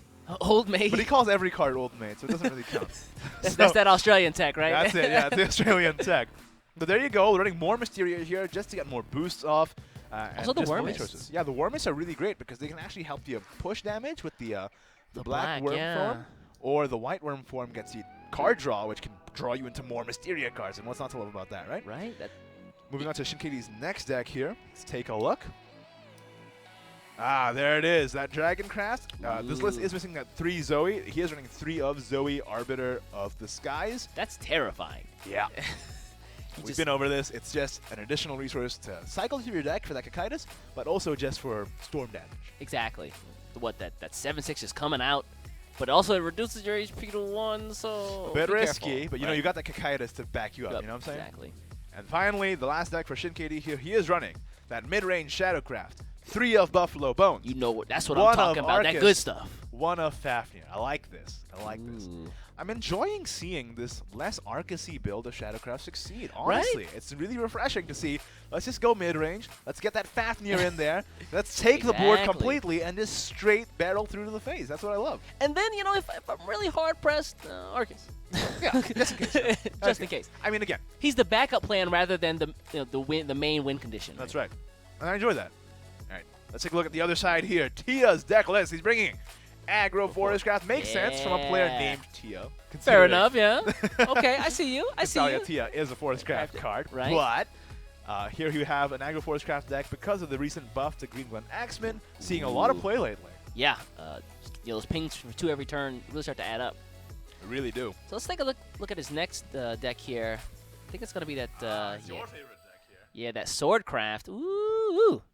So he's got those, the 3 Dragon Knights. Got, you know, the reduction from the Blazing Lion Admiral after the nerf, just to 1. Again, people used to just run 3 immediately. It's still quite good, though. Still quite good. Again, it's always there just in case you need it, right? Just in case, exactly. I saw this deck list from Akamara Red recently, which just ran everything. Like 3 of Blazing Lion Admiral, 2 of Latham, like every single card. That's terrifying. And even ran Arthur's. Wait, what? Yeah.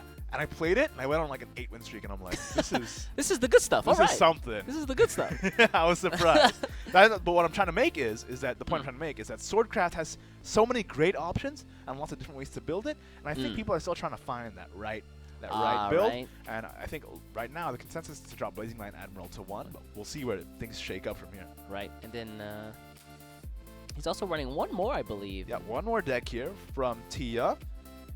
The last deck, I believe, is going to be a Mystery Runecraft as well. Yeah. There it is. Now this one's got some extra spice on there. It's got the Lyriel. I like the 1 of Seraphic Blade, man. It's a Vera killer. Yeah, that's true. It just takes down Vera and takes down Temple of the Holy Lion. Ooh, I mean, he might have the chance to go against the Holy Lion player. That's probably not what he was aiming for with that one. Because, who's playing Lion? But if it works, it works, you know? It just works, I'll tell you who's playing Lion. The guy in finals. That's what I'm talking about. Exactly. So there you go. Those are the deck lists for both Tia and ShinKD. Yep. Who are you rooting for personally? Ooh, this time, you know, again, I like seeing Swordcraft. I love seeing that aggro Swordcraft. And again, like you said, a lot of folks are really just trying to tweak it to find that right balance. Right? Everyone's always like, okay, a little too heavy on this side, a little too heavy on this side. I really want to see like the evolution of Swordcraft to where people can they find the perfect balance and they can just, run it. I feel like a way to run it through the gauntlet is through these tournaments. Right? Right, exactly. That's how you test it that way. Exactly. Tried and true, right? So if you're rooting for Tia, I guess I'll go with the other side and root for my boy ShinKD. Seen him all year last year. Love to see him this year. Great to see players returning, trying to aim for the gold this time. You know, last time didn't make it to World Grand Prix, but now's your year, man. Field's wide open. Right? Got all that experience behind you.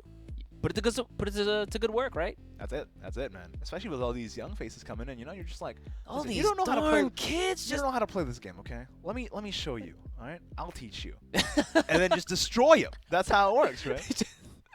Hopefully a little bit nicer than that, but we'll take it. It's savage out there. Life is hard. Again, a bunch of dudes just fist fighting in the ring with cards. Yeah, with cards. That's true. Draw your last pathetic card. Ooh, I see you. Game's about to start here. Yeah. I wonder what they banned from each other's side. Oh, yeah. That's interesting. Is it going to be the same pattern of just Shadowcraft? Well, it can't happen because Tia's not running Shadowcraft. True. So Shadowcraft Mysteria then? That's what we've seen happen so far. I would definitely ban Mysteria, but again, like, Tia's been piloting that Forest and Swordcraft so well. Yeah, the Forest especially, that last game really impressed me, where every turn he made his opponent just make the most uncomfortable plays. Right. It's like, I don't want to do this, but I have to. Yep. And then they lost because they did that. Again, you have to spend all your resources in defense, and then... It's really like a checkmate, really. Like, You either do this thing that you hate doing and lose, or you don't do it and lose. It's like, you're sitting pretty over there. Right? He's like, yeah, deal with it. And if you can't, then sorry, buddy. So I'm pretty impressed. I mean, for somebody who's named Tia, I am... What are you talking? Put some respect on this man's name. I am pretty... you know, I expect him to be very good at Forge Cats, so I'm trying to say. I guess, yeah. If I was going against him, I'd be like, wait a second. You got a name like Tia? I might have to... check his profile. Yeah, right. 5,000 Forge wins or something. 1 win with every other class. Hold on, buddy. Let me see this. Hold on. Let me just... Tia, okay, Forge. Oh, yeah, I'm just going to ban that. Yeah, probably. All right, here we go. Game is starting. Hop right into it. Going in.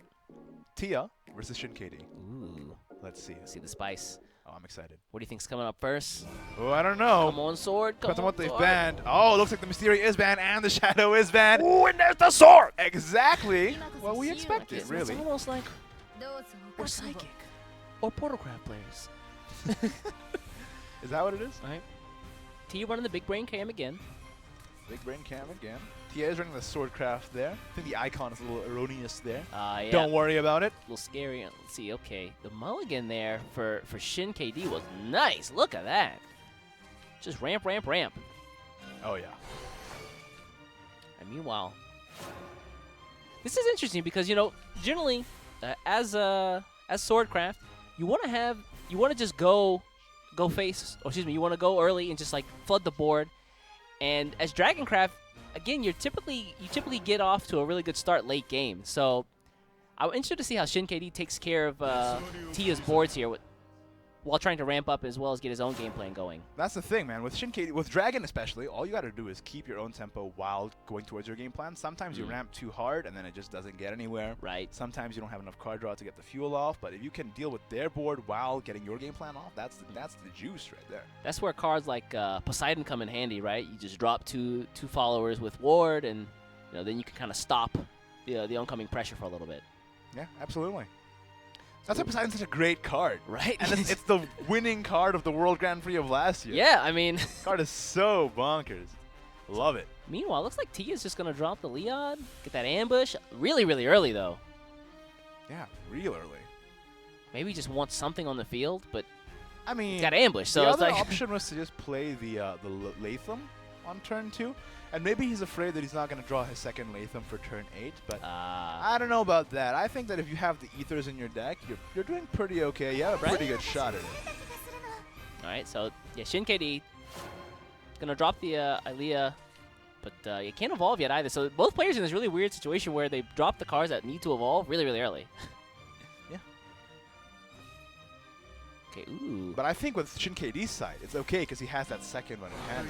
Exactly, right. So he's not worrying about it too much. Don't be stressed. What you don't want to do is just explode before you can actually ramp to anything. So get on the board. Not too shabby. Ooh, okay. Man, his entire hand is great for 2s. Yeah, right? So he's going to leave some play points on the table. He's got to trade it. Yeah, and what do you throw out next? It looks like he's really mulling over if you that. play the Masa, he knows that Tia has Hemera in hand. Because he played Chromatic Duel, yeah. So if he played Masamune now, it makes the Hemera turn very awkward. All Unfortunately, he also knows that Vaults was played, so that there is a Fatal Spellbomb in hand, and that could also just be the play. But it looks like he is going to go Hemera. Yeah, makes sense. Just run it into Masamune. And because this happened, the Masamune play was actually amazing. Yeah, I mean now, but still, like, he's actually gonna get the Leon off for the evolution, isn't he? Yeah, it's true. See, he didn't go face there just for that reason. That's what I'm saying, man. With Leon, it's a game of patience. It's just like an assassin would do. That's what I'm saying. Fair enough. He's the leader of the Guild of Assassins, and that's how his card is played out. And what a strong card. On that Evolve turn, it's just going to do so much work. Right? Let's see, as ShinKD's hand, though, ooh, all those servants and no disciples, doesn't it? Oh, that's rough. A little rough. I think you just play the Aila and ramp, right? Yeah, surely. I think so. Zoe to draw? Yeah, Zoe for draw. Ooh. Another ramp card. Oh, are you not ramping here? Is he saving it for... Why? Maybe he just wants the draw. He doesn't... The only thing he's ramping into really is the Poseidon and the Pure Voice. not really high priority. Oh, that's not bad. He's gonna be useful for the second one in his hand. I don't know about that though, man. If I have Ayla in my hand, I'm just gonna ramp. I think that was kind of an awkward evolve anyway. Yeah. Especially because you have so many 2s. The faster you ramp to 6, then you have a lot of things to play. Exactly. Also, because of your Pure Voice Dragoon, if you get to overflow faster, then you can get the Dragoon's Meditation out. Exactly. To fight against the Swordcraft aggression if you really need to. Oh, that's right. So I'm not sure about that, but we'll see how it pans out. Yeah.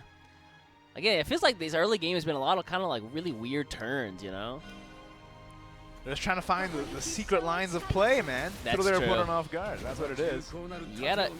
Oh, not evolving the Leon. You gotta see into the future. No. It is pretty rough. And that's a good future to see right there for Tia. True. I'm pretty sure ShinKD runs Sneers, right, in his deck? Yeah, he does. So this could be okay. Yeah. Well, let's see. Well, Tia finally gonna unambush that Leod. You've got to start ramping now, right? You've got a Masamune, Poseidon, Pure Voice Dragoon in hand. Right. It's a good place to start. I'd play the Ayla, run it in. Evolve. And then drop, what, Servant, and then Disdainful Render? Yeah. Get the draw engine going a little bit. I think you rending the Leod and not the Celia, which is crazy. Yeah, that's weird, right? But that Leod is scary, man. So then what? You trade Ayla, right? Yeah, you go Ayla into the 1/1 with Ward. Then you play the Servant, the Servant into the Leod with Disdainful Rending. He's really trying to navigate this turn. A lot of options. That's like the double-edged swords of having all the options. You have to like figure out the right path, right? I think Leod represents more damage over time than Celia does, unless he doesn't deal with Celia next turn, which he should do. Yeah. Okay. He's thinking about it. Oh, it's close. It is close, though. I will say it is close. And then Ayla. Oh, man. Ayla evolve over the Shield Guardian. The problem with this, though, now is the Leod is free. You can evolve it, and you have the Apostle of Usurpation and a Fatal Spellbomb. You can clear everything real nice. That's terrifying. And get the extra value of Veiled Reckoning. Yeah. All right, gonna see. Ayla evolve. Yeah, like we said, go into the ward. Run into the ward. And that's it, man. Yeah, I mean, that's your turn. It's not pretty, but that's what you have to do. I want to see the Apostle into the 2/1 Fatal Spellbomb evolve Leod face. I think that's pretty good. Is that the line? Let's see here. Thing is, you could also save your evolve points. I mean, he's saving his evolution points for Latham. That's the thing. That's why you don't evolve the Leod. That's the one reason. Yeah, I mean, you have to think like your opponent's still at just 19, so don't like smell blood when there's not any. And you can see that they run Pure Voice Dragoon as well with the Dragoon's Meditation, restoring 6 defense. Like that, he all has to worry about that, doesn't he? Yeah, for sure. Yeah, Tia really having to think this turn through. It's like, no. Yeah, okay, Fatal Spell Bomb. I think this is the play. Yeah. You play the. Oh, just trading this. Okay, gonna trade. Going wide because you saw that they didn't have a Sneer last turn. All right, because he would have used it, right? No, not even going wide. He's just gonna go face.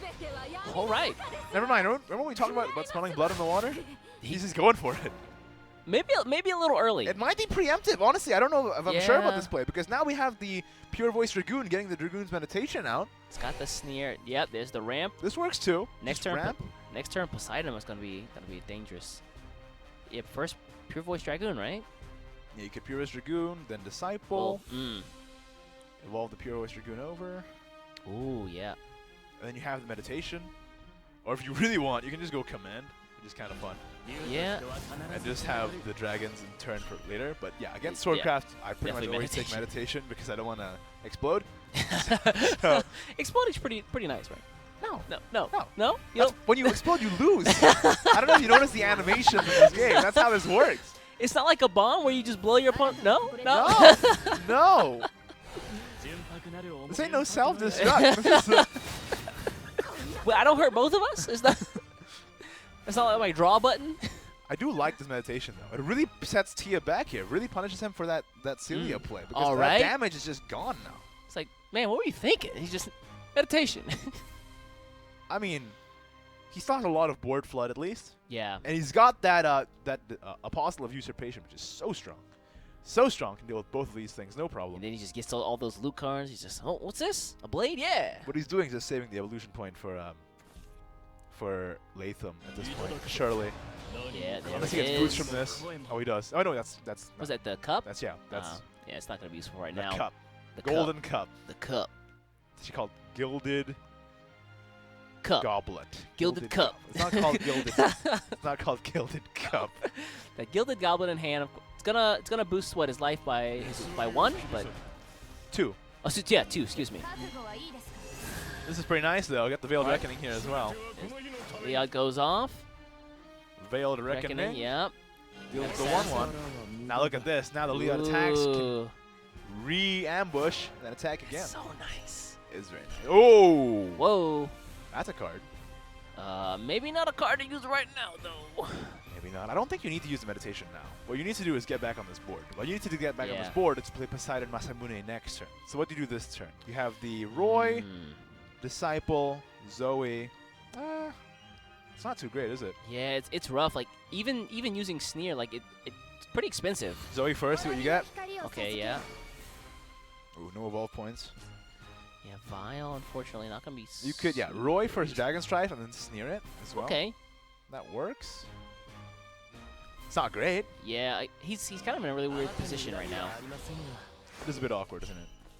It looks like you have to do it with this 4/5. You can't leave it up. Yeah. You can even play the Disciple if you want, but you're not going for that.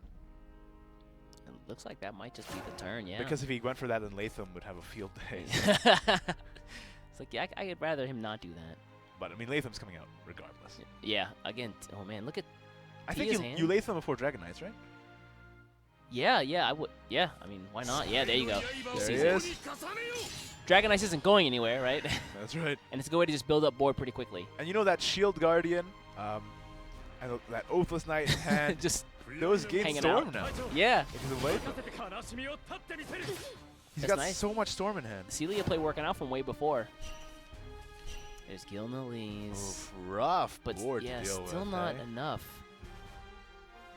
I mean, yeah, Poseidon Masamune full clear. Yeah, but so that's fine. But then, can they keep the momentum going after that? I mean, Poseidon Masamune has to be the play here. There's no other play, right? Surely. Yeah, I mean, you can still hold on to the meditation. It's pretty cheap. You don't have to. I mean, you still have 10 play points. You're not really in dire straits yet, but what is really scary is like your opponent keeps building boards and they're still at 20. Yep. So the real problem here is that ShinKD is like he realizes he's on the defense and he really doesn't have a way to like deal with his opponent's stuff and then take that tempo and put a T on defense. I just really don't think there's any other play except for Poseidon Masamune because if you think about it, getting into the Latham saves you 8 damage. Yeah. Dragoon's Meditation gains you 6, so 8 versus 6. It's right? just better. Yeah. Plus you get more board out. So you just got a Poseidon Masamune here. You can full clear everything, which is nice, and then go 2-face. Looks like that's what he's going to do. He's just making sure to think through his turn, It is pretty high stakes here in the semifinals. There's the Masamune. Yep. Woo! There it is. Again, Masamune's effect, making sure that nobody receives damage for that turn. And none of his followers. Yeah. And what a board to deal with now, That right? is Kind of turned it around. That's the reversal you're looking for. That's a combo that I think is just so powerful. Terrifying. It's terrifying. It frankly is terrifying. Yeah, Masamune Poseidon just, Again, we talked about earlier, like, any cards that let you, reduce your opponent's board's presence, but also increase yours at the same time. That's it. It's a tempo game. Honestly, it is. So let's see. T again, all these options in hand. I guess at this point, maybe you run those Dragon Knights, but you still have to deal with the 2. He has to deal with the Poseidon's guards is the problem, right? Well, what you could do is Usurping Spine Blade is what he's considering here. That's kind of rough. Yeah, he definitely got punished for that early Celia. Yeah. It's too preemptive, I think. Oh, another Gablet.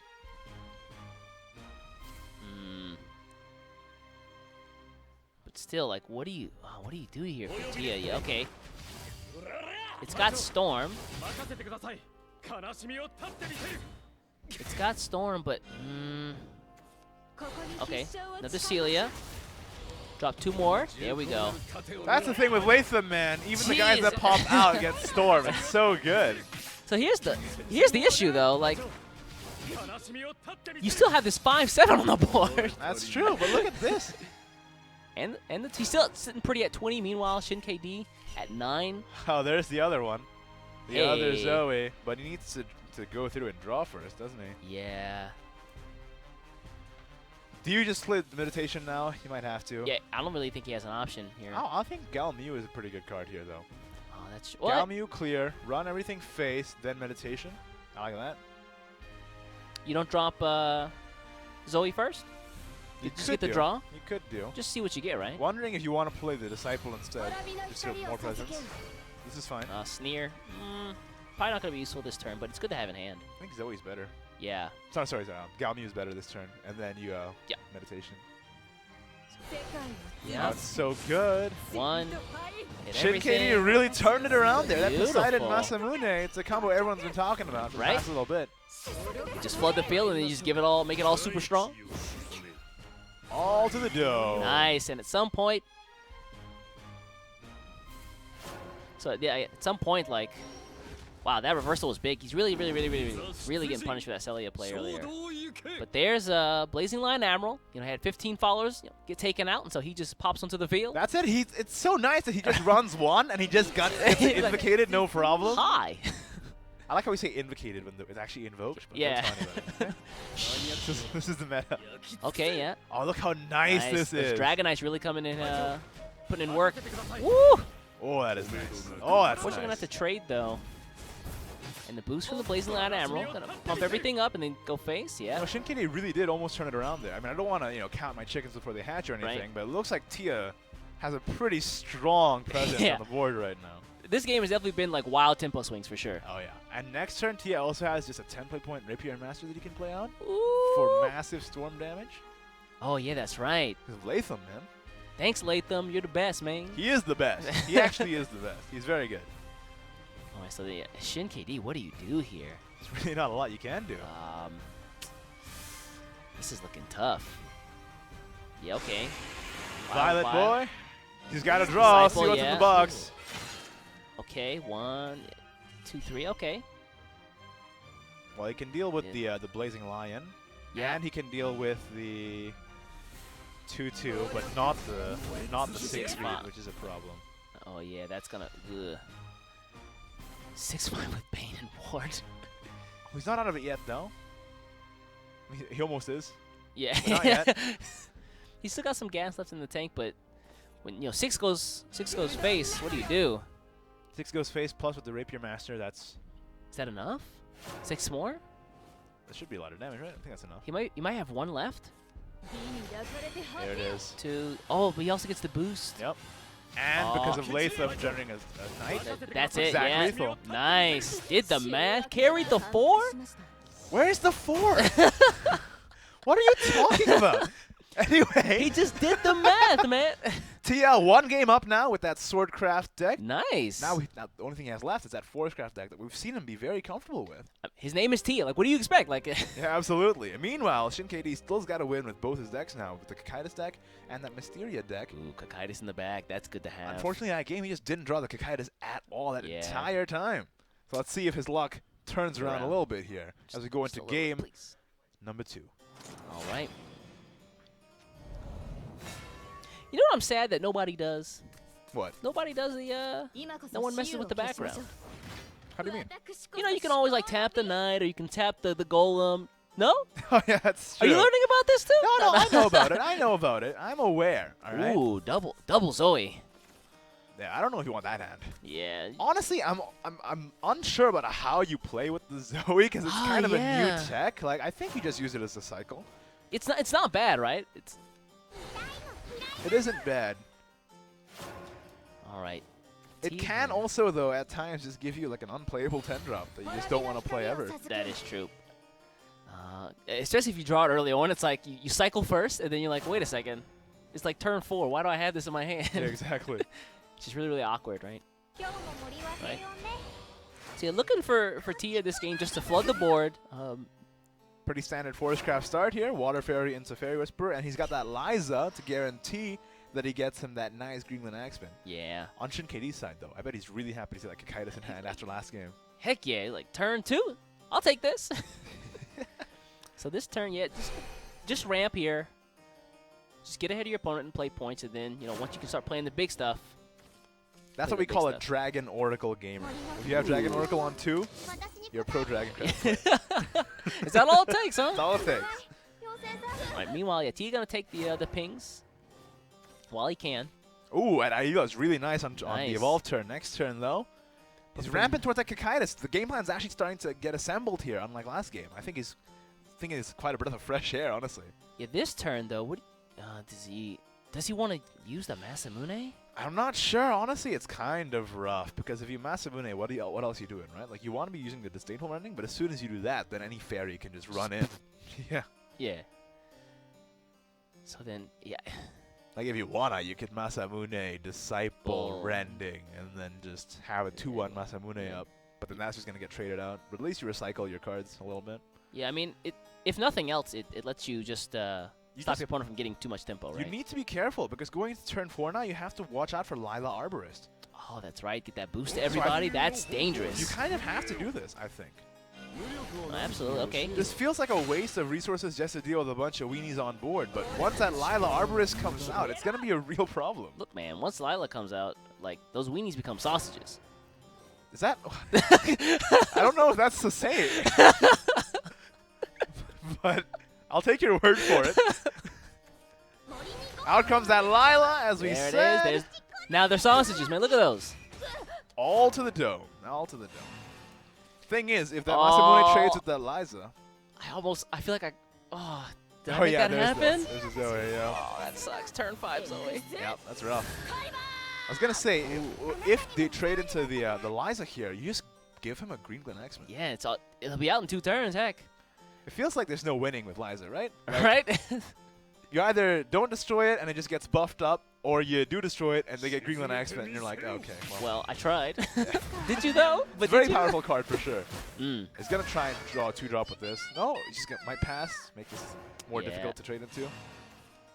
All right. There's the Axeman. Ooh. Oh, what a hand, too. That's insane. He can play Fairy, Lily. Evolve the Lily. That's terrifying. Oh, That's Lord. Terrifying. That is very good. I want to see him do it. Put the fear of God in ShinKD right now. You won't do it, Tia, you coward. Nah, he's got this. I believe in him.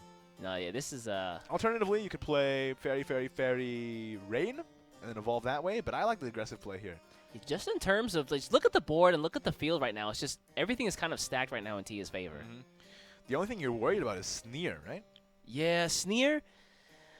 Yeah, that's about it. That's about it. But, I mean, that shouldn't be the thing that stops you from just, like, you know. Especially when you got so much fuel in hand anyway, right? Regardless. Going wide. Oh, he's not going to do that, though. Interesting. I don't know if I agree. I honestly don't think I agree. I think Fairy, Lily would have been a really great aggressive play. Of course, I have perfect knowledge that ShinKD doesn't have Sneer in hand right now. All right. But, no, even this hand works out really poorly against Sneer anyway. Yeah. This board state, rather. I don't know if I like that. Well, you Sneer Matera, and then just everything it gets pinged for one afterward, right? Yeah, so it's fine. So I don't know if I enjoy this line of play. Yeah. But let's see how it works out. He does have the Violet Dragon. He's going to evolve it over the meta right here. It does give Tia an additional draw, which is a bummer. Ooh. Yeah, go for the evolve, yeah. Gonna get the draw here as well. You do get 2 draws out of this. Unfortunately, you can't play the Disciple on this because it only has 1 defense after this. Gives him a Sylvan Justice. That sucks. He doesn't know it yet, but his There's the Sneer. There's the Sneer. Oh, okay. Well, it's fine that he gets it now because whatever Tia drops will just basically just get erased. I think you just trade one of these 1-drops and then just play Greenland X-Men. Yeah. And then just face. You got a 6/5 body on the board. You get your ping starting to go off as soon as next turn. Oh, that's right, yeah. It's pretty nice. Because after that, like, you can just flood the board with whatever you have after your hand once Greenland Axeman comes out. Greenland Axeman, doesn't that a Sneer? Ooh, that's true. So if you're worried about Sneer, run a Fairy into this Dragon Boy and then play that Greenland Axeman and you're Gucci. Yeah, so again, you know, he's got all these cards in hand. He's like, oh, really? There's a lot of different lines of play here. Exactly. That's just one possibility. Like, there's so many ways to play this turn. I'm not going to be confident in saying any one way is right. He's definitely got so many options in hand. Again, Force Craft with all those, like, 1/1/1s. Yep. It's rough. Got to Now, make the right choice. With this, I kind of want to see a Gabi. Okay, Fairy, and then... Yeah, he could do this too. Yeah, this evolve. works, man. He's going aggressive now. Okay, I see. Yeah, there's the Evolve. It's going to go face, run the Fairy into the Violent. No, just run this in, and then you can play the see. Goblin. Oh, that's right, yeah. He could have also just played an Arborist on the Arborist and just went face for an additional 1 damage, but I think he's saving that second Arborist just to boost his whole board. Right, because, I mean... This is awkward for a Sneer, too, though, because the Sneer doesn't even clear most of it. It clears 3 followers here. 2 are still up. Yeah. So he's got to Sneer and then evolve something. And if he does, then he just loses, right? That's rough. That is rough. It's like we talked about earlier, like, you just have to spend points on defense and not lose, but then, again, you waste your Why'd I resources. ever doubt Tia? He knows what he's doing, man. Yeah, right? He knows what he's doing. His name is T, and he's running a Force Grab deck. What did you expect out of this man? And this comes the Evolve. Yeah, it has to be this way. And then after this, the Greenland Axeman comes out, and then you just start going, man. Yeah. Well, he got the Although, Dragon Meditation in hand.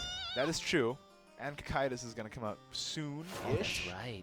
He's got to be careful, though, because he's going to... So next turn, he gets the play point from The Greenland survives. You Arborist the Greenland. That's so good. Oh, my God. That is so good. And now, what do you do against this? Second Sneer, please? Ooh. Off the top? Ooh, please? No. No. I mean... Oh, boy. Meditation... Or do you even meditation? Does it do anything if you meditation? You go back to up to 11. Yeah. That's not anything. Yikes. Does he... Keep digging? That's terrifying, man. I don't know if there's anything Spending inside. resources. Yeah, you can see it on his face, too. This is rough. Tia just navigated this real nice, didn't he? Yeah, again, the man's name is Tia. I feel like everybody here in the tournament should have seen that. They'd be like, wait a second. Should have banned us. Little did everybody know, he doesn't actually know how to play RuneCraft. He's like, they've just been banning it this entire time. It's like, I've never played RuneCraft a day in my life. Is that the real tech? I want to take a look at the... Legit, people have done that before. Are you kidding? They just bring decks they know are going to get banned, but they don't know how to play. Then they just play whatever they want. This has happened. That's some big brain stuff right there. It is hilarious. I love it when that happens. It's so funny. They bring like a Portal Craft deck, like, yeah, I bet you are terrified, aren't you? Oh, wait. He's at 10 play points now, though, so we actually can clear 2 things here. Okay. But it's not really that impactful. Yeah, because, again, Tia can just build the board up again. Man, that Oracle is so good off the top. Now he gets to do this. Okay. Nice. He's going to keep his board as well, which is going to be really useful for dealing with whatever Tia puts out. Has to do is just survive, right? That's all. Yeah, that's... He's got the Cocytus in hand. At this point, though, think about it. He's not really playing to win. He's playing to survive. Yeah, I'm worried, man. Yeah. But we've seen this happen before, where once Cocytus is dropped, then all bets are off. Right. Let me just get this Cocytus deck in hand. Okay. Yeah, Tia's just starting to ignore the board and go face. Ignoring the 1/1. Why ignore the 1/1? You have so many tools to deal with it. Didn't even play extra fairies, just in case of a Sneer, I suppose. We've already seen it, though. Right. Interesting. This turn definitely has got to be Cocytus. Like, you definitely don't play Zoe. I don't think you have a choice. You have to play Cocytus. Zoe doesn't do you any good here. You play Cocytus and then run into you run your 1/1 into the 1/3. Thing is, you play the Zoe after the Cocytus because the Zoe buys you a turn, and then your Cocytus can draw you something real nice. Oh, that's right. Because you become immune to damage, even though you're set to 1. You become immune to damage for 1 turn. The problem is he saw the Falcon go in hand, so. Yeah, so be worried about that. Yeah, right? if there's no ward on the field, then what do you do? Thing is, you Cocytus, maybe you get the Scorpion of Greed to get that Storm Drain, heal back up. Maybe you get the Scion of Desire to get the destroy random enemy follower and restore X defense to your leader. X equals their power. Just gotta roll them dice, man. See what you get. I mean, that's what it is with Cocytus, man. You play the Cocytus and you just get this overpowered deck and just win off that. Thing is, ShinKD, can he survive that long? Maybe. He does have the Zoe in hand, but it all depends on whether Tia can just keep putting the pressure on. Running out of time, though. Yeah, okay. Interesting. Goes to the 1/1 there. See, this is why I'm not sure why Tia floated 2 play points there. Yeah. Having an additional 2 on the board right now would have been real nice. He could have done quite a lot of damage. Oh. Oh, okay, there's the Raptor. 2, Yep. 3, 4. Still not enough. Oh, well, hold on. 7 plus Glen. That Lily off the top, though. We were talking about possibilities. Good lord. We were talking about possibilities with Kakaidas. What do you do Tia, there? you notice how Tia was there was just completely calm? He Like was he like, knew exactly what was going to happen. Like, He looks so comfortable. I mean, the guy's name is Tia. He definitely has been piloting that Forestcraft deck like a champ all day. he had faith in his deck, man. He just was like, you know what? My next card, it's Lily. So I don't got to worry about it. Lily. Oh, thanks. Oh, yeah. It's not a problem, okay? And that means terrifying. Tia advances to the grand finals. Ooh, Bene's sitting pretty. Yeah, Bene versus Tia. But you know what? Congratulations to ShinKD. Absolutely. Man, just talking to you one-on-one right now. Really glad to see you out here, man. Grinding a new competitive year after your performance last year and making it all the way here in the upper echelons of top 8. Nothing to be disappointed about at all. Walked home with some league points, so that we'll probably see you at the end of the year, hopefully, right? Hope so, yeah. Just keep grinding those tournaments. Absolutely. But Tia, fresh face up against Bene. Another fresh face. 2019 is the year of new blood, man. Get in on it. Bloods, man. All right. All these old guys are like, come on, move aside, Grandpa. Come on, little folks' home is over here. Let me show you. Let me show you where Shadowverse is. I think they're all about young adults. Yeah, right. But no, they're old. They're old news. No, here we go. Bene with that Lion Havencraft up against Tia's Forestcraft Mastery in the finals. I'm very excited. You know what I'm glad to see? I'm glad to see the 2 guys who ran the kind of the weird stuff are sitting in finals. Yeah. They're the ones who's like, okay, this is what the meta looks like. Let me counter the meta. Yeah, bringing Forestcraft, Swordcraft, the only Swordcraft in the tournament. Havencraft, Lion, ooh. I'm so hyped. Right? So hyped. And so then, yeah, maybe we'll take a look at the. Yeah, let's take a look at the decks for both Bene and for Tia here for the grand finals in a little bit.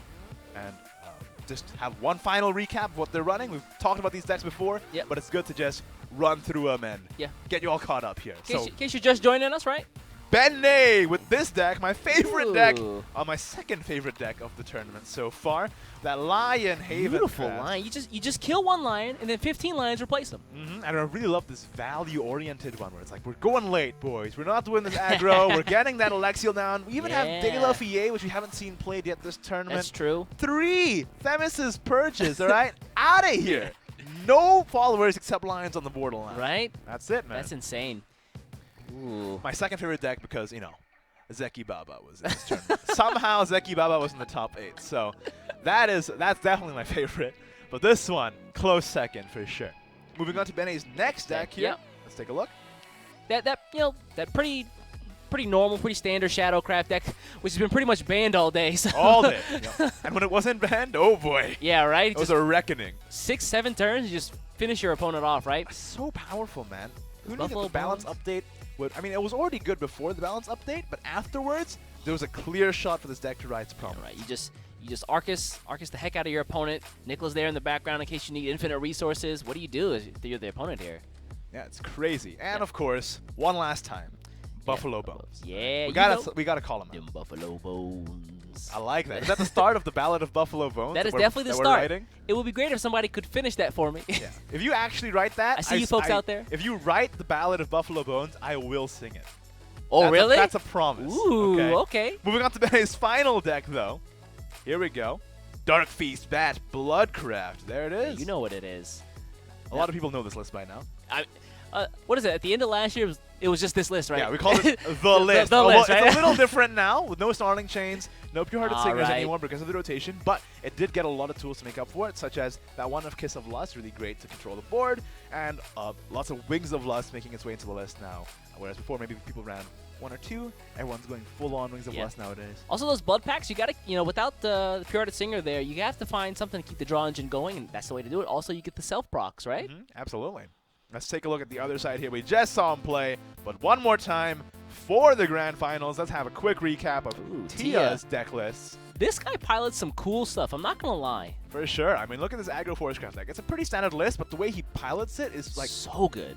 It's satisfying to watch. It's masterful, because right? It's fun to watch him just corner the enemy into having the worst turns possible, and that's happened throughout this entire tournament so far. Yeah, I mean, watching him just sit there and make you play to not lose rather than play to win is incredible. Yeah, it's actually pretty satisfying. If I played against him on ladder, though, I don't think I'd be very satisfied. But you know what? Watching him from here on this desk, I'm pretty happy about it. Right. So let's say you ban the forest craft. Then you take a look at his next deck.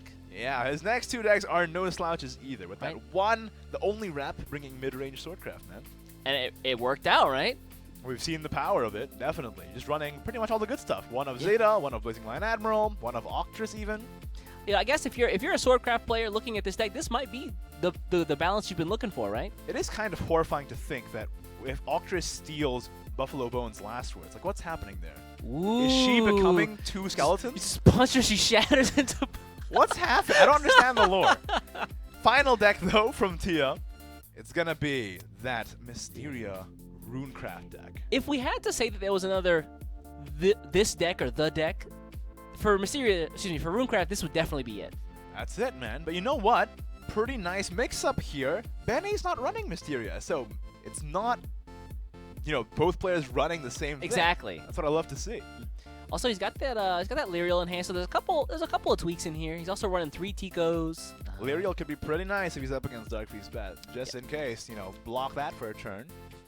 Oh yeah. Also, he's running the 2 Nova Flares as well, and going up against someone using Forestcraft and Swordcraft, those are definitely going to pay off in spades.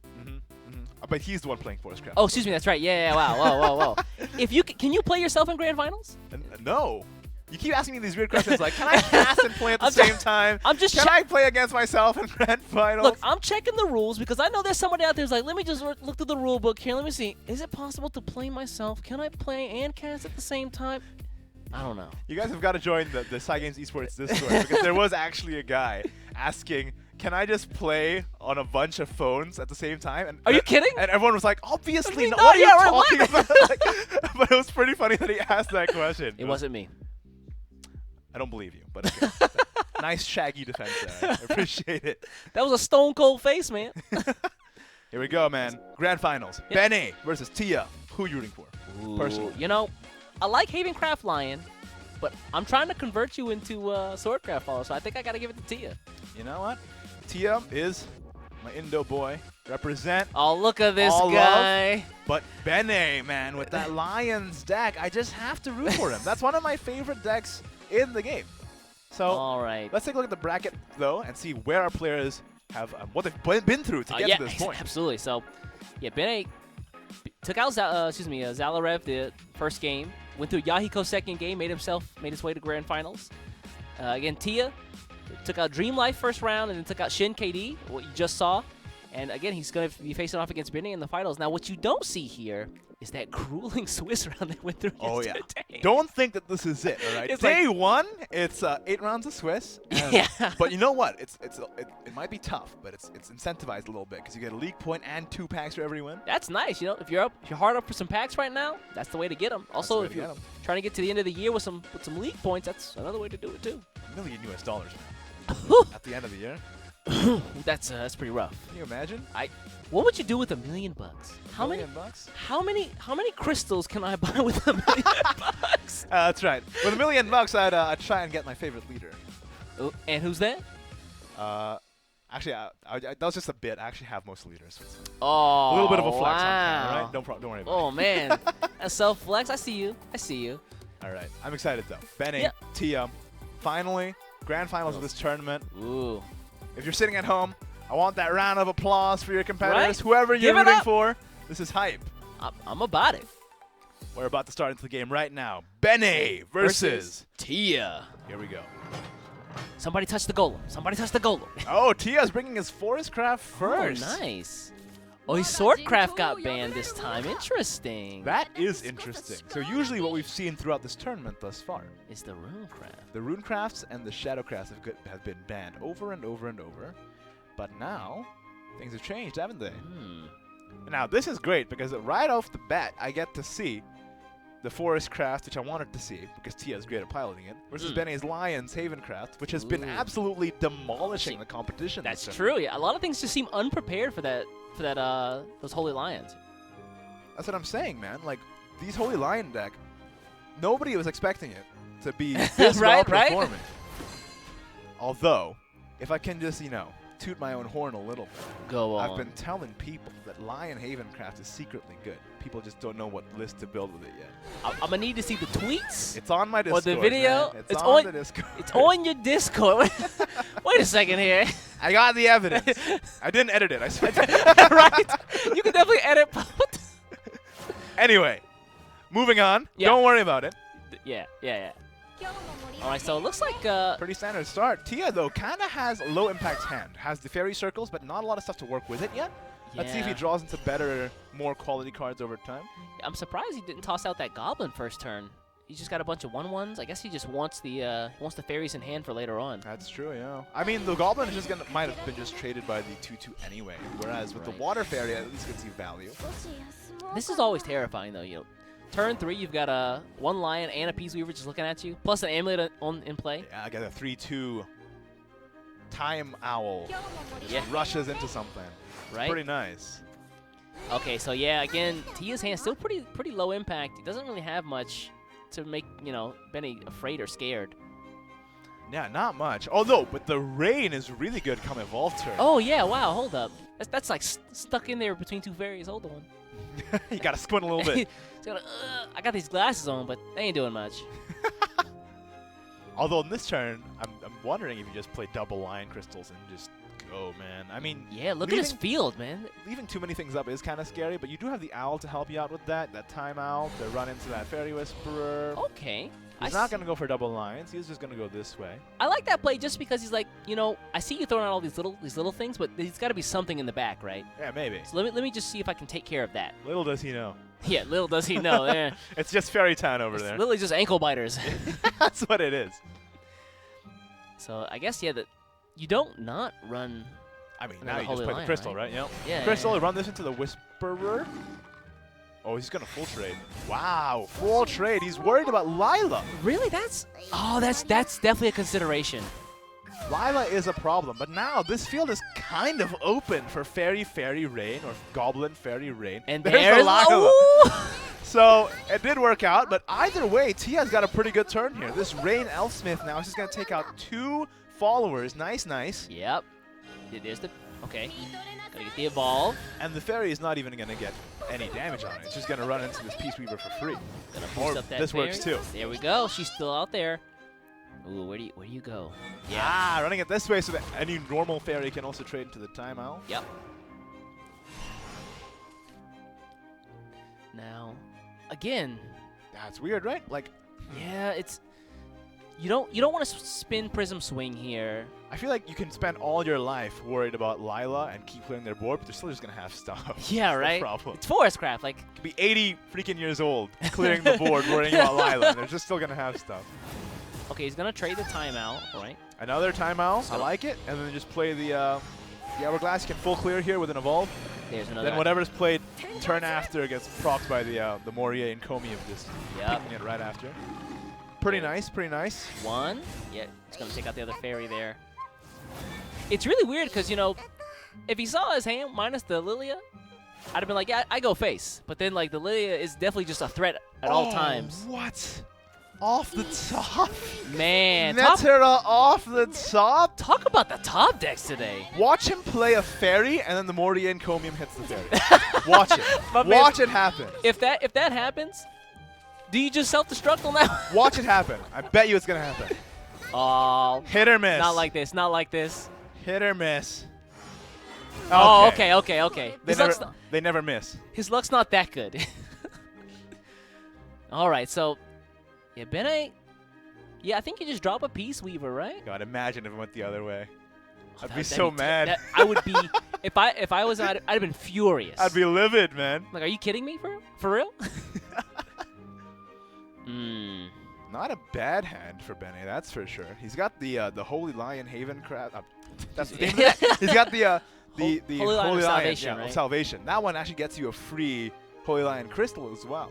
Oh, that's pretty true. nice. Unfortunately, no 2-drop to curve with it. Maybe you just want to go Peace Reaver and Lion. Right? Yeah. I don't hate it. Yeah, there you go. Evolve.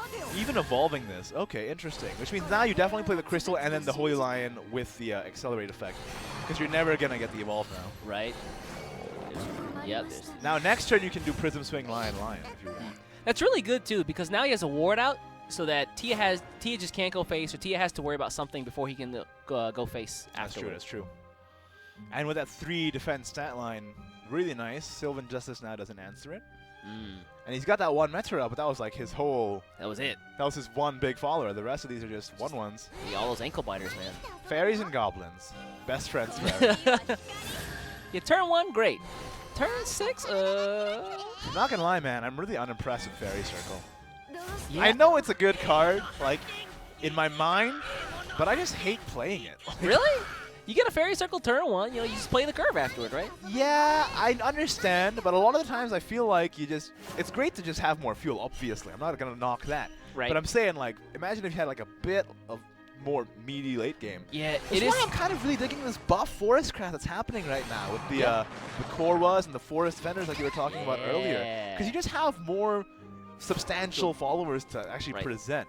It's really bad, like when you play like a forest craft deck and like you realize your hand is just entirely fairies. You're like, I've done something wrong. Exactly. Yeah, that's it. But not a bad turn here. You can Lila and then Sylvan Justice clear a couple of these, but clearing Lions versus clearing Fairies. Yikes. Lions are a little bigger, let's be honest. Right. Oh yeah, here's the question. 1 billion lions or 1 billion fairies? No, what is it? 500 lions or 1 billion fairies? Who wins? 1 billion fairies? Yeah. I mean, obviously 1 billion. I think you don't understand how big a billion is. You don't understand how big a billion is? Outside of the realm of Shadowverse, who wins? 500 lions or 1 billion fairies? My favorite one was 1 million lions or the sun. Who would win? What? That was my favorite one that I saw. It's so good. Then the comments were like, what are you talking about? Then the second comment was like, I don't know, man. That's a lot of lions. It's all you need to do is sow that seed of doubt. that guy did it, right? Oh, it looks like this is about to be a game. We've got crystals coming out left and right. Yeah, still at 17 defense. Yeah, this is looking pretty rough. And he's still got a prism swing to get another crystal out of Exactly. So unless there's a ward coming out, yeah, Tia's in dire straits. Gonna drop the Storied Falconer, but there's really nothing you can do here. Yeah. You've just got fairies and goblins, bunch of weenies. Wait till Lilia comes out. Plump him up. Yeah, he just... Yeah, but it's over. Tap the golem, tap the golem, tap... Oh. You really want to see that golem tap, Just don't like, you? bam! And that's through. gonna be I it. like that. Bene, no nonsense, no BM or anything. Straight through. Nothing Straight crazy. through. I don't blame him. Again, this Lion Havencraft deck is Doing really work. impressing me. Every game it's played, it's steamrolled, basically. Yeah, here's the scary part. He just beat Tia's Forestcraft deck. That's it, man. And I think that might be Tia's strongest deck. Probably, it's maybe the one he's most comfortable with, for sure. Exactly. That's a huge part of tournament brings, like what deck are you most comfortable playing in a high-pressure environment? And if that Lion Havencraft deck, that pet deck of Bene just rolls through it. Pap, pap, pap, pap. Yeah. Tia is bringing it again, though. He's got to bring it again. Yeah. Up against Bloodcraft. You just got to go fast, I think, right? Yeah. It's easier said than done, though. Easier said than done. Let's see what they got. Ooh. Now, it looks like, okay, pretty good hand off the mulligan. Oh, actually, hold on. That's, actually, you don't get much. The Kiss of Lust is all right against Forestcraft. Ooh, Tia's going first as well. That's going to be a pretty big advantage, especially when they're playing an aggressive deck. Right. There's this turn 1 Goblin. He finally made the best play. Turn 1 Kiss of Lust. None of that. Yeah. Right out of here. Well, sorry, Goblin. No Goblin Zone. This is what this is. No big nose, yeah. It's got to be Servant of Lust after this, right? Yeah. He did draw Floros in his opening hand, which is kind of a bummer, but not the worst thing that could happen to you. It's got a couple on the deck, which is still fine. Those get, what is it? What was it? Invocated? Invocated, yeah.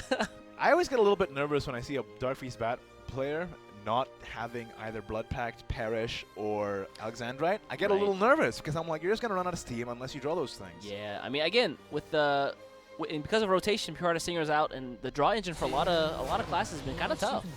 For Darkfeast Bad Bloodcraft especially, the drawing is so important because there's a lot of cards you want to play in a single turn for invocation's sake, and as well as just getting yourself procs up. And if you don't have enough draw, you're just going to run out of steam, and you're just going to be top decking these 2 drops that don't do anything. That's some scary stuff. Meanwhile, Tia starting to build up a board here. It's yeah, what do you do here as Bene? Like 3 play points, nothing's really looking good. He's got a Perish at least. What he can do is play the Evil Eye into the Falconer and then just play the Perish, but then you're not having the Evil Eye for a potential clear. Right. Which is huge against Forest Craft. Like so he's just going to pass. Oh, wow, okay. Decides he's a little selfish here and just says, I'm going to keep all the options. He has 3 procs. He needs 1 more for a potential Floros. I think that's what he's betting on. Yeah, hopefully he draws like another Perish or another Gift for Bloodkin. Then next turn he's got it. Otherwise, even just another 2-play point proc like Evil Eye Demon will do, but you can't play the Vera then. He's got to be really scared because Tia might have that Arborist in hand. Even though he doesn't, I mean, again, we have perfect knowledge. Bene doesn't. He's got to be afraid of all those little those weenies getting pumped up. Yeah, definitely. Phrasing. Blood Pact, Evil Eye, Yep, Perish, that's it. Got it. Bloodkin, Evolve the Floros. We good? I think we good. Might get some cards. It's a little dangerous, though, isn't it? You're going pretty low here, but at least you got the Floros out, and then you can Evil Eye the next turn. Really nice that he drew the second Evil Eye there. It's gonna be his vengeance, but can't really take advantage of it, can he? Yeah, now the recent Darkfeast Bad Bloodcraft decks don't really matter if you're in vengeance or not. Right. Floros evolving, and this is going to run into the Falconer. Nice. You're a bit in the danger zone here, but I think there's no way that Tia has lethal here. 2, 4, 6. He's at this really weird state though, where he has a wait. If he had Arborist there, he had that'd 8. have been game. He Yeah. had 8. Oh, 8 was it? Oh yeah. So 1, 2, 3. So on off, which is nice. This is like edge of your seat Shadowverse right now. So let's see. What do you just Patera into the Floros? Oh, that's not gonna take it out though. He doesn't have enough cards in hand. Yeah. Ooh. Kind of an ugly turn. Yeah, things are a little spicy for Tia right now. He could run a Bat into Floros, run a Goblin into Floros, play... No, you can just run the Bat, right? Yeah, it's just 1, I think, yeah. And then you could have played Raid and taken it out that way. And this works too. Yeah. This is totally fine. There it is. Just exploring the other avenue. Yep. Metara. Oh, any flood here, though, is going to get taken out by that Evil Eye. Yep. Okay, gonna go face a little bit there. Oh, it's got to be Evil Eye here, right? He's hovering over that Floros. Okay, there you go. Okay, yeah. I was a little worried. Yeah, right. It's like, wait. Just really think it through here, man. But there you go. Clear board. Get gone. 5. So we know it's at 5. 2 more procs for the Valneric. Yep. Not that far away, honestly. We got the Wings of Lust, too. Well, there's the green. Off the top. Now you gotta start to get scared because if T can start to get that board presence, like start dropping the ankle biters again, that's That's rough. I think you just play Floros. Yeah. You can play Vera without evolving it. Or you could just play the Wings of Lust. I don't know. I don't want to play Wings of Lust because I wanna get Wings of Lust on Valneric if I can, I think. Yeah, I think evolving Vera here is pretty useless. So yeah, okay, just gonna pass. And plus you can evolve the other one, so it's all good. Right.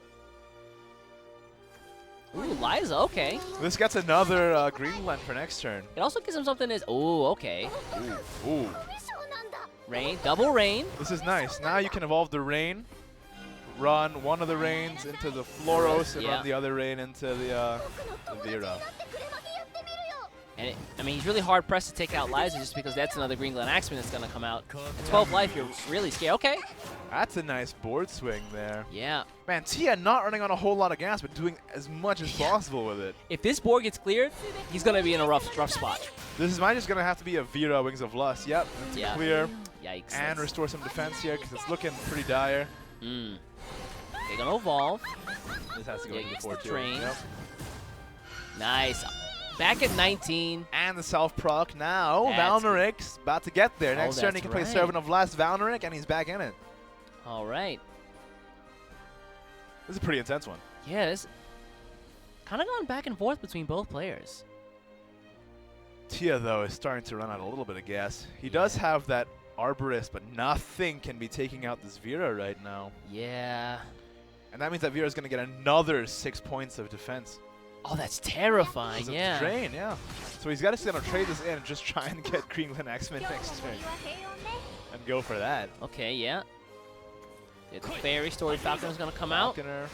It's crazy to think that he was in a position to just pretty much keep going face and almost win the game.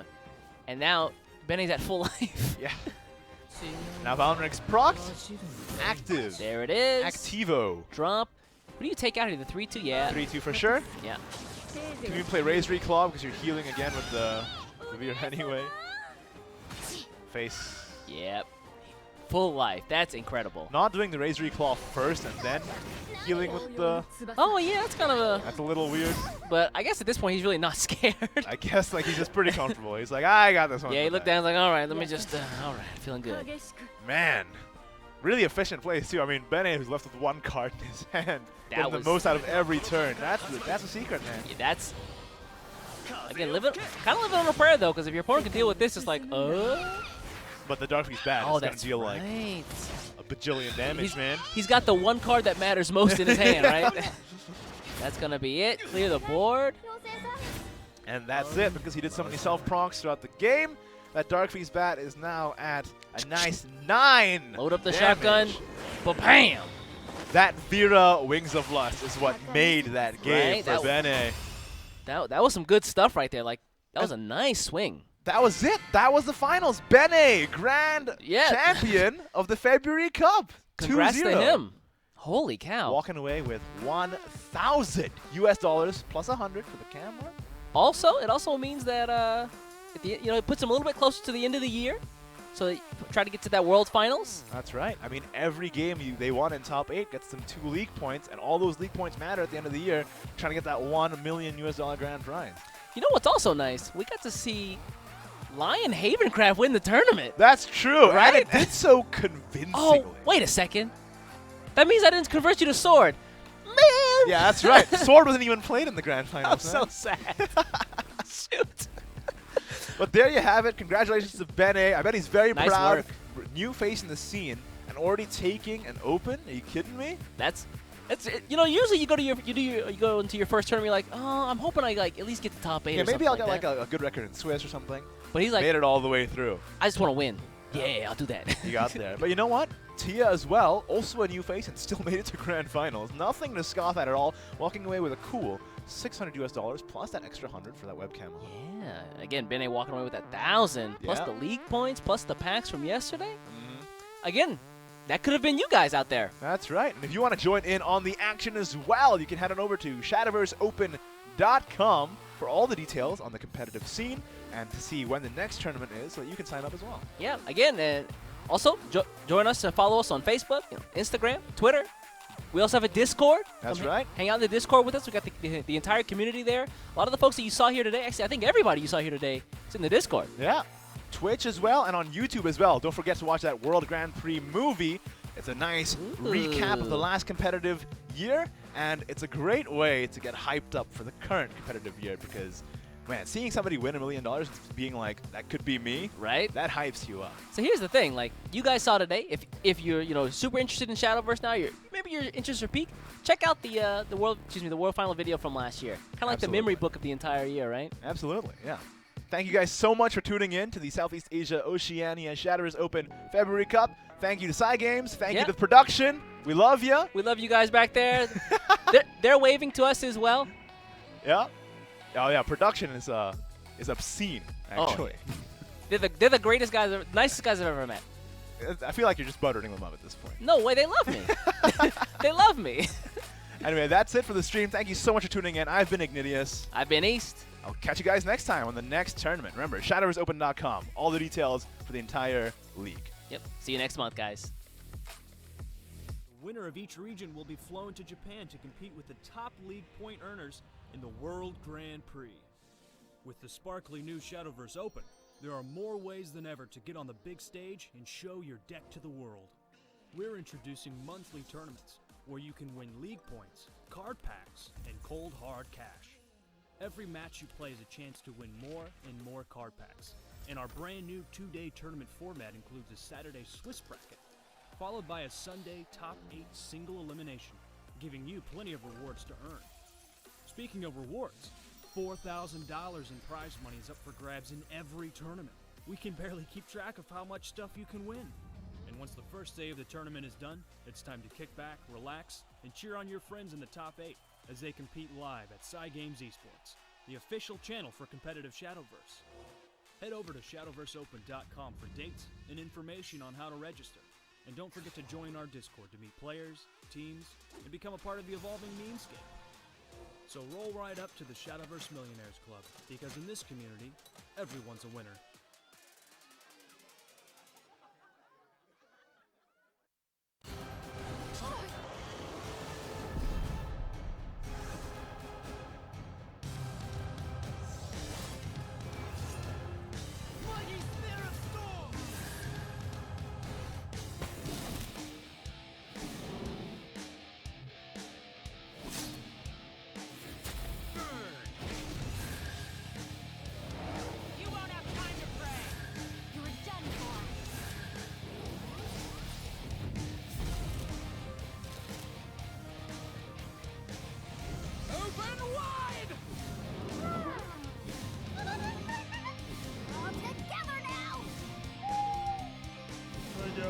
Out more. Woo! Clear the way!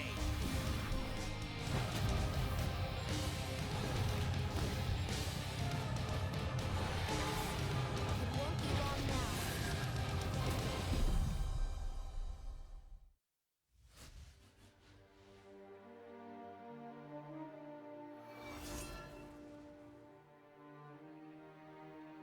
When peace is allowed to flourish, it is quaint what humans can create. But, alas, all good things must end. You see serenity, well, it's a rather tenuous beast. After all, the time of change is upon us.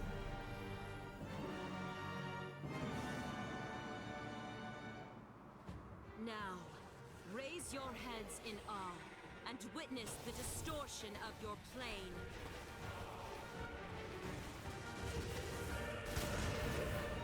It will morph your white-winged saviors into willful soldiers and pull your fallen nightmares from their graves. Imbued with new magic, powers most perverse will spread throughout heaven and earth, and twist until they've taken unfamiliar forms. Heed the coming change, mortal, and take charge.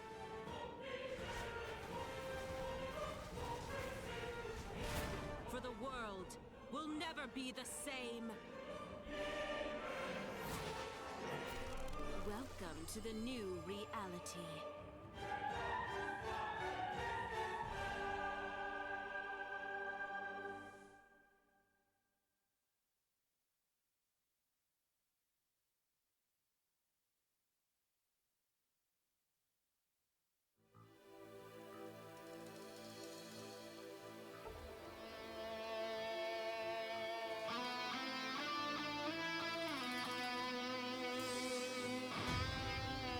僕たちの空の旅は無限の可能性に満ちている。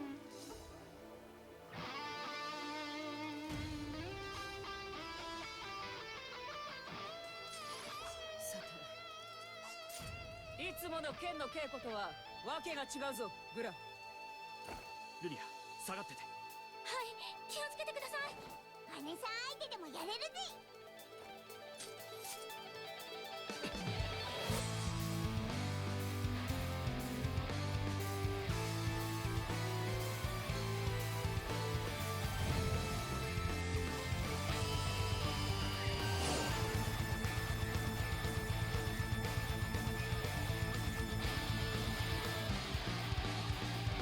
この技でテンペストブレード。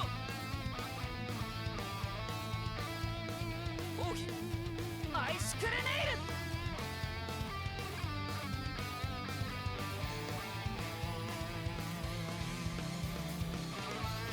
おっと、ちょうどいい箱があったもので。